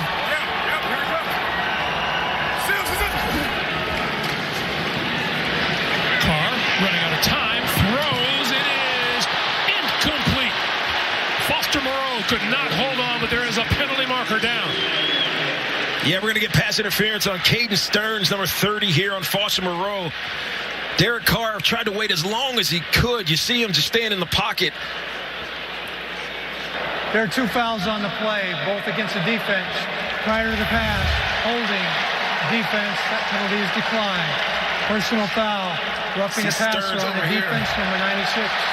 15-yard penalty, automatic. First down. So they take the penalty on Shelby Harris roughing the passer. Yeah, here's the hit. The problem is Shelby Harris has his hands up to try to deflect the pass from Derek Carr, and when he brings his hands down, they connect Derek Carr's helmet. So like I said, can't hit him low, can't hit him high. Shelby, 7th year in the league, he knows that. First down. We're good. Good. 36. 186. He's got the 23-yard line. Carr over the middle. Inside the 10-yard line. The pass is complete to Zay Jones. It'll be 1st and goal. So the Kansas City defense pitched a shutout in the first quarter. Almost got an interception on that play. It was 3rd and short, led to 4th and 4, and that would be a Pittsburgh punt back to Kansas City. Based on the way that play almost developed, a punt is a semi-win for Carr Pittsburgh. gets to his back foot, lets that one go. If he has man-like coverage, the ball's going into his gullet. You get a first down tight inside the red zone for the Raiders. Jacobs. Before he could get started, Jonas Griffith in his first year out of Indiana State makes the stop. We'll double box in the Seahawks drive. They are 2nd and 10 from the 20-yard line. So right at the red zone. Raiders in the red zone. Seahawks at the red zone. Game of inches, Aaron. Would have been the first career touchdown for Parkinson. It's down here. Taking care of the football, getting touchdowns. So important. From just outside the 10, 2nd and goal. Carr looking left, throwing left, corner of the end zone. It is caught. They get down in time. Hunter Renfrow.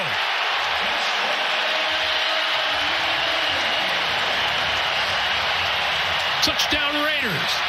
Great throw by Derek Carr. You practice this thing. His knees are down. As you'll see, Hunter Renfrow secures the football. That knee hits the ground. It's a touchdown.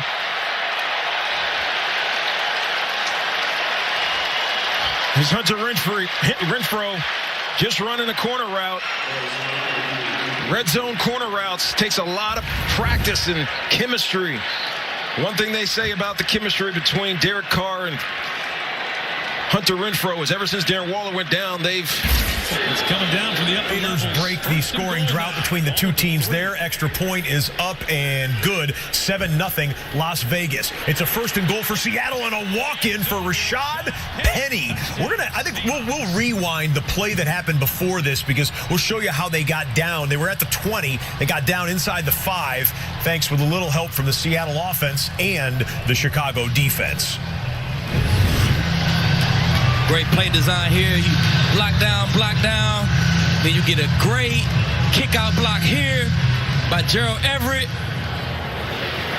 Easy walk-in touchdown for Penny. Untouched.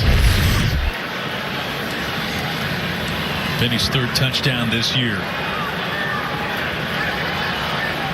Jason Myers the point after.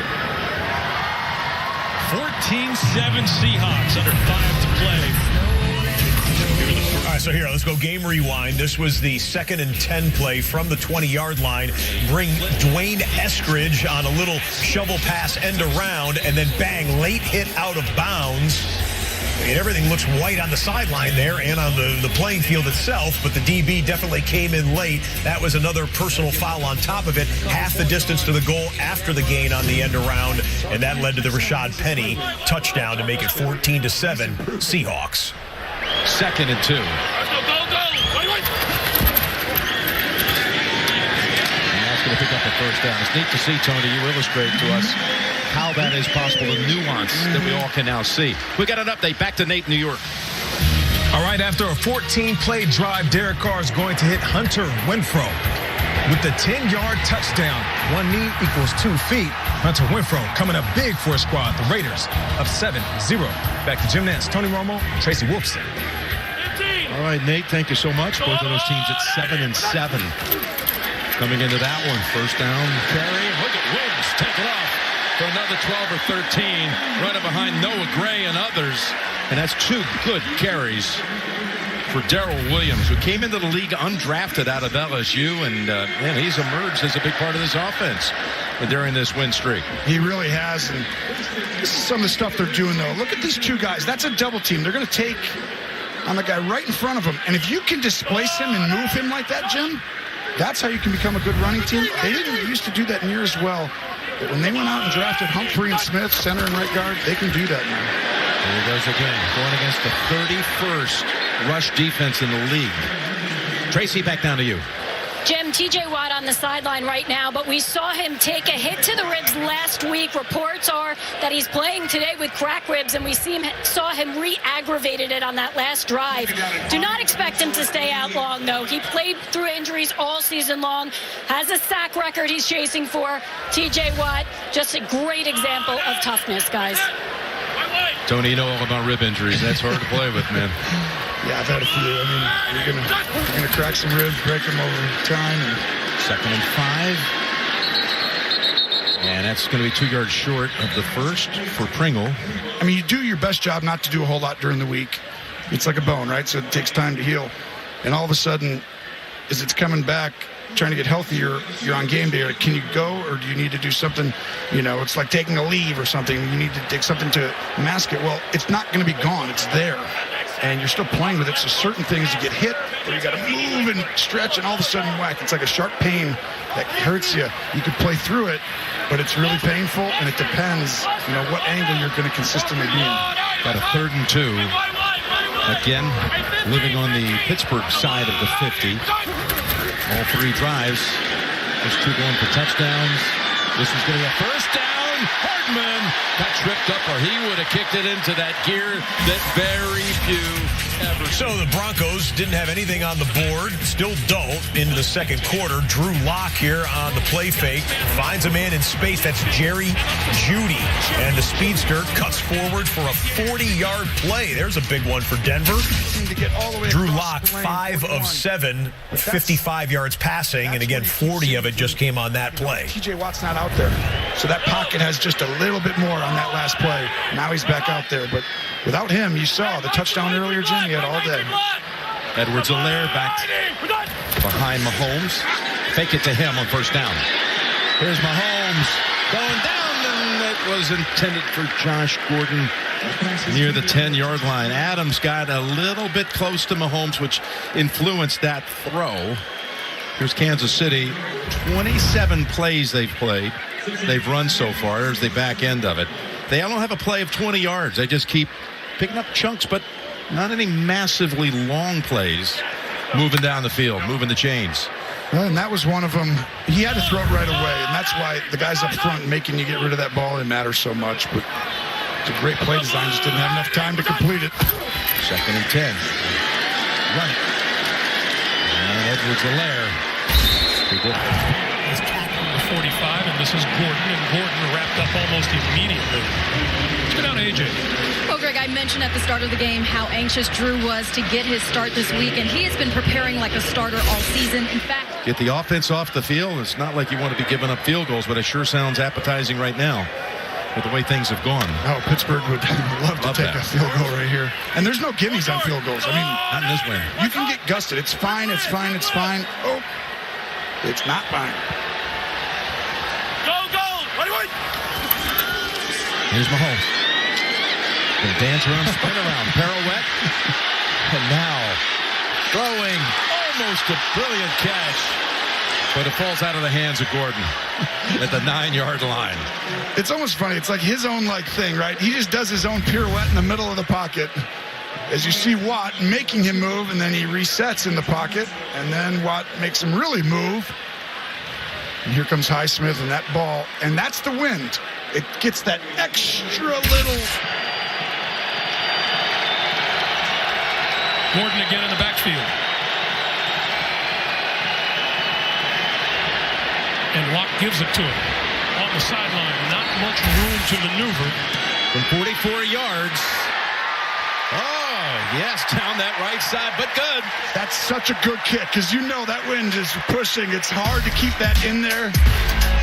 I don't know if he ever completed the motion. I don't know if the ball.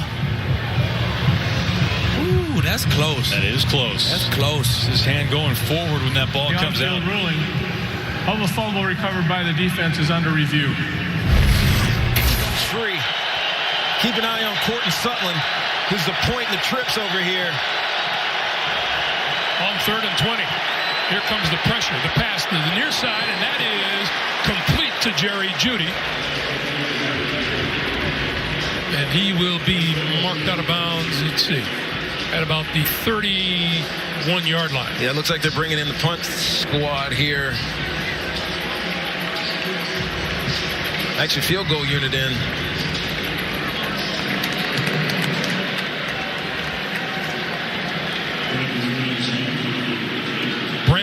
Brandon McManus.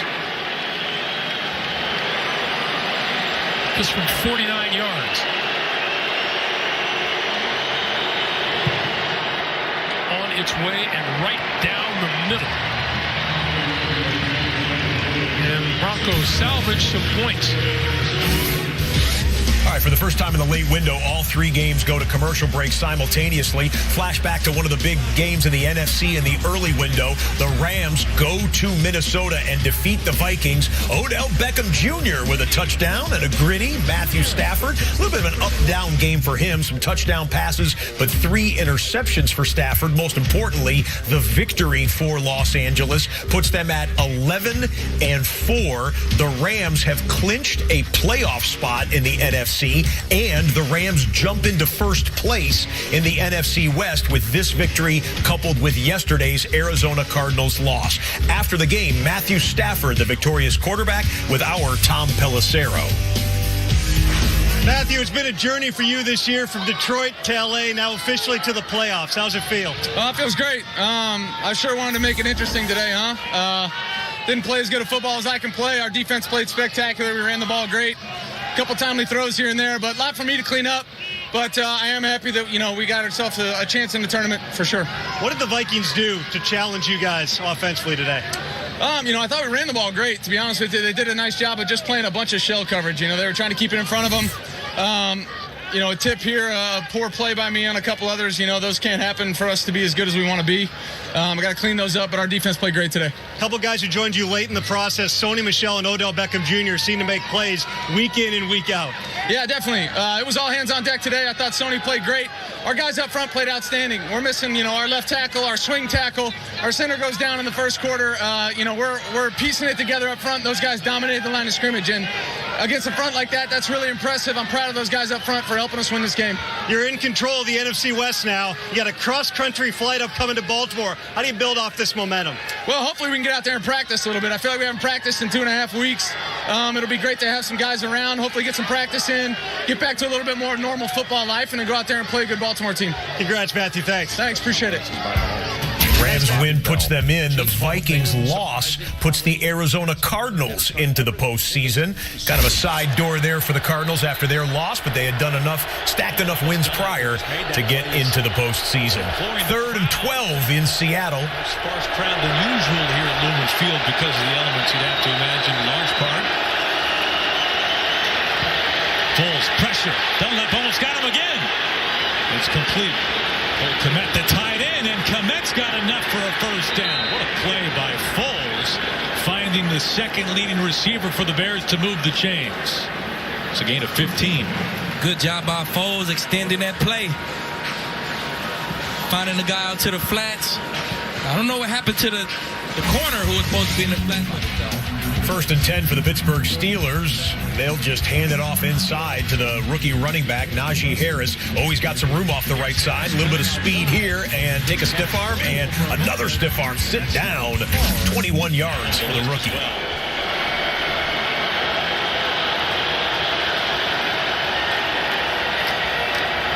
Play action. Foles sets his feet. Foles incomplete, looking for Mooney. And it's Jordan Brooks, the linebacker, on the coverage. Raiders history, number 2. We'll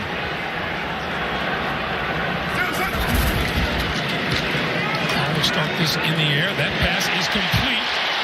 That is Foster Moreau, the tight end. This Raider offense operating really is big. But that is Kansas City on the other side. This one's really big. 2nd and 5. Dangerous pass goes right on him, bringing him down. Coverage as they bring Montgomery back to the backfield.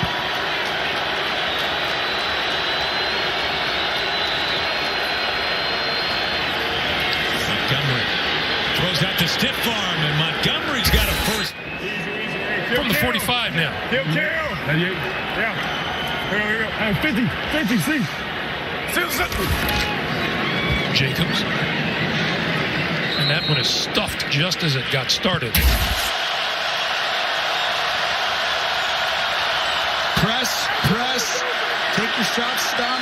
They're out of there. Now throw to the guy inside. Claypool's open, and then to your back, the tight end. On the field they go, and Claypool. Who ends up with the football? It's Claypool. Oh, now he shows you that physicality he can bring that Steeler fans have wanted to see a whole lot more of.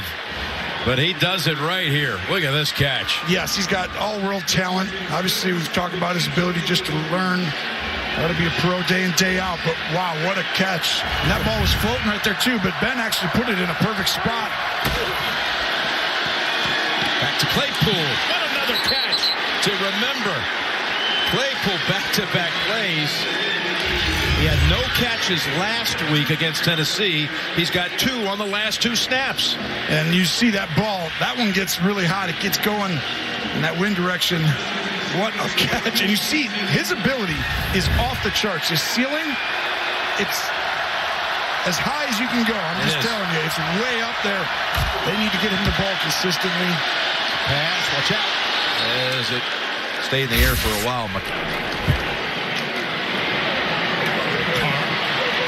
For Jalen Richard. And that will not get the first down. Ronald Darby, Baron Browning combining for the tackle in the Raiders. You got guys on the outside. You have all that space you need to be doing.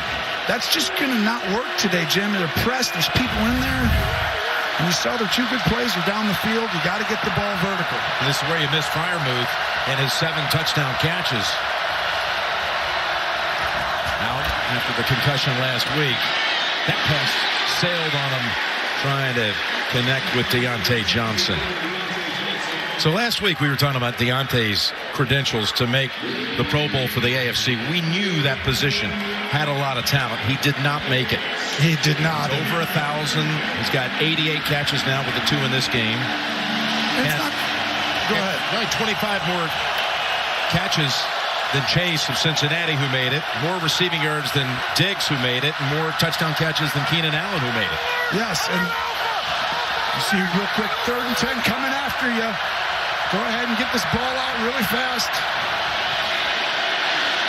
It's Harris in traffic. Nowhere to go. Look at all the chief players around him. 6 in all. Snead leading the pack. And now they'll bring out Boswell for a field goal. He chose. He has sky cam, or he has 2 sides you can see from behind. As you're watching, he can go right or left. Watch what happens if he throws the screen down here instead of going to the right. I think that's a touchdown, Jim. He's pretty open. But that's the decision. You know, your quarterback makes, then you look back and you're like, 36 yards for Boswell. Uh-oh. You saw the graphic. Inside the 40, and that remarkable run without a miss comes to an end from 36 yards. Nothing. Wow, so the shutout continues for the KC defense. The other 2 games are in a TV timeout. Let's get on the road to the playoffs, presented by Mercedes EQ. The Tampa Bay Buccaneers came into the day with their own path to the division title in front of them, just beat the Carolina Panthers, and the NFC South would be theirs. For the first time since 2007, the Tampa Bay Bucs are division champions. Remember, they were a wild card team last year on the incredible run to the Super Bowl. It was all road games prior to Super Bowl 55, and everybody contributed today. A lot of backup skill position players, but the GOAT is still the trigger man, and Tom Brady and the Bucs will have at least one home playoff game this postseason. You take a look at last year on the far right of the column. After 16 games in the regular season, they were 11-5, but had to be a wild card team as the Saints won the division last year. They've improved on offense, kind of gone back a little bit on defense in terms of yards and points allowed, but they are 11-4 with 2 games still to go, and the division is clinched. Can they have the #1 seed in their sights? The Green Bay Packers will have something to say about that. But the Bucs on the road to the playoffs, presented by Mercedes EQ. 3rd and a bunch for Nick Foles. Foles a little bit high, but Herbert on the reception. Well short of the first down. All right, time for Vegas vacation on Christmas break. Watt going deep. Down the sideline. Incomplete. Intended for Tim Patrick. Desmond Trufant was covering. It'll be 2nd and 10. You see the Denver Broncos taking a shot here with Patrick They've only run the ball 6 times to running backs here. 7 carries, obviously, with Drew Lock having the 1, but they haven't got much going in this run game yet. We know that Melvin Gordon and Javonte Williams are such a key cog or key catalyst to making this offense go. I wouldn't be surprised if we start seeing more of the turnaround and handoff type of offense. Yeah, this is the 9th best rushing offense in the National Football League coming into this week. This is Williams. And not much to be had there. Now AJ. Oh, Greg, Tiki was just talking about rookie running back Javonte Williams being a key cog. Well, he actually played linebacker in high school, rather, and he told me that brings a whole nother element to his game.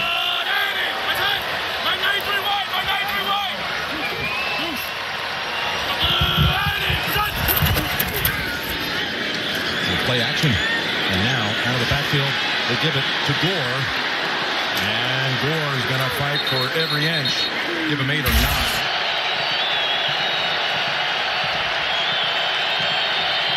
Play clock winding down. Toward this side of the field. That's complete to Judy. And that looks like right at that first down marker. Let's see where they spot it. Denzel Perryman with the hit. Yeah. Looks like they're walking in. They'll be a little bit short. Denzel Perryman rallying quickly here from the inside. Plays in that case are legal. Okay, thank you. 2nd and 2. Gore, after the catch, gets the carry, and he's got a first down. Keeping an eye on the final minute of the first half between the Hawks and the Bears. Russell takes the shotgun snap, looks upfield, dodges around in the pocket, then goes to the safety valve, DJ Dallas, who cranks off about 10, 12 yards, then steps out of bounds. Final 42 seconds. The Seahawks have it at midfield. A dime outside. Claypool with those 2 guys, but you see, their receivers have all the real talent. They need to get down the field. There's again a handoff to Gore. And he's got another 3 yards. And Seattle just hit another big pass play, about a 20-yarder to Gerald Everett, who stepped out of bounds in field goal range, close to the red zone, as a matter of fact. 39 seconds left. The ball's at the 23-yard line. Seahawks on the move right here. They love all go from this deep red zone 30, 20-yard area. They love all go special. From the 23. They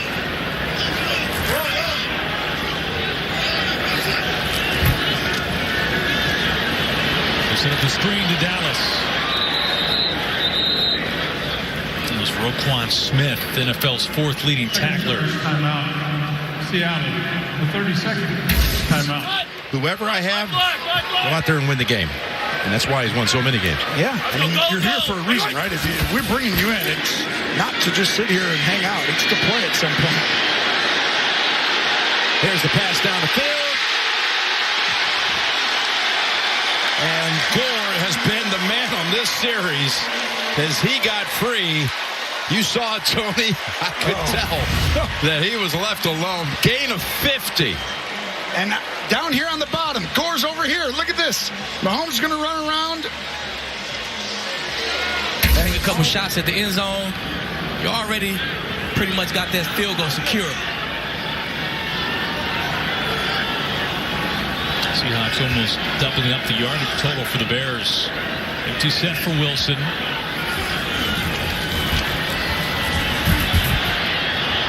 To the end zone, and it's intercepted by the Bears. He dropped it. It was Artie Burns who had it in his hands. What a play by Burns, nonetheless. Now that's that all-go special that I was talking about. Russell Wilson decided to go outside with the football. Artie Burns in great position. Can't cover it too much better than that, Artie. Just got to come up with that interception. We don't get enough ops, Artie. We need it. Tough landing there, 3rd and 7.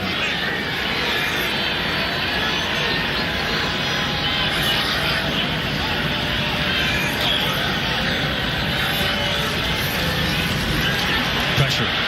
Wilson gets out of it and checks down to Dallas, who's able to get out of bounds. Russell Wilson again. The Chargers are actually needing help because now they've got 7 losses now. Yep. Let's go, Black. Could be one team in out of the AFC North when it all shakes out. They play each other the next 2 weeks. Most cases. 2nd and 7. Here's Hardman. Hill throwing the block.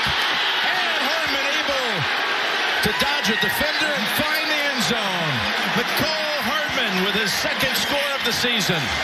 So many different receivers, so many different players touching the ball today without Kelsey spreading it around. Hardman's turn right there. One part of that is Tyreek Hill, number 10, putting the extra effort and possibly getting away with a hold. You can't tell there. He could have been selling it, Hayden, but did he get injured? Did he get the pylon? There, Edmonds just over pursuit, and then he shoved out. This may not be a touchdown. Edmonds. And then Spillane. Spillane, who knocked the pylon down with his leg. Is that across it? That's a touchdown. Appears to be right there. 100%. Yep. That little reach out, I think, was enough to do it. Touchdown. That's got to hold up. Oh, yeah.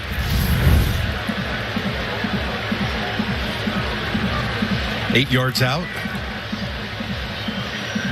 Well, we just saw when Mahomes had like 14. He was 14 for like 16. 14 for 18. He had 7 different guys touch the ball. We see another angle right here of Hardman. He's had 7 different receivers. Gene, they're taking an extra look at this one. What did it appear to you? What they're looking for is because Hardman doesn't have any body part landing in the end zone, the football has to go over top of the pylon or inside. Well, to me, it appears that part of that football goes over top of the pylon as he reaches, and that would be breaking the plane of the goal line. Even if his left foot touches the pylon? Because his left foot touches the pylon. Player's foot touching the pylon does not put him out of bounds. No, but I'm saying it puts him. And when him, that ball crosses. Doesn't the Go ahead, Tom. Doesn't the foot, Gene, touching the pylon make him actually have the touchdown? You know what I mean? Like the ball's in front of it, but his foot touches it. It'd be the same as like towing into the end zone. Well, yeah, but the ball at some point has to break that plane of either the goal line or the pylon, regardless of where that foot is. So you're right in both parts, Tony. That's the main thing, and it did. And it was confirmed, and the extra point is not confirmed. But 4 drives, 4 scores for Kansas City. He's just taken the Arrowhead touchdown pass record alone, and it's 23-0. First action of the season today for Chicago.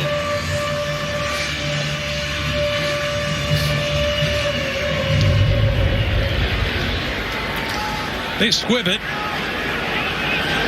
Khalil Herbert on the return. About the 25. Now they believe and certainly hope that Fields is the future. Since 2017, since the Jay Cutler era, well, Keith, there's been a lot of names come through the Windy City trying to hold things down. 2 playoff appearances, no wins, 3 different offensive coordinators, and total offense has never been better than 21st in the league. But they're definitely hoping that guy right there is the answer. Traded up to go get him in the draft, and he's looked promising. I think the vibe of the building, they like Justin Fields. They like what he can do, and I think he's been promising for them. They know he can get better.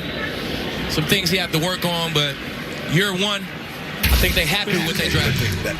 Back to Vegas. 1 first down, block throws near side of the field, and that is complete to Cortland Sutton. Each team with 3 timeouts remaining. This game has moved pretty quickly, Greg, and now we see Drew Lock, who's played a pretty clean game so far. His completion percentage is high. No turnover issues have shown themselves yet. Now he pushes himself close, pushes his team closer to the red zone. With just under 2 minutes to go, we'll see what he's made of. 2nd and 2. Melvin Gordon. Buried as soon as he got the ball at the 37-yard line. Turnovers have really been a problem for this Raider team. On points off turnovers, the last couple of games, they've been outscored 35-0. Yeah, we see this play interiorly Austin Schlottmann is making his first start, gets beat immediately by Darius Philon. Something at that loss for Melvin Gordon. 3rd and 6. 50 seconds. Schlottmann's making his first start at center. 7 starts overall, but this is his first at center. Locke running out of time and throws sideline incomplete. Judy couldn't come down with it. He'll hate himself when he sees that one on film. So Broncos working with the football. This is how they got it. You heard Greg Gumbel and the play-by-play team there talking about turnovers. It was a pitch out, kind of desperation by Carr to Josh Jacobs, who looked like he had it for a moment and then put it on the ground. Bottom of the pile, Denver recovers it. It goes in the books as a Josh Jacobs fumble. So Denver trying to get within a point here on a long Brandon McManus field goal attempt. Kick on its way.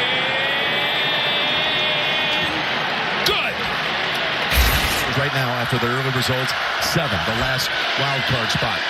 But they're down big here in this one, 23-0, and they run it just outside the 2-minute warning. Yeah, and you feel like Kansas City looked like they weren't going to be the same dangerous team early in the year, Jim. Not anymore. They're actually... All right, 2-minute warning in Kansas City with the Chiefs in complete command.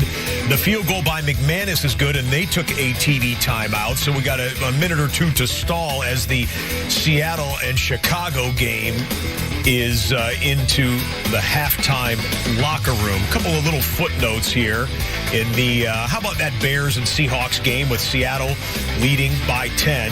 Seattle's won 2 of 3 coming in. Chicago's season is really unraveled. After a decent 3-2 start, they are 4-10 coming into today. Seahawks defense has kind of stepped up in recent weeks. They've held 9 straight opponents to 23 or fewer points. See, and Chicago's pace will have to pick up if they're going to reach that mark there. You've got that Steelers and Chiefs game. The Chiefs, again, take the division if they polish off Pittsburgh in the second half. 6 straight AFC West championships is what Andy Reid and Patrick Mahomes and company are going for. Of course, Mahomes was not a part of all of those, but it looks like it's just a matter of timing for Kansas City to lock up another division championship. If Kansas City wins out, they will be the #1 seed in the AFC. They control their destiny, or for those who don't prefer that cliche, they control their path to that precious bye week in the AFC playoffs. Kansas City's the hottest team in football coming into today, having won 7 straight games. Only thing that's really stumbled up the Chiefs at all this season is turnovers. They have 25 giveaways, does Kansas City, coming into today. That's bottom 5 in the NFL. The Chiefs have lost 12 fumbles this year. Very uncharacteristic of an Andy Reid coached offense, but that is the reality this season. The 12 fumbles by Kansas City, the most in the NFL this year. Mahomes is responsible for 4 of those. Kansas City, after today, plays 2 road games to close out the regular season, at Cincinnati and at Denver. They'll be favored in both of those games, although I'll tell you what, a Chiefs-Bengals game, if Burrow can keep that hot hand for another week, would make an interesting contest, and that game is in Cincinnati. Bengals will be playing to try and clinch a division championship perhaps next week, but that's for the future. Right now, the present is this: 32 ticks remaining in the second quarter here at Allegiant Stadium.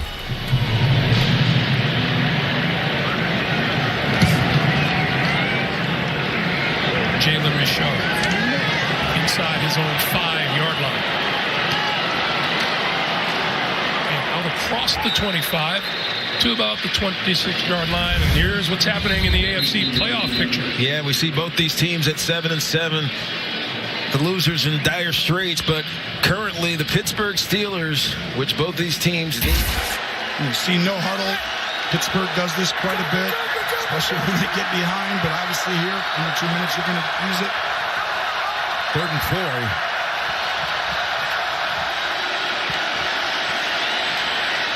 Tries to thread it. McLeod. He is ridden down by Snead.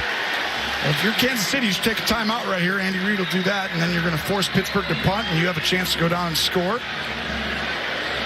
I'll tell you, L'Jarius Sneed has made some plays in this first half. He had missed time after the tragic passing of his brother earlier this month in order to get to the playoffs. That whole Bee Gees thing about staying alive. We had Dionne Warwick, not the Bee Gees here. On first down. That pick is made. On his way back is Bradley Chubb to the end zone. Down at about the 1-yard line. What an unbelievable play by Bradley Chubb here. Derek Carr had a screen called. It's exactly what you would call with 30 seconds left in the half. Going across to Josh Jacobs. Bradley Chubb just skies, tips it to himself, comes down with it. Good hustle, though, by Jacobs to get him down before the touchdown. See if they can make a defensive stop here to keep him from scoring. But, man. Cross. Harris. Look at all the Chiefs waiting for him. Look at all the Chiefs covered up that side of the field. Derek Carr, that interception doesn't happen. He realized what was transpiring around him, put his foot in the ground and jumped. What a great play by Bradley Chubb. And here are the Broncos now. 1st and goal at the 1-yard line with 18 seconds on the clock. Javonte Williams straight ahead for the touchdown.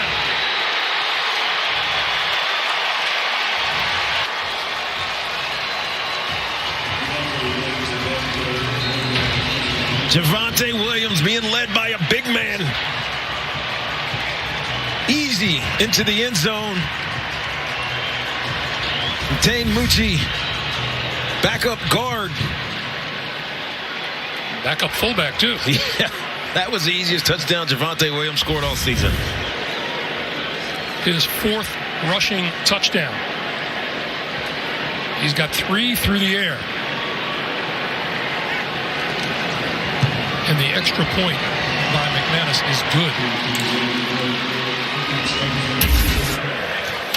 After this play, you'll probably use a timeout if you're in bounds, or you might get up and go quickly, depending upon exactly where you are. Edwards-Helaire. Edmonds has hold of him, so does Hayward. But he fights through those two and picks up the first down. First down and a timeout back in 30 after this from State Farm. Yeah. Go back to the scoreboard as they're going to take a quick timeout. But Javonte Williams and Bradley Chubb teaming up for a crucial touchdown right before the half. And what a GCP, as our Hall of Fame friend at NFL Network, Kurt Warner, would say, a game-changing play for the defense leading to the touchdown that puts Denver into the lead.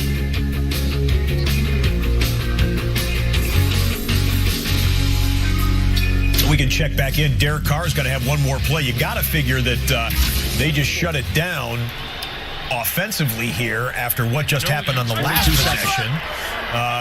Here comes your red zone play for Mahomes. Double team him with this guy and find someone else right next to him over there. Mahomes has to just throw it away as Hayward and Watt were both chasing after him, forcing him to back up. On the Verizon halftime report. And you could tell on that play just how many Denver fans have made the trip here to Las Vegas. That's right. It got loud in here. It's not the home team. A lot of resources this offseason, bringing in a bunch of guys, drafting, and it's now paying dividends because they're now more of a cohesive unit. Their communication's good. In the trade they made, giving up a first round to Baltimore for Orlando Brown. Tooney by free agency. Humphrey, 2nd-round pick. Yeah, Smith in the 6th round. All-star offense, number 13. 5-yard penalty. Still 2nd down. First penalty on the Chiefs. Right tackle Lucas Niang is out with COVID protocols today, so Andrew Wiley, who was a starter good part of last season, stepping in. But you're right, it took a little time to gel, and they have. They needed it after what they saw in the postseason last year. Yes. Their old line. And that was one of the biggest things, was allowing home to have time to utilize the skill set of the guys outside, and that's why they put all this into it. And you're seeing it just took a little bit, but it's impressive. 2nd and 15. Over to Edwards-Helaire. And he's out of bounds near the 22. That was good for only 4.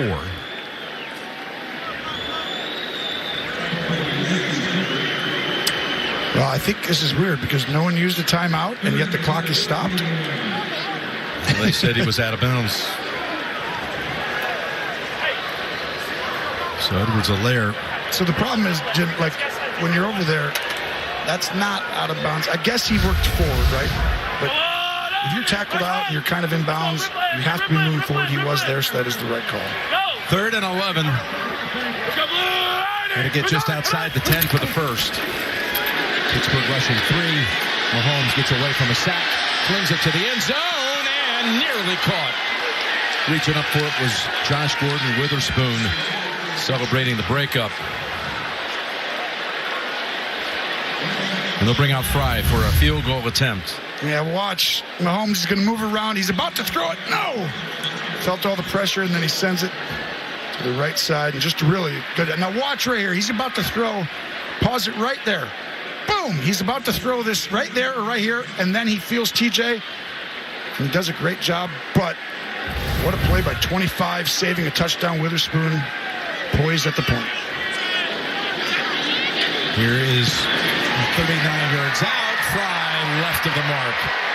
Tracy telling us there was not a whole lot of wind coming on that attempt. Remember, you said it was shoving things right. He may have been playing for that a little bit, and he missed it on that left side. That was huge for the Steelers. I mean, 3 possessions, and it feels like it's 5. But this is kind of what happens, Jim. It's like they're like always so close to not being able to come back. And I hear the hope in your voice. I do. Back in 30 after this from Progressive Insurance. They'll take a quick timeout there as we're still creeping towards the end of the first half in Kansas City. We are kicking off in the Seattle and Chicago game. Seahawks have the 10-point lead. And they have got to Matt Nagy coaching his guys to the very end here. Pete Carroll said the balance for the Seahawks is there. He's very happy with it. Also really happy with how the team's playing defensively, saying the Bears were lucky they even saw the end zone, guys. Bears 29th in red zone touchdown percentage this year. They punch one into the first half. Foles scrambling. Third string quarterback making his first start of the year, first action of the year for the former Super Bowl MVP, and he scampers out of bounds. Points in any one of those games. Single-digit totals. The last 4 at home, and now blanking Pittsburgh in the first half here. Yeah, that's impressive. Yeah, you want to talk about playing at the right time? You know, peaking. They're doing that. Roethlisberger decides to go underneath with it. Harris breaking a tackle, trying to get to the sideline. They called a quick timeout. 2nd and 2. Montgomery in the backfield. The rusher for the Bears scored Chicago's lone touchdown in the first half. They call his number. Trying to find some daylight. He picks up a first down. You know, we had a chance to talk to Nick Foles on Christmas Eve. Friends. There is a look at the family. Yeah, his wife and family. Bailey, Benjamin, Bodie there. He'll be turning 40 in a few months. Of course, there have been reports out there that this could be his last season, so. Very reflective, right? Yeah, you can tell. He just wants to talk about one. He is, but he wants to just talk about 1 week at a time. As again, they come into the week in playoff contention. Here he is throwing it complete to Gentry at the 44, and they'll stop it again with 4 seconds to go.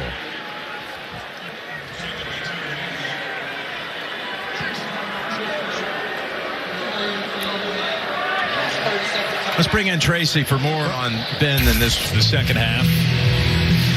Well, let's just say Foles could smile about it now when we were talking about it with him, but I'm sure at the time he wasn't too pleased. Well, I think they actually won that game, if I'm not mistaken, so he wasn't too mad at the interception. Well, that's nice not to bring that part up. Third tackle for a loss for Seattle. 2nd and 14.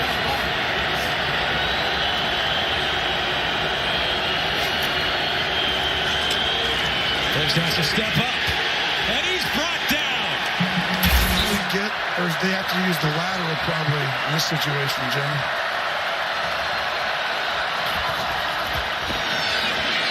Got to get the time, though, so he just has to dump it off. Neiman will bring it down at the 50. Wow, Kansas City does not give up anything. I mean, outstanding for such a month now. About 5 consecutive games. After a loss of 4, that's a loss of 6.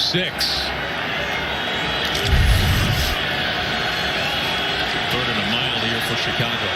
Not the third downs that Chicago talked about being, man. Last 2 third downs was definitely not the route they're trying to go.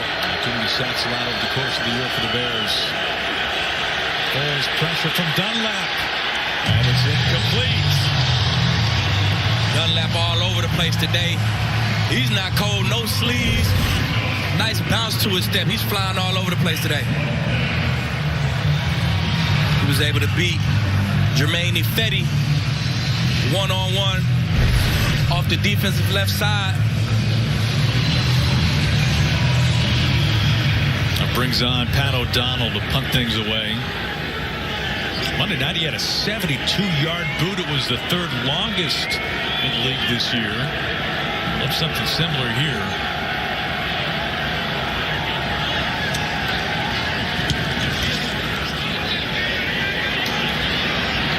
On the return, Freddie Swain. Just past midfield. Good starting field position for Russell Wilson and the Seahawks offense. They've got the lead and they'll take the field. Their first drive of the second half coming up.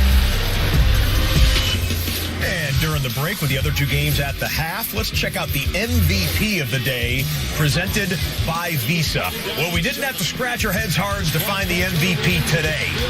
Joe Burrow, the Heisman Trophy winning national champion, #1 overall draft pick from last year, had the biggest game of his NFL life today.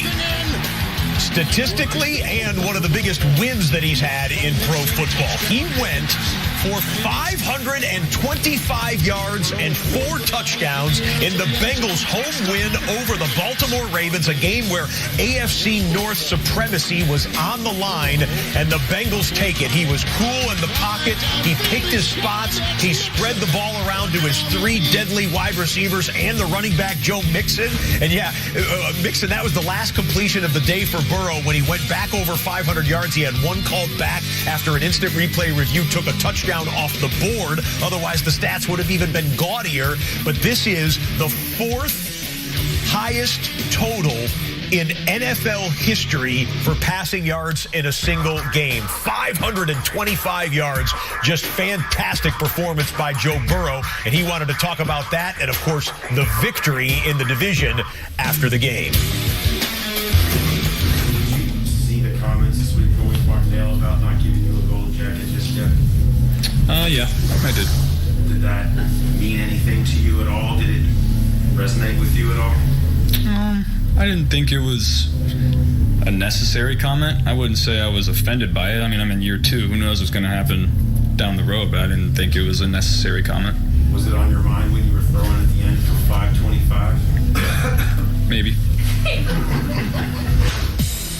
Yeah, okay. The backstory there was Don Wink Martindale, the defensive coordinator for the Baltimore Ravens, had said going into this game, hey, yeah, Burrow's a great player. He's really good, but let's not give him a gold jacket just yet. So Burrow saying, yeah, I didn't think that was a necessary comment. And if you know anything about Burrow's personality, he's had a chip on his shoulder going back to LSU, going back to even his Ohio State days, and he got the last laugh today with a 525 spot on there. And the Ravens and Steelers have been swept by the Cincinnati Bengals here in 2021. Last time that happened, the Bengals did it in 2009. Cincinnati, they control their path to the division championship in the AFC North in the next 2 weeks. He wants to take a shot all the way down the field to Lockett, and it's knocked loose and incomplete. The coverage by Deion Bush, stride for stride with Lockett. Good coverage by Deion Bush there. Good job playing the ball. Try to run a supercell, short corner and a big corner. Bears not fooled at all. It was Bush and Eddie Jackson who was taken off the COVID list. He was out Monday against Minnesota. That was the game you remember that the Bears were without their entire starting secondary. Yeah, that was a rough one, but they actually played well. Thomas Graham got a chance to start. He played well. They made do. They went against an explosive Vikings team, and and they didn't look half bad. And they held Kirk Cousins to a career-low 87 yards and held Justin Jefferson in check. That's a gain of 6 after the spin cycle run there from Penny. Brings up 3rd and 4 at the 43. DJ Dallas in the backfield. He scored the Seahawks only touchdown Tuesday in L.A. Wilson. High throw incomplete for Metcalf. Had DK Metcalf one-on-one in the slot. That ball just got away from Russell a little bit. You can't blame timing on that one right there. That ball just got away from him a little bit, sailed it a little bit. Can you blame the elements at all? You make it blame that finger in the elements. I mean, because your fingers get cold, and you got a broken, a healing finger in this weather. It could definitely bother you. Yeah, Wilson finally admitting earlier this week that he came back maybe too soon. He came back at half the time his surgeon expected, and finally admitted that he was not 100% with that finger when he returned.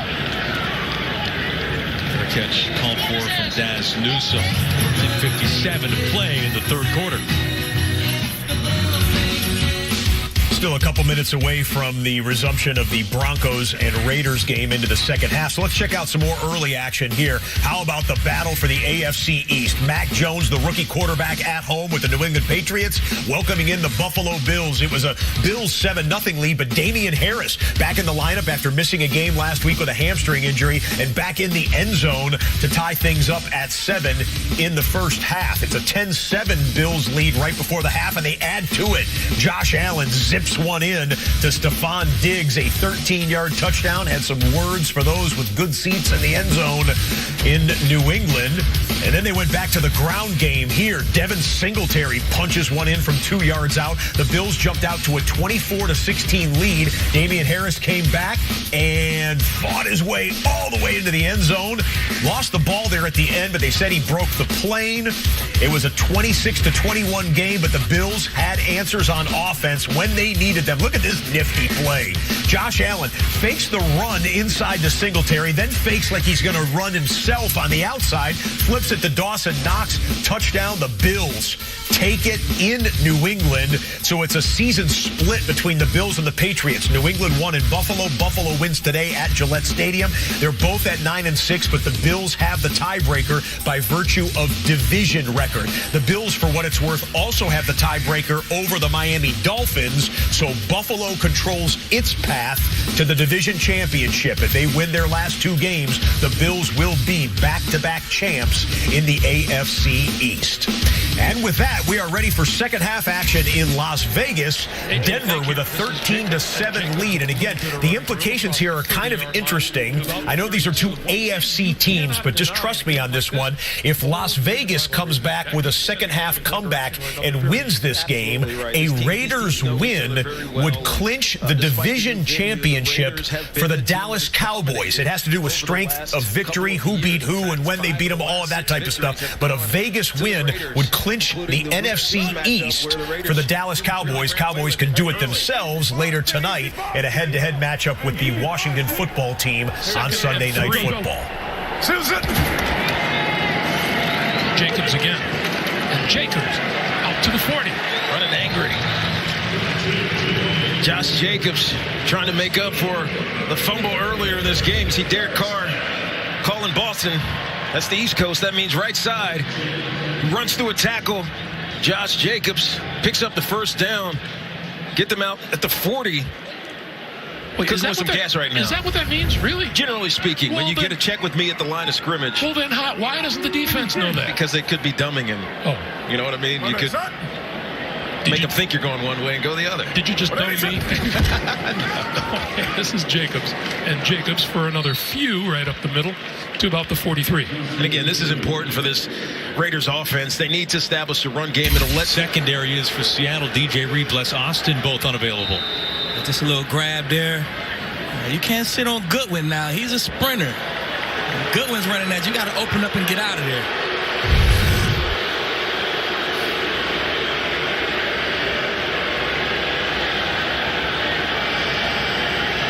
First and 10 from the 39. On the ground of Montgomery.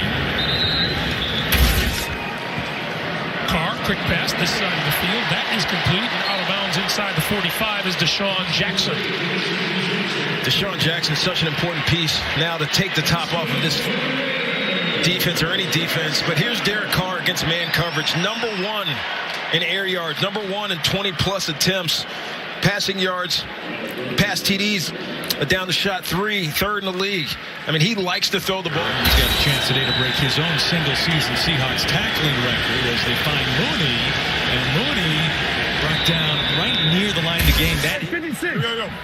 Hey, Wednesday, son. Wednesday. 180. They say, nothing. This is Jacobs.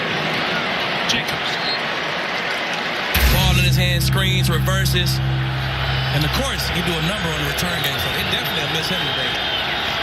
First down run for Montgomery. They're also without Allen Robinson, wide receiver for Chicago. He's missing his 2nd straight game because of COVID, so the Bears continue to be surprised we see one here. Jacobs with running room inside the 20-yard line. Lost ball. The ball is loose inside the 15, but it looks like, let's see, Ronald Darby. Coach Desai, he came on game day. He got cleared and was able to call. Nagy almost had to call all 3 phases of the game himself last week.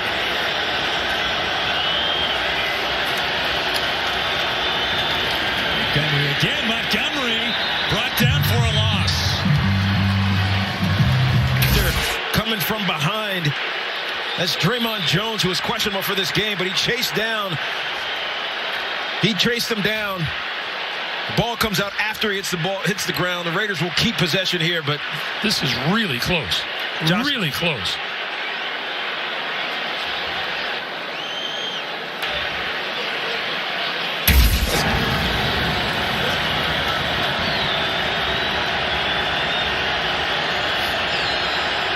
Just inside Seahawks territory.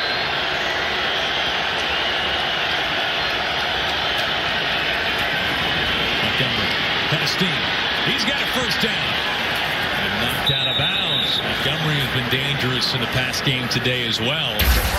After review, the runner is down by contact at the 17-yard line. Wow, talk about a crowd that feels strongly both ways.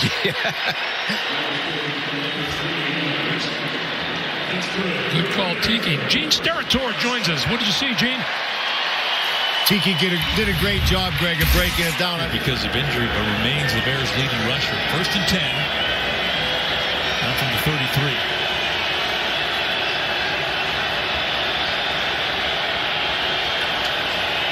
They feed him again. They waited and then burst through the by replay, by reversing.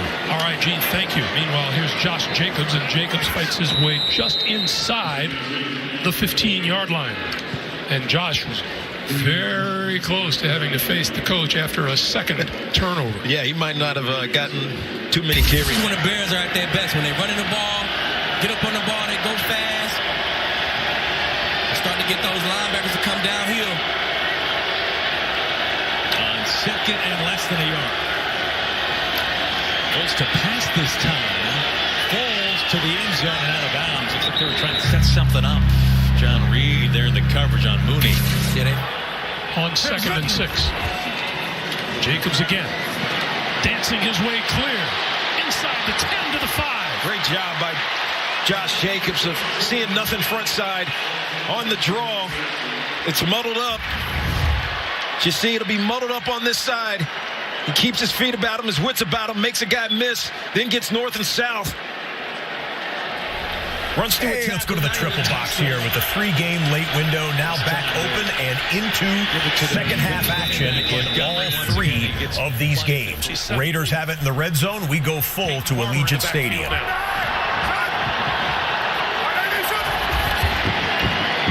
He has the football. He's got the end zone for the touchdown.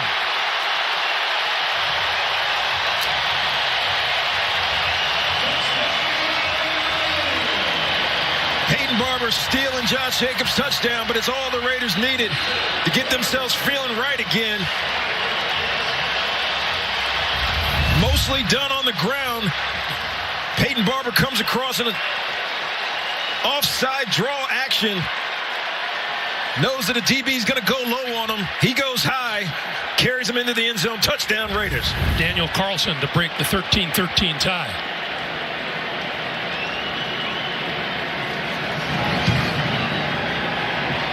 And it's good.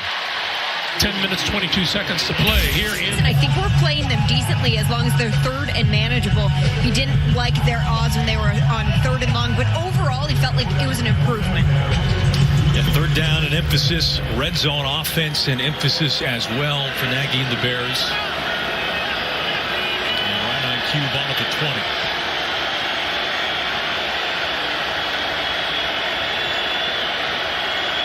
It's Khalil Herbert in the backfield, the rookie out of Virginia Tech. He gets the handoff. He's got a first down run. Clear path, touchdown Bears. Herbert's second career touchdown.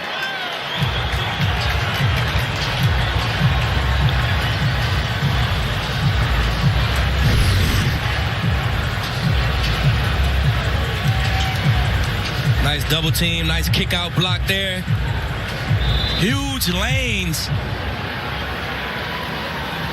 Huge running lanes for the Bears.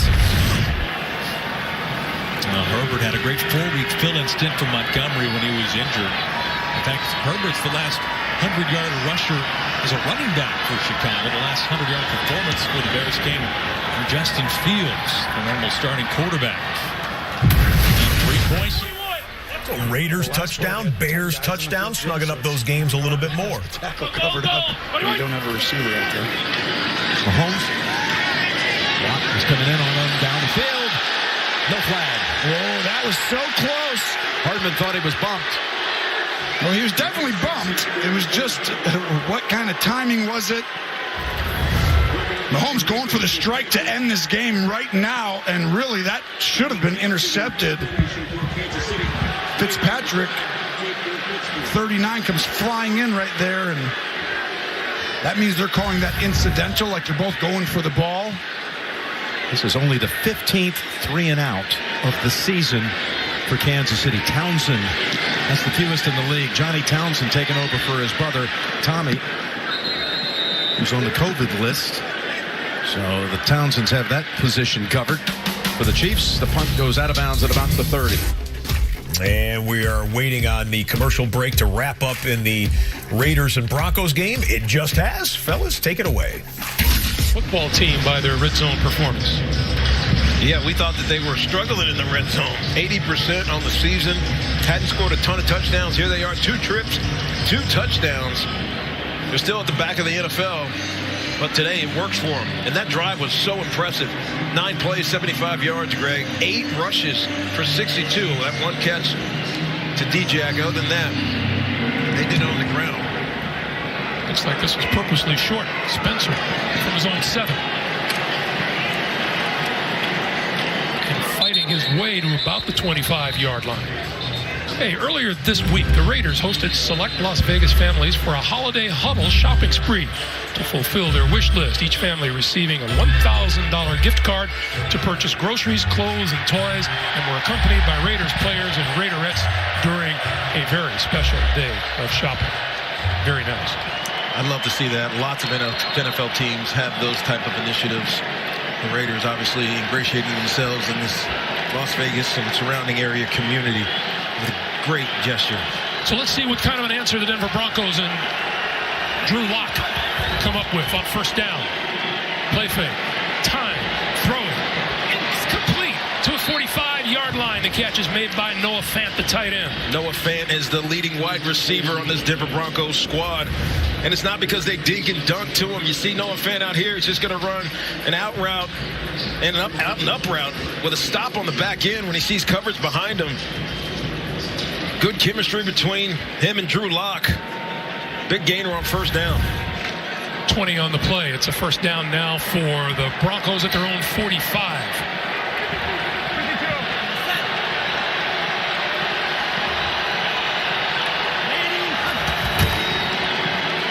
Melvin Gordon wrapped up immediately by Max Crosby. Max Crosby, such a special player. You watch him fly off the line of scrimmage here, up here, just flies around. The pulling guard has no chance to get to him before he's into the backfield, wrapping up Melvin Gordon.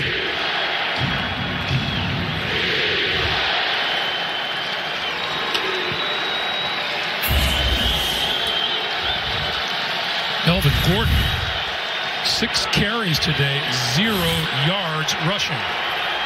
That's frustrating. 2nd and 13.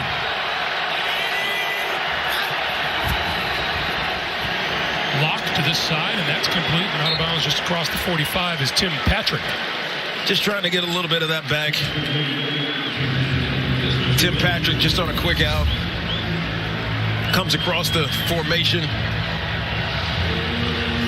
5-yard quick out. Desmond Trufant there. It's 3rd down. This is something Gus Bradley does not do a lot of. Blitzing. 13.2%. It's the lowest number in the National Football League. He can get home with his front 4. In particular, this guy right down here at the bottom, Max Crosby. They keep a chip on him, but he almost gets there. Incomplete off the hands of Fant. And close to being picked.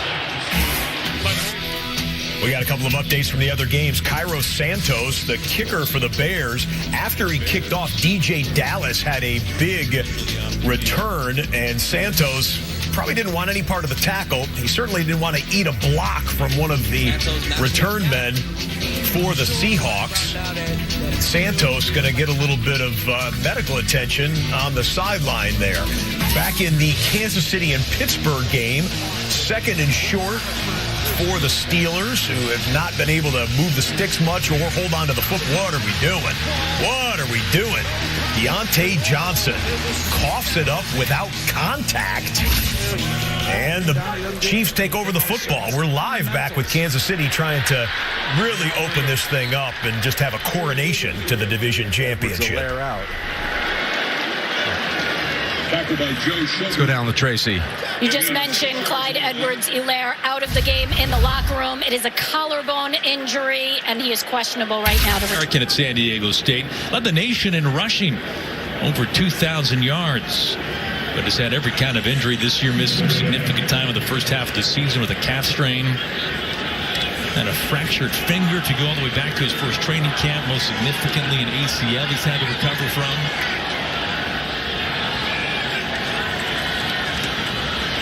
Play fake. Wilson rolls, fires, end zone, caught, touchdown, Gerald Everett.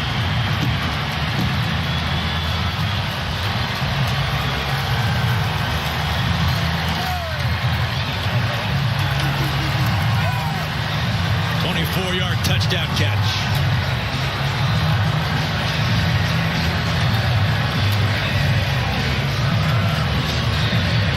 That's what happened when you get this run game going.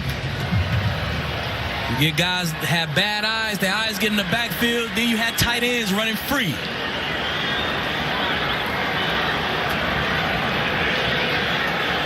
Fourth touchdown this year for Everett. Now point after. Good. 61 yards. Beat them badly, by the way. So they have the head-to-head, and they'll be slightly up on a whole brigade of other teams right behind them. And all these teams play each other, right? In Pittsburgh's division, you got the next couple of games, you'll see a bunch of them. Hardman able to slide through a tackle, just slipped right through it. And the Chiefs are motoring again. And you see the shorter passes work when teams are playing soft and deeper, and you just get it into your guys who are fast. And Hardman, you see a little bit of that run after catch that obviously Hill has made so famous, but Hardman has it as well. Good block there by Bell. Or actually, that was great. So another first down.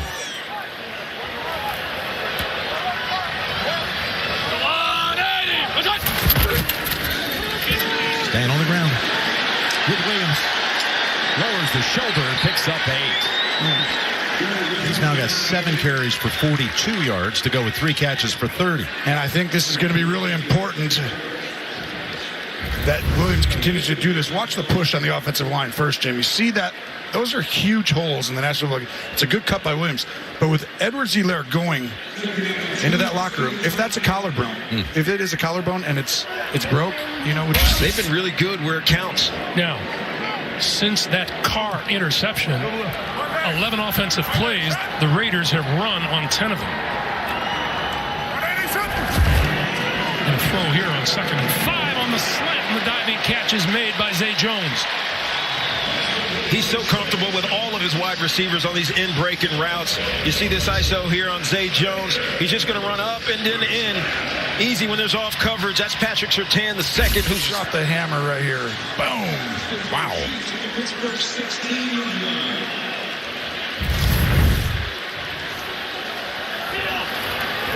Yellow.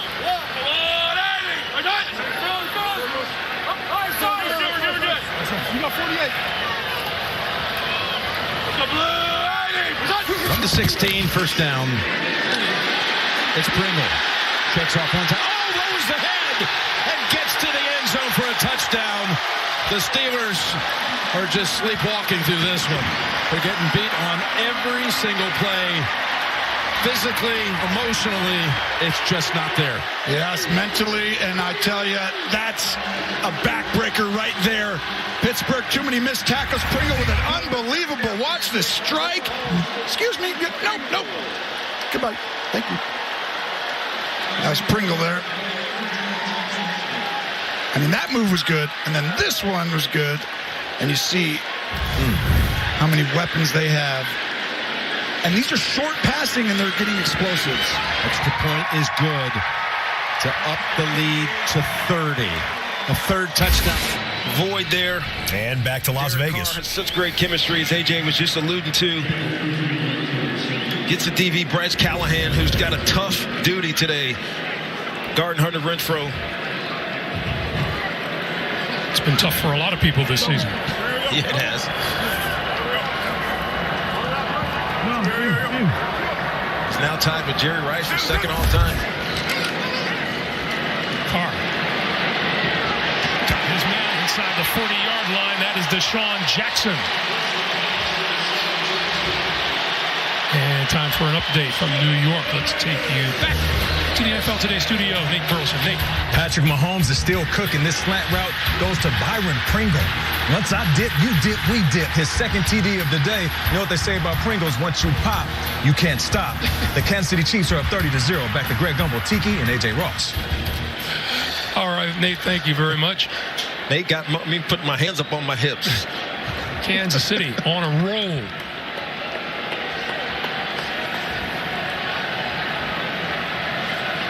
And got an injured player over on the sideline.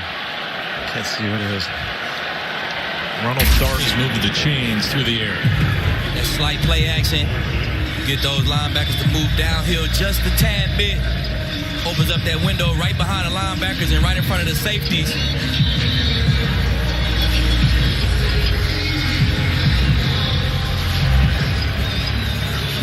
Third catch today for Darnell Mooney, leading receiver for the Bears. Got a chance for a 1,000-yard season this season. His first. A motion commit to tight end.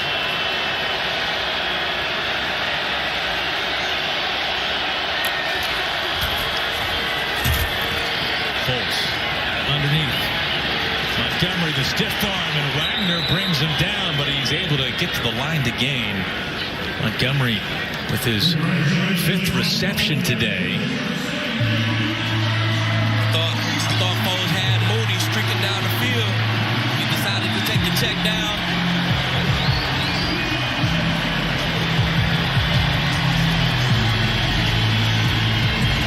Mooney off to the bench. 56. Sims out there. Barber. And right now, that offensive. Montgomery runs into a wall. He's able to fight forward for a few. Good surge after initial contact there for David Montgomery. Put some hard yards today for Montgomery against this Seahawks front. Definitely. I thought they had demanded the run. 134 total yards to 22 for Denver. Second and 2. We're good. Seals it. Jacobs. Nowhere to go this time. Walking it off on the near side. Number 91, Stephen Weatherly. Yeah, Stephen Weatherly was able to take advantage of Josh Jacobs missing this hole a little bit. Sometimes they're not all going to be clean and beautiful. He needs to stick his foot in the ground and get north and south. Just deal with the muck. Don't worry about trying to make somebody miss around the outside. You end up getting negative yardage. Only one player in the history of football that could do that well. That was Barry Sanders. Here's a 3rd and 6 now.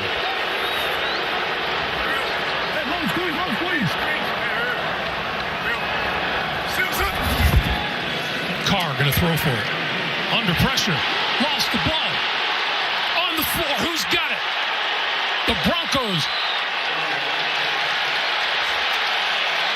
And again, turnovers rearing their ugly head for this Raiders squad, giving the ball right back to the Denver Broncos. And maybe to make matters worse, Derek Carr gets up holding his shoulder. Shelby Harris knocked it away. Draymond Jones recovered the loose ball.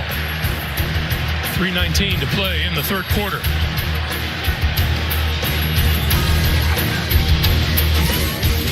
Double concern there with Carr holding his arm or his shoulder a little tenderly going to the sideline. Nathan Peterman is the backup for what it's worth for the Las Vegas Raiders. Cole Kmet, it looked like he was going to get tripped up short of the sticks, but then he spun out of it and was able to get 16 yards from Nick Foles on the pass play. Foles, 151 yards passing. And Kmet and the Bears will have a first down in the red zone when they start the 4th quarter. That's the end of the 3rd quarter. The Bears trail by 10, but have the ball on the 15-yard line. We'll get you there when they come out of break. 3 times, though. Only one. I can't remember if I hit that 3rd one. No, it wasn't me. Who is it? This guy just took the snap. That's right. He's had quite a career, but he's going to need it. That kind of a half that he did in those guys. I mean, he's going to have to throw. He's got 107 yards. He's going to need to get over 300 yards today to have a chance at that. And see if he gets back to Deontay Johnson. He's got Hughes on him at the bottom of the screen. Draw. Harris leaps and picks up the first. Now that's an effort. He jumped over L'Jarius Sneed. And the safeties are deep, and so they, you want to hurry up and go, but they are making the right decision. As he gets way over, and then the ability to finish, protect the football while you're doing this. Look at that. See how he locks that up? And that is an incredible jump. I haven't seen someone get that high, since I did against the kids in basketball yesterday, but that was so, he has that rare ability, Jim, to literally jump, cut, catch, passes, run routes. There's a 1st and 10 throw, and Claypool comes back to get it. He's going to have an unbelievable career, Harris. You have Claypool here, you have Johnson, and it's like, whoa. This is going to be something really special. Yeah, they've got some skill players, no question. They're not taking a back seat to anybody. Goldsmith, Talib. Making a Levy down on the sidelines for us. 1st and 10 for Foles and the Bears. At the Seahawks 15. Foles pressure. Dunlap crushes him to the ground. Dunlap has been all over the place today. He came with the inside move on Larry Borom. And Dunlap coming off a recent game, a phenomenal 3-sack effort. He's all over the place today. No sleeves. I like it, Carlos Dunlap.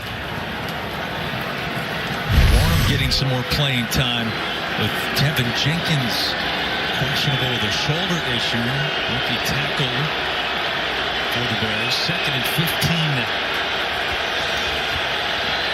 Foles, clean pocket. Zips it over the middle. Caught by Cole Kmet. Just shy of the first down. Shows you, what kind of company he's in. And means you got to do a lot of good things, right? Because you got to be in a lot of different packages. 2nd and 15. Gets it again. This time he can't hurdle over Sneed. Sneed's got hold of him. Tracy. 2 drives into the red zone today, 1 touchdown. As he documented, this has been the major Achilles heel. And Nagy saying that it is the priority. Not settling for field goals, but getting into the end zone. Use of emotion. Full straight ahead QB sneak. Needed a yard. Seahawks say he's short. Year nominee. And you got to give him some bonus points for that move. That was impressive. Cam's like a gentle giant who's not gentle on the football field. 3rd and 11. That is dropped by Deontay Johnson. Wow, that was a perfect throw by Ben. I think it's still going to be a penalty. The problem is it's probably Offside. Defense, number 95. Lining up in the neutral zone. 5-yard penalty. Replay 3rd down. Don't get cute here, Aaron. Just turn around and give it to Montgomery. Here's the single back. Full straight ahead surge once again. Seahawks continuing to say that they stopped him.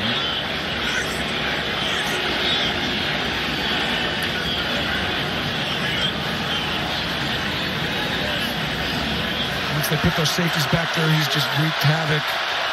Still a 3rd down. 3rd and 6.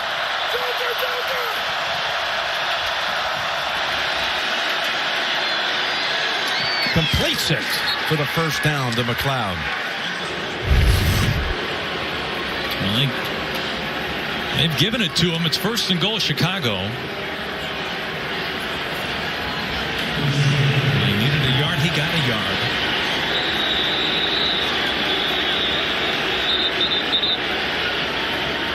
Look at it. I didn't see one body cross the 5-yard line there, and I seen the whole line go backwards. I don't know if he got that. That's what Pete Carroll's thinking. Seattle is challenging the ruling on the field of a 1st down. We'll review the play. Well, we'll see if they can actually sort something out. Tough to see that. People discussed, is it over monitored? And Tomlin was asked about it recently. He's a big advocate of this penalty. He believes taunting is not something that belongs in this game. I agree. Unsportsmanlike conduct. That's taunting. Offense. Number 13 for Thompson. The foul occurred after the 1st down was been made. Dead ball. So after the 15-yard penalty, it'll be 1st and 10. Those eyes right there. Tomlin's upset. So the Broncos got into field goal range. Brandon McManus, who already had taken a swing at a 55-yarder earlier. Whoa! That one went off the strip in Las Vegas. Misses wide right, and then still a Raiders lead, 14-13. Coming up on the end of the 3rd quarter, Dallas Cowboy fans, it's getting real. I'm kind of interested if the Cowboy fans want to clinch the division and in this time slot here, or if they want to wait until tonight on Sunday Night Football and handle business themselves. Nothing's guaranteed in the NFL, so it doesn't have to happen tonight or even today. But if the Raiders hold on and win that, the Cowboys take the division. Tyron standing on the sideline like he's ready to come back in. Here's a 1st down handoff. Harris and Chris Jones rides with him down to about the 32. Back to Tomlin. As Tyron does, in fact, return. He talked to us yesterday about how they engineered victories. He always has an interesting way of phrasing things. The way they have figured out ways to win. They won last week with 168 yards of offense. Engineering the victory. That's also another way, by the way. That's not what he's trying to say, but it's good coaching, getting the most out of your team. Yeah, way cool. Just outside the stretch. I mean, a lot of it is him actually, he's not saying, hey, it's great coaching. He's actually telling you, our team is built this way. This is our deficiencies. Here's our strengths. We're going to go ahead and try and allow our deficiencies not to beat us every week. So we're going to go ahead and take people who are not good at certain things. We're not going to put them in those environments. So we're going to cultivate an environment where they're doing more of the stuff they're decent at. Now, how do we hide it? All right. Well, that's how you evaluate it as coaches. And they do that. They know they can't just shut people down. They've lost a bunch of players in the run game and everything. So they might give up certain yards. But they're going to go ahead and stop you on 3rd and 2 instead of a 3rd and 7. Here's a 3rd and 4. And it goes through the hands of Harris. And Hitchens was ready to close in on him. Had he caught it, 4th and 4, and they'll go for it. Yes, and they go for this one. But that's how you win games, right? It's like you've got to double box in the Bears and Seahawks, 1st and goal. Single back. They give to Montgomery. Tries to jump cut and is brought down for a loss. Vincent Mayowa. Mike, as we check with Mike Pereira. Mike, how do you mechanically 5 at practice instead of 3rd and 7 to 10? And all of a sudden your team gets really good in this little area, and that can get you off the field. And then you got to go practice a lot of 4th downs and 4. Otherwise, you're going to lose the game. Here it is. Going for the deep ball. Flag is out. Claypool was the target. It goes down as a lost timeout now for the Seahawks. 2nd and goal. And for loss of 1. Foles pressure. Foles is brought down again. Rasheem Green, his 2nd sack of the day. The Seahawks fouls on the play, both by the defense. Offside, defense number 95 for lining up in the neutral zone. This penalty is declined. Pass interference, defense number 38. Spot on the foul, automatic, 1st down. Press coverage.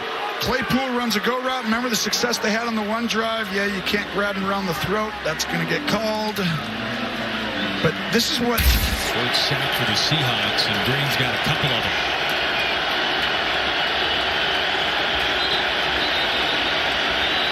Whistles come in, a flag.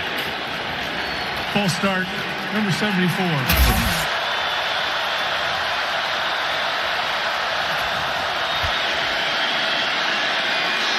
Incomplete. He was trying to connect with Deontay Johnson. Back up 5 more yards, so down 10. You would assume if they don't get it here, they kick a field goal.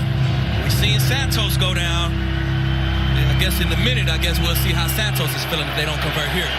Fetty now gets to feel the effects of the crowd, the 12s here in Seattle.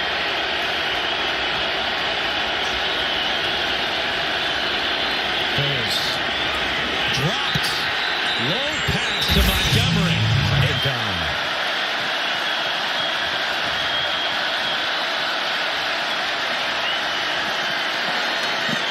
Another incompletion going for McLeod. Now you got 4th and a field goal attempt from the 17, so they definitely went the wrong direction there. Santos, this will be from 35. He made 14 straight to begin the year. Entering today 6 of 10 since that hot start. Straight away from 35 yards out. Easy put through for Santos. Near the end zone. Inactive after being concussed against Tennessee. Here's the 3rd and 10.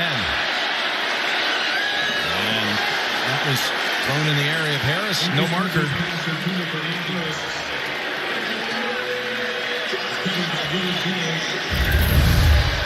Pressure from 95. Jones going to split the double team.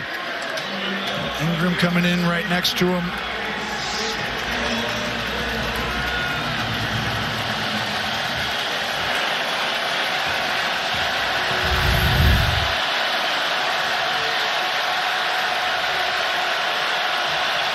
Watch down here. He's looking at this safety or this safety. Who comes down, throw to that side. He got movement on the left side of the offensive line. False start. Offense, number 77. 5-yard penalty. Still 4th down. The blue move, so now you got 4th and 15. They're going to bring up Boswell.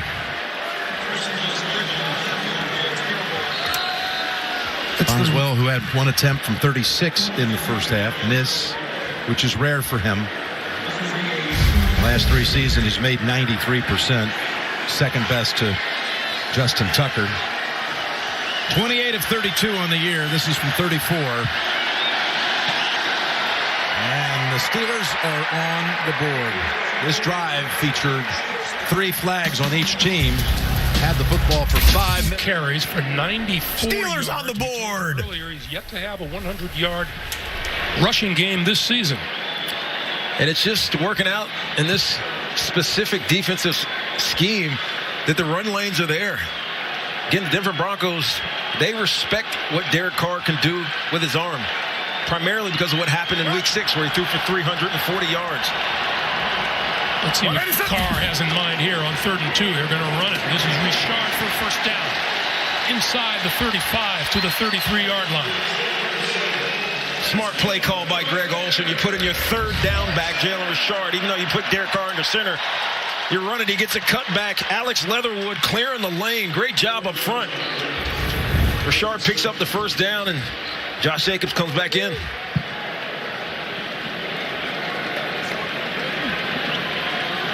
$11:20, and the clock is moving.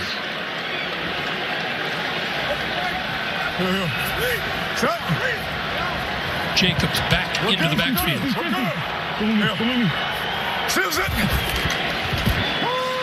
Carr on the move, throws. That's complete to the near side, and that's Foster Moreau. A reminder for you, football's iconic show Inside the NFL, streaming Tuesdays at 9:30 on Paramount+.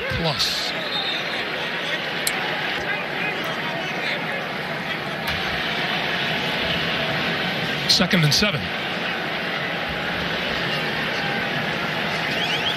You know, it's an interesting game also, Tiki, in that these teams have not really gone the deep shot route. You're right. Tyron Johnson, number 17, had a shot that one, but Derek Carr decided to check that one down instead. It's like he'd been waiting all day for a shot. Jacobs cuts it back inside to the 20. That'll be another Raider first down. Baron Browning making the stop. This was such a good job by all involved in this particular run.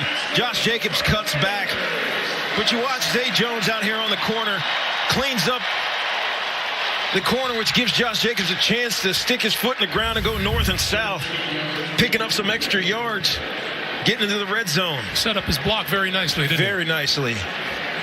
Rushing average 85.5 yards on the season for the Raiders. 132 on the ground today.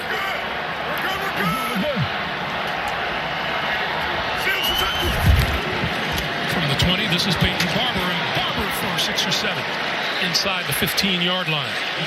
They are just leaning on and wearing on this Denver Broncos defensive front as you see a wholesale substitution coming in now for Denver. Josh Jacobs. Obviously, that was Peyton Barber on that last carry, but Josh Jacobs, first game this year, over 100 yards. Up to 104. And his first since mid-November of last season against Denver. That's right. They're in the red zone, Greg. They've been good so far today. 2nd and 4. Barber. Not much doing there. We talked about this last night, and we referenced it a little bit. That whole front three of the Denver Broncos, Draymond Jones and Mike Purcell and Shelby Harris, were kind of questionable all week long, but game time comes around. I guess the more important the game becomes, the healthier you become. Yeah, you almost have to play, but at some point, those injuries, they're nagging. They start to wear on you. Your body gets fatigued quicker. Big 3rd and 4. Carr with time. Brought it down, and now he's going to go down at the 25-yard line.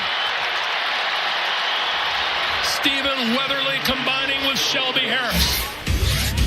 Get you right back to Las Vegas in a moment after we show you Rashad Penny takes the handoff, picks a hole right up the middle, stiff arms a man down to the ground, outruns the next man who tries to punch the ball out, goes out of bounds, but not until a 32-yard gain.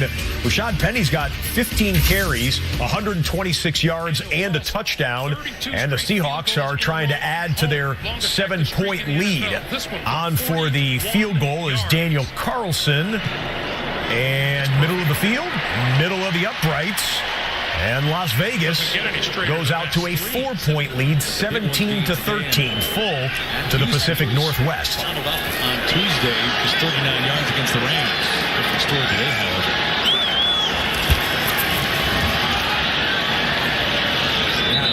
Definitely, Penny is definitely the healthy back right now, the one with the juice. So with Seattle, it seems like just the healthy guy, whoever running the ball the best, they kind of get the nod for the week. And right now, it's definitely Penny.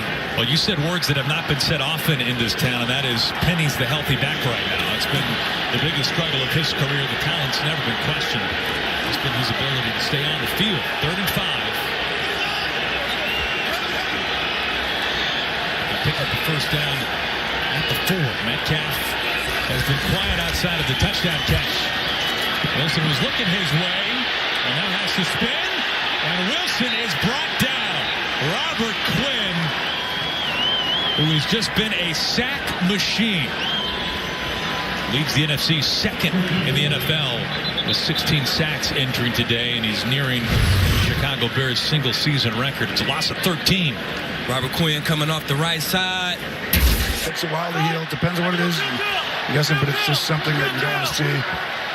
But you're going to have Williams and Gore take a ton of these reps, and they might have to find somebody else for this playoff run. There's Williams, going to be about a yard short. Myers on to attempt from 39 yards. And he's down the middle and good. Oh, I beg your pardon. He misses from 39. It started out true. Took another direction.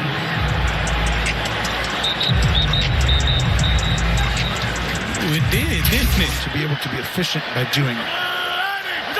3rd and a foot. And they easily pick up the first. Look at that opening they had. And that'll run out the 3rd quarter.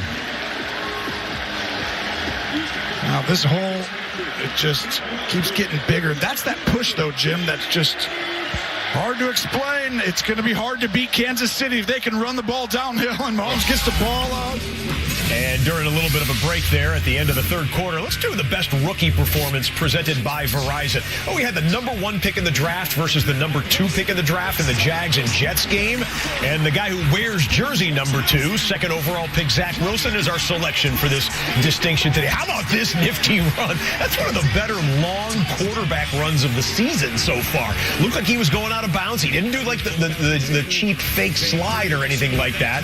Ran it in for the touchdown, and then he threw one as well to an offensive tackle who was lined up as an eligible wide receiver there. Zach Wilson, 102 yards passing in that touchdown, 91 yards rushing in the touchdown we just showed you.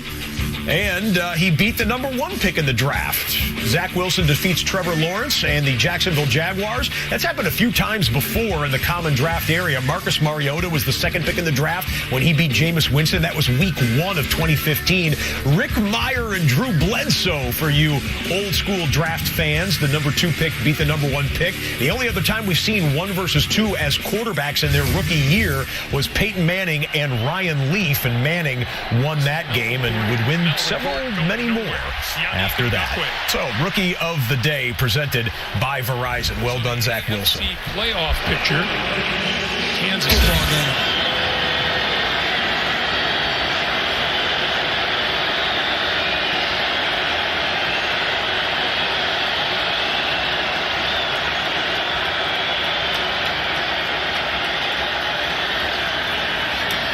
Pumps, throws, and completes. A lot of help. Now, winning away from home for the Broncos against these Raiders is no sure thing. That pass is complete to Noah Fant. Fant is single-season franchise record.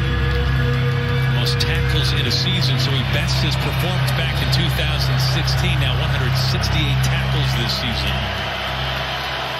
He's on a short list of most consecutive 100-tackle campaigns. This is his 10th. Only Ray Lewis and London Fletcher. John Carroll, D3 product with him. One of the best in our league, Aaron. And here, 3rd down, he's still on the field. 3rd and 4, incomplete. Hoping something happens.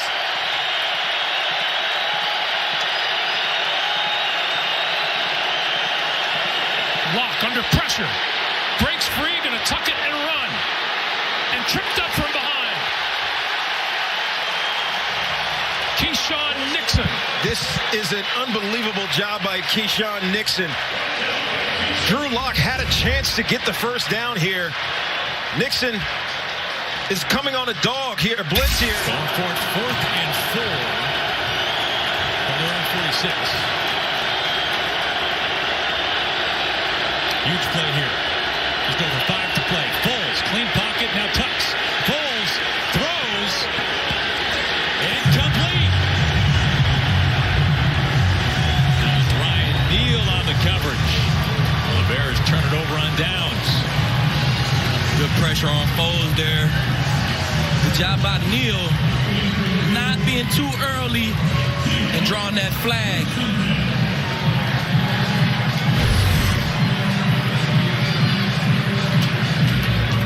Right, he just barely got his head around and made it at least look like he was looking back for the ball. That's why he didn't get that flag. He did make it seem like he was getting his head around to that football, and it was enough. Credit belongs to the Raiders D.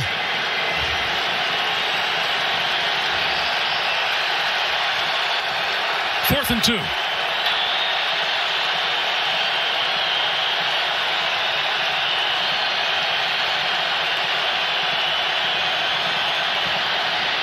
Locke looking, throwing, got his man.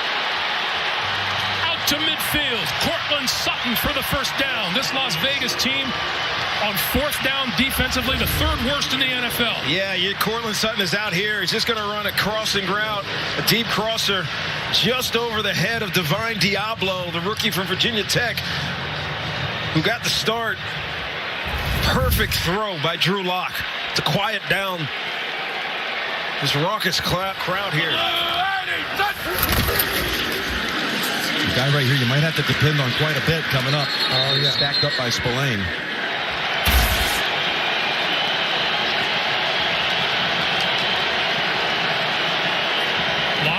Looking right, throwing right, incomplete. Missed Tim Patrick at the sideline. It'll be 2nd and 10.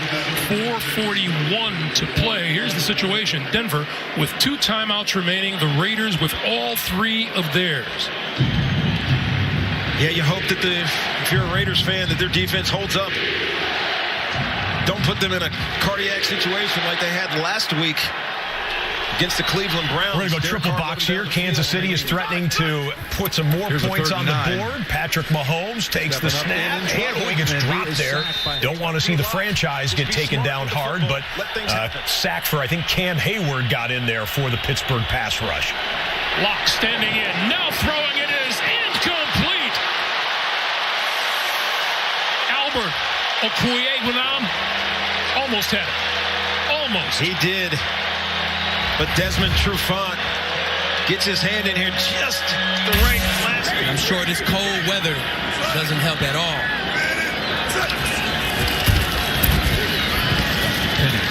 Pete Carroll, flag comes in. Very quick to point out from a timing standpoint. Metcalf and Wilson not having a chance to work on a regular basis. Number 84, offense.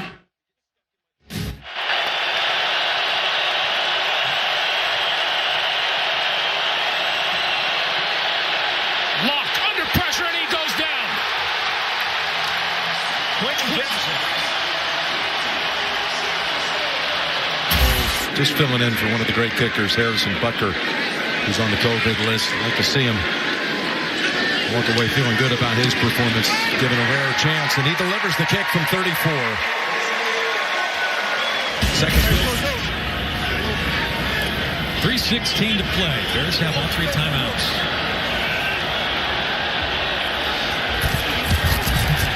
Eskridge again. Eskridge.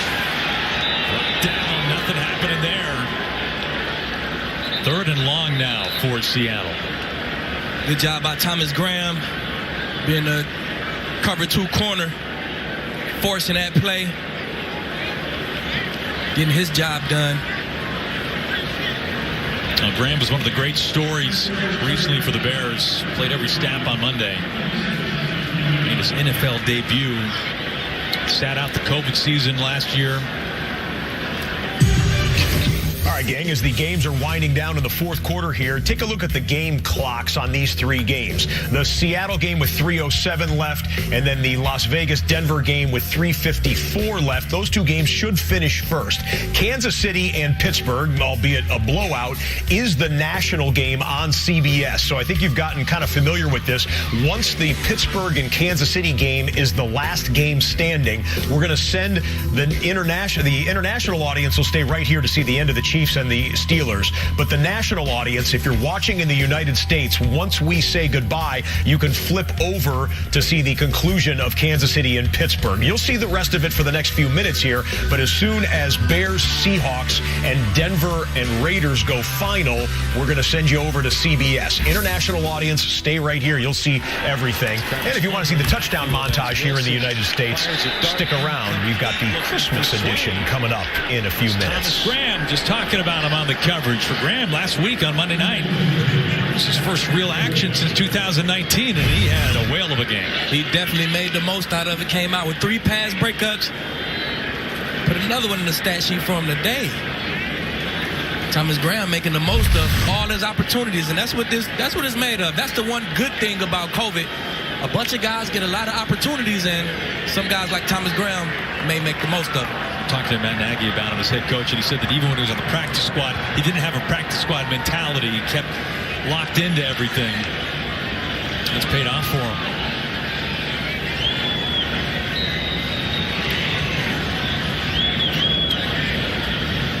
Flag comes out. Delay of game, offense, number 4. Penalties declined, 4th down. 3:03 remaining. Bears are without their Pro Bowl punt returner, Jakeem Grant. He is out with a concussion. Daz Newsome, who collected his first career reception earlier today, the rookie out of North Carolina, and the punt return duties.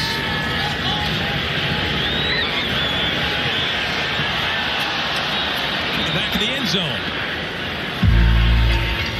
Well, next Sunday, the race for the playoffs continues on Fox with a huge doubleheader. It's a full slate of games with playoff implications and an all-star. America's #1 pregame show. Check local listings for the matchups in your area. Only on Fox. On Fox Sports Network. 119 yards. Oh, and the ball comes out of his hands. Picked up all the way down to the 6-yard line is Jaron Reed. As if things couldn't get worse. For a Steeler fan, you got to scream, but it's a fake reverse. And Wharton's going to come in, number 98, and read it correctly. And that's a fumble. And Reed recovers it. I mean, it's forced, by Wharton. Yep. Treshaun Wharton, and Green saves a touchdown return. 3.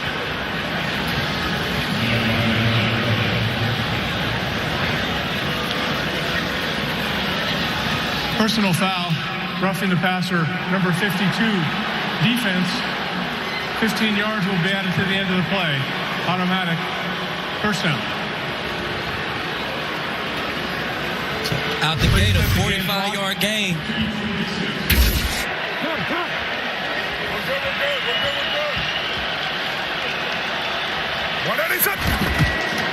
Jacobs again. And that big offensive line of the Las Vegas Raiders. Yard gain on the first play. Still 2 minutes and 45 seconds left to work with. Mooney came off just a bit gimpy there. He's on the sideline now. 1st and 10. Foles knew exactly what he was going to get on the last play. From the 35. Now the backfield. Good catch made by Montgomery. Extending his arms and dragging a man with him for the first down. That's Hugo Amadi. Again, Foles know he's going to get zone coverage. Make a quick throw so the running back can catch and run. And get him in some space. He break a tackle, turn to 10 yards. 6th catch for Montgomery. 7. Montgomery, another first down catch. As the Bears just continue to move the chains. That's good for 15. To the 2-minute warning. 24-17. During a quick timeout here, let's do the Subway refresh today. We refresh the NFC playoff picture. So this is the way the NFC playoff picture looked coming into today. Green Bay already has locked up the division championship, and Green Bay has the strong inside track for the number 1 overall seed. Dallas started the day as the 2 seed, waiting to play on Sunday Night Football. Go ahead and let's refresh it and show you that the Rams and Buccaneers wins bring up Los Angeles and Tampa Bay ahead of Dallas, at least temporarily. If Dallas wins tonight, Dallas will jump back up to the 2 seed. And hey, Arizona gets into the playoffs. A little side door open from them with some combination of some things. Even after their loss yesterday, Cardinals are in the postseason. Niners and Philadelphia hold on to the 2 spots in the wild card in the NFC. You see the teams in the hunt as well. And that is your refresh presented by Subway. Well, it's all over for Patrick Mahomes. He can go and get the T-shirt and the hat that say AFC West Division Champions on the sidelines. They'll be breaking out that box pretty soon for big number 15. Chad Henne is in at quarterback for the final 11 minutes in KC. He's lost it again. Well, Henne, 2 handles and 2 fumbles, and maybe he needs some reps before the playoffs. Well, the ground is wet, and there's no question when the ball's coming up, you'll see there's a little bit to it. But you don't always snap with that guy. It's been a long time since he goes in there and snaps with Humphrey. And Humphrey's in his first year, so this is why you practice snaps on the side all the time, but it's still hard. Now you're going to see him go right to shotgun 100%. It could be 3rd and inches, and the coach would be like, just get in shotgun here. Give it to Williams. And it's Hayward pushing him back. So the call there, running it. Well, you're a head coach. You just watched us fumble the first snap. You're Andy Reid. The second one, you fumble yourself. You're like, all right, Chad, I've seen enough. Give the ball and just let's get off of this. We got the game won, but I'm not letting you, because all of a sudden it feels like you're doing bad after bad. And now you're going to ask me to throw it on 3rd and 10 in the red zone with the 18 guys trying to intercept it down there. It feels like everyone's congested. It's the right call there. Elliott Fry from 30 yards. For his 3rd field goal make of the day. And it's good. Just inside the left upright from 30 out. 9:41. We can see if they hold up here and keep Foles out the end zone. Foles holds on to it. Scrambles. Ball is out. And the Bears. It was Carlos Dunlap who forced it. He's had a monster game. Carlos Dunlap again. What is that, his 2nd or 3rd sack of the day? 2nd sack of the day? He's been everywhere. A bunch of pressures, a bunch of hurries, sacks. He's all over the place. 2nd for Dunlap. Fetty able to get on top of it, the former Seahawk. Bears moving backwards in the red zone again. We've got a red zone offense of the Bears. One of the last in the league and one of the best red zone defenses in the NFL in the Seahawks. 2nd and 14 now. Foles to the back of the end zone. Kmet is out of bounds. Was able to make the catch. Heck of a catch. Bobby Wagner in perfect position. Kmet just not able to get his feet down in time to score that touchdown. No feet down. Yeah, clearly out of bounds. As if you needed the official ruling. Ball at the 15.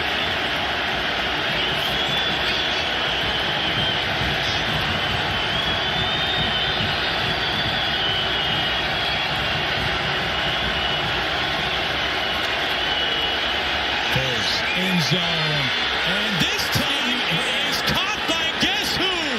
Jimmy Graham, the former Seahawk, with the touchdown just a minute to play. I mean, it was nothing to that. It was just, Jimmy, I'm throwing it to you. Go up and make a play. He just went and boxed him out. Throw it up. Just Graham's second catch of the game. John Reed a little outmatched. Did a good job attempting to play the ball. Bears going for the win. They are going for two. Montgomery in the backfield with Foles. Foles, design roll. Foles, back of the end zone. And it's Damiere Byrd. And he makes the catch and converts. What a throw and catch. Bears take the lead with 1:01 to play in Seattle. And sprint out to the right. He had him open for a second. He threw it kind of late. I thought he almost messed it up. Seattle tried to carry him out the back of the end zone. He still was able to get a knee down.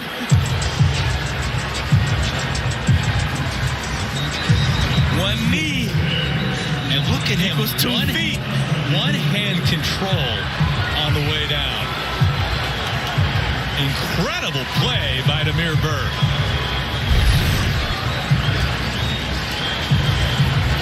One-on-one left. And you want to talk about two great plays, two great throws. Foles to Graham, Foles to Byrd. That's when I think Foles is at his best, man. That may have been just a game-winning play for the Chicago Bears, but Russell Wilson will have the last say. A game-winning play for the Raiders? Right there. Foster Moreau on 3rd and 2. They have the guts to throw it deep on play action, and they kneel on it to run out the clock there. The Las Vegas Raiders get a crucial victory to keep their playoff hopes alive. Denver slides back 17-13, the final score. And with the Las Vegas win, the Dallas Cowboys are the division champion of the NFC East. There was a number of different tiebreaker scenarios that had to happen, but by strength of victory tiebreaker, Dallas, the champions in 2021 of the NFC East. And we'll see Dallas tonight on Sunday Night Football. Fourth quarter, 32 seconds left. Wilson hit Golden Tate for a 14-yard touchdown. That gave the Seahawks a 17-14 lead. Seattle forced overtime. And then a 13-yard game-winning touchdown to Sidney Rice. Seahawks won 23-17. If anybody could get it done, it's Russell Wilson. I've seen him do it far too many times in my career. 2 timeouts left. Remember, the Seahawks lost a timeout because of a challenge. 53 seconds remaining, down by 1. They swing it out to DJ Dallas. Dallas hunting out of bounds. And he gets there. Clock stops for 48 seconds. One more reminder. When this game goes final, we're going to have you in the United States flip over to CBS if you want to see the end of the Chiefs and the Steelers. Chiefs are blowing them out. It's a victory parade for Kansas City, but we will be flipping you over to CBS. The international audience, keep it right here. Russell Wilson sacked that they want to use a timeout. We will watch the rest of the Bears and Seahawks here. If anything huge happens in the next minute between the Steelers and Chiefs, we'll break in and show you that as well. But a key penalty against Seattle puts them a little further behind the 8 ball.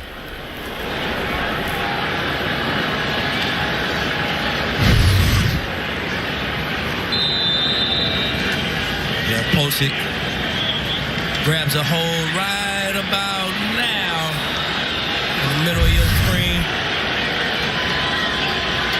Second and 16. There's that 3-by-1 formation.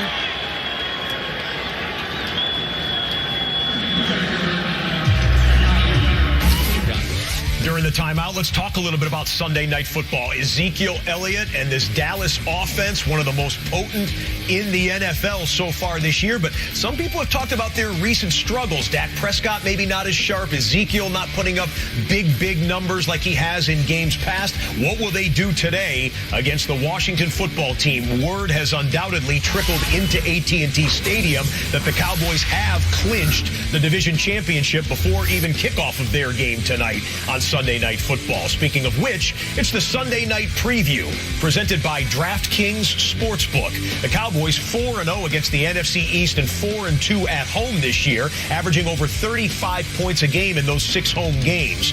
Washington has won 3 of the last 7 against the Cowboys. Meanwhile, the Cowboys quarterback has only thrown for over 255 yards 5 times this season, so keep an eye on that. DraftKings Sportsbook is an official sports betting partner of the NFL. And tonight, new customers can bet $5 on their team to win, and if they do,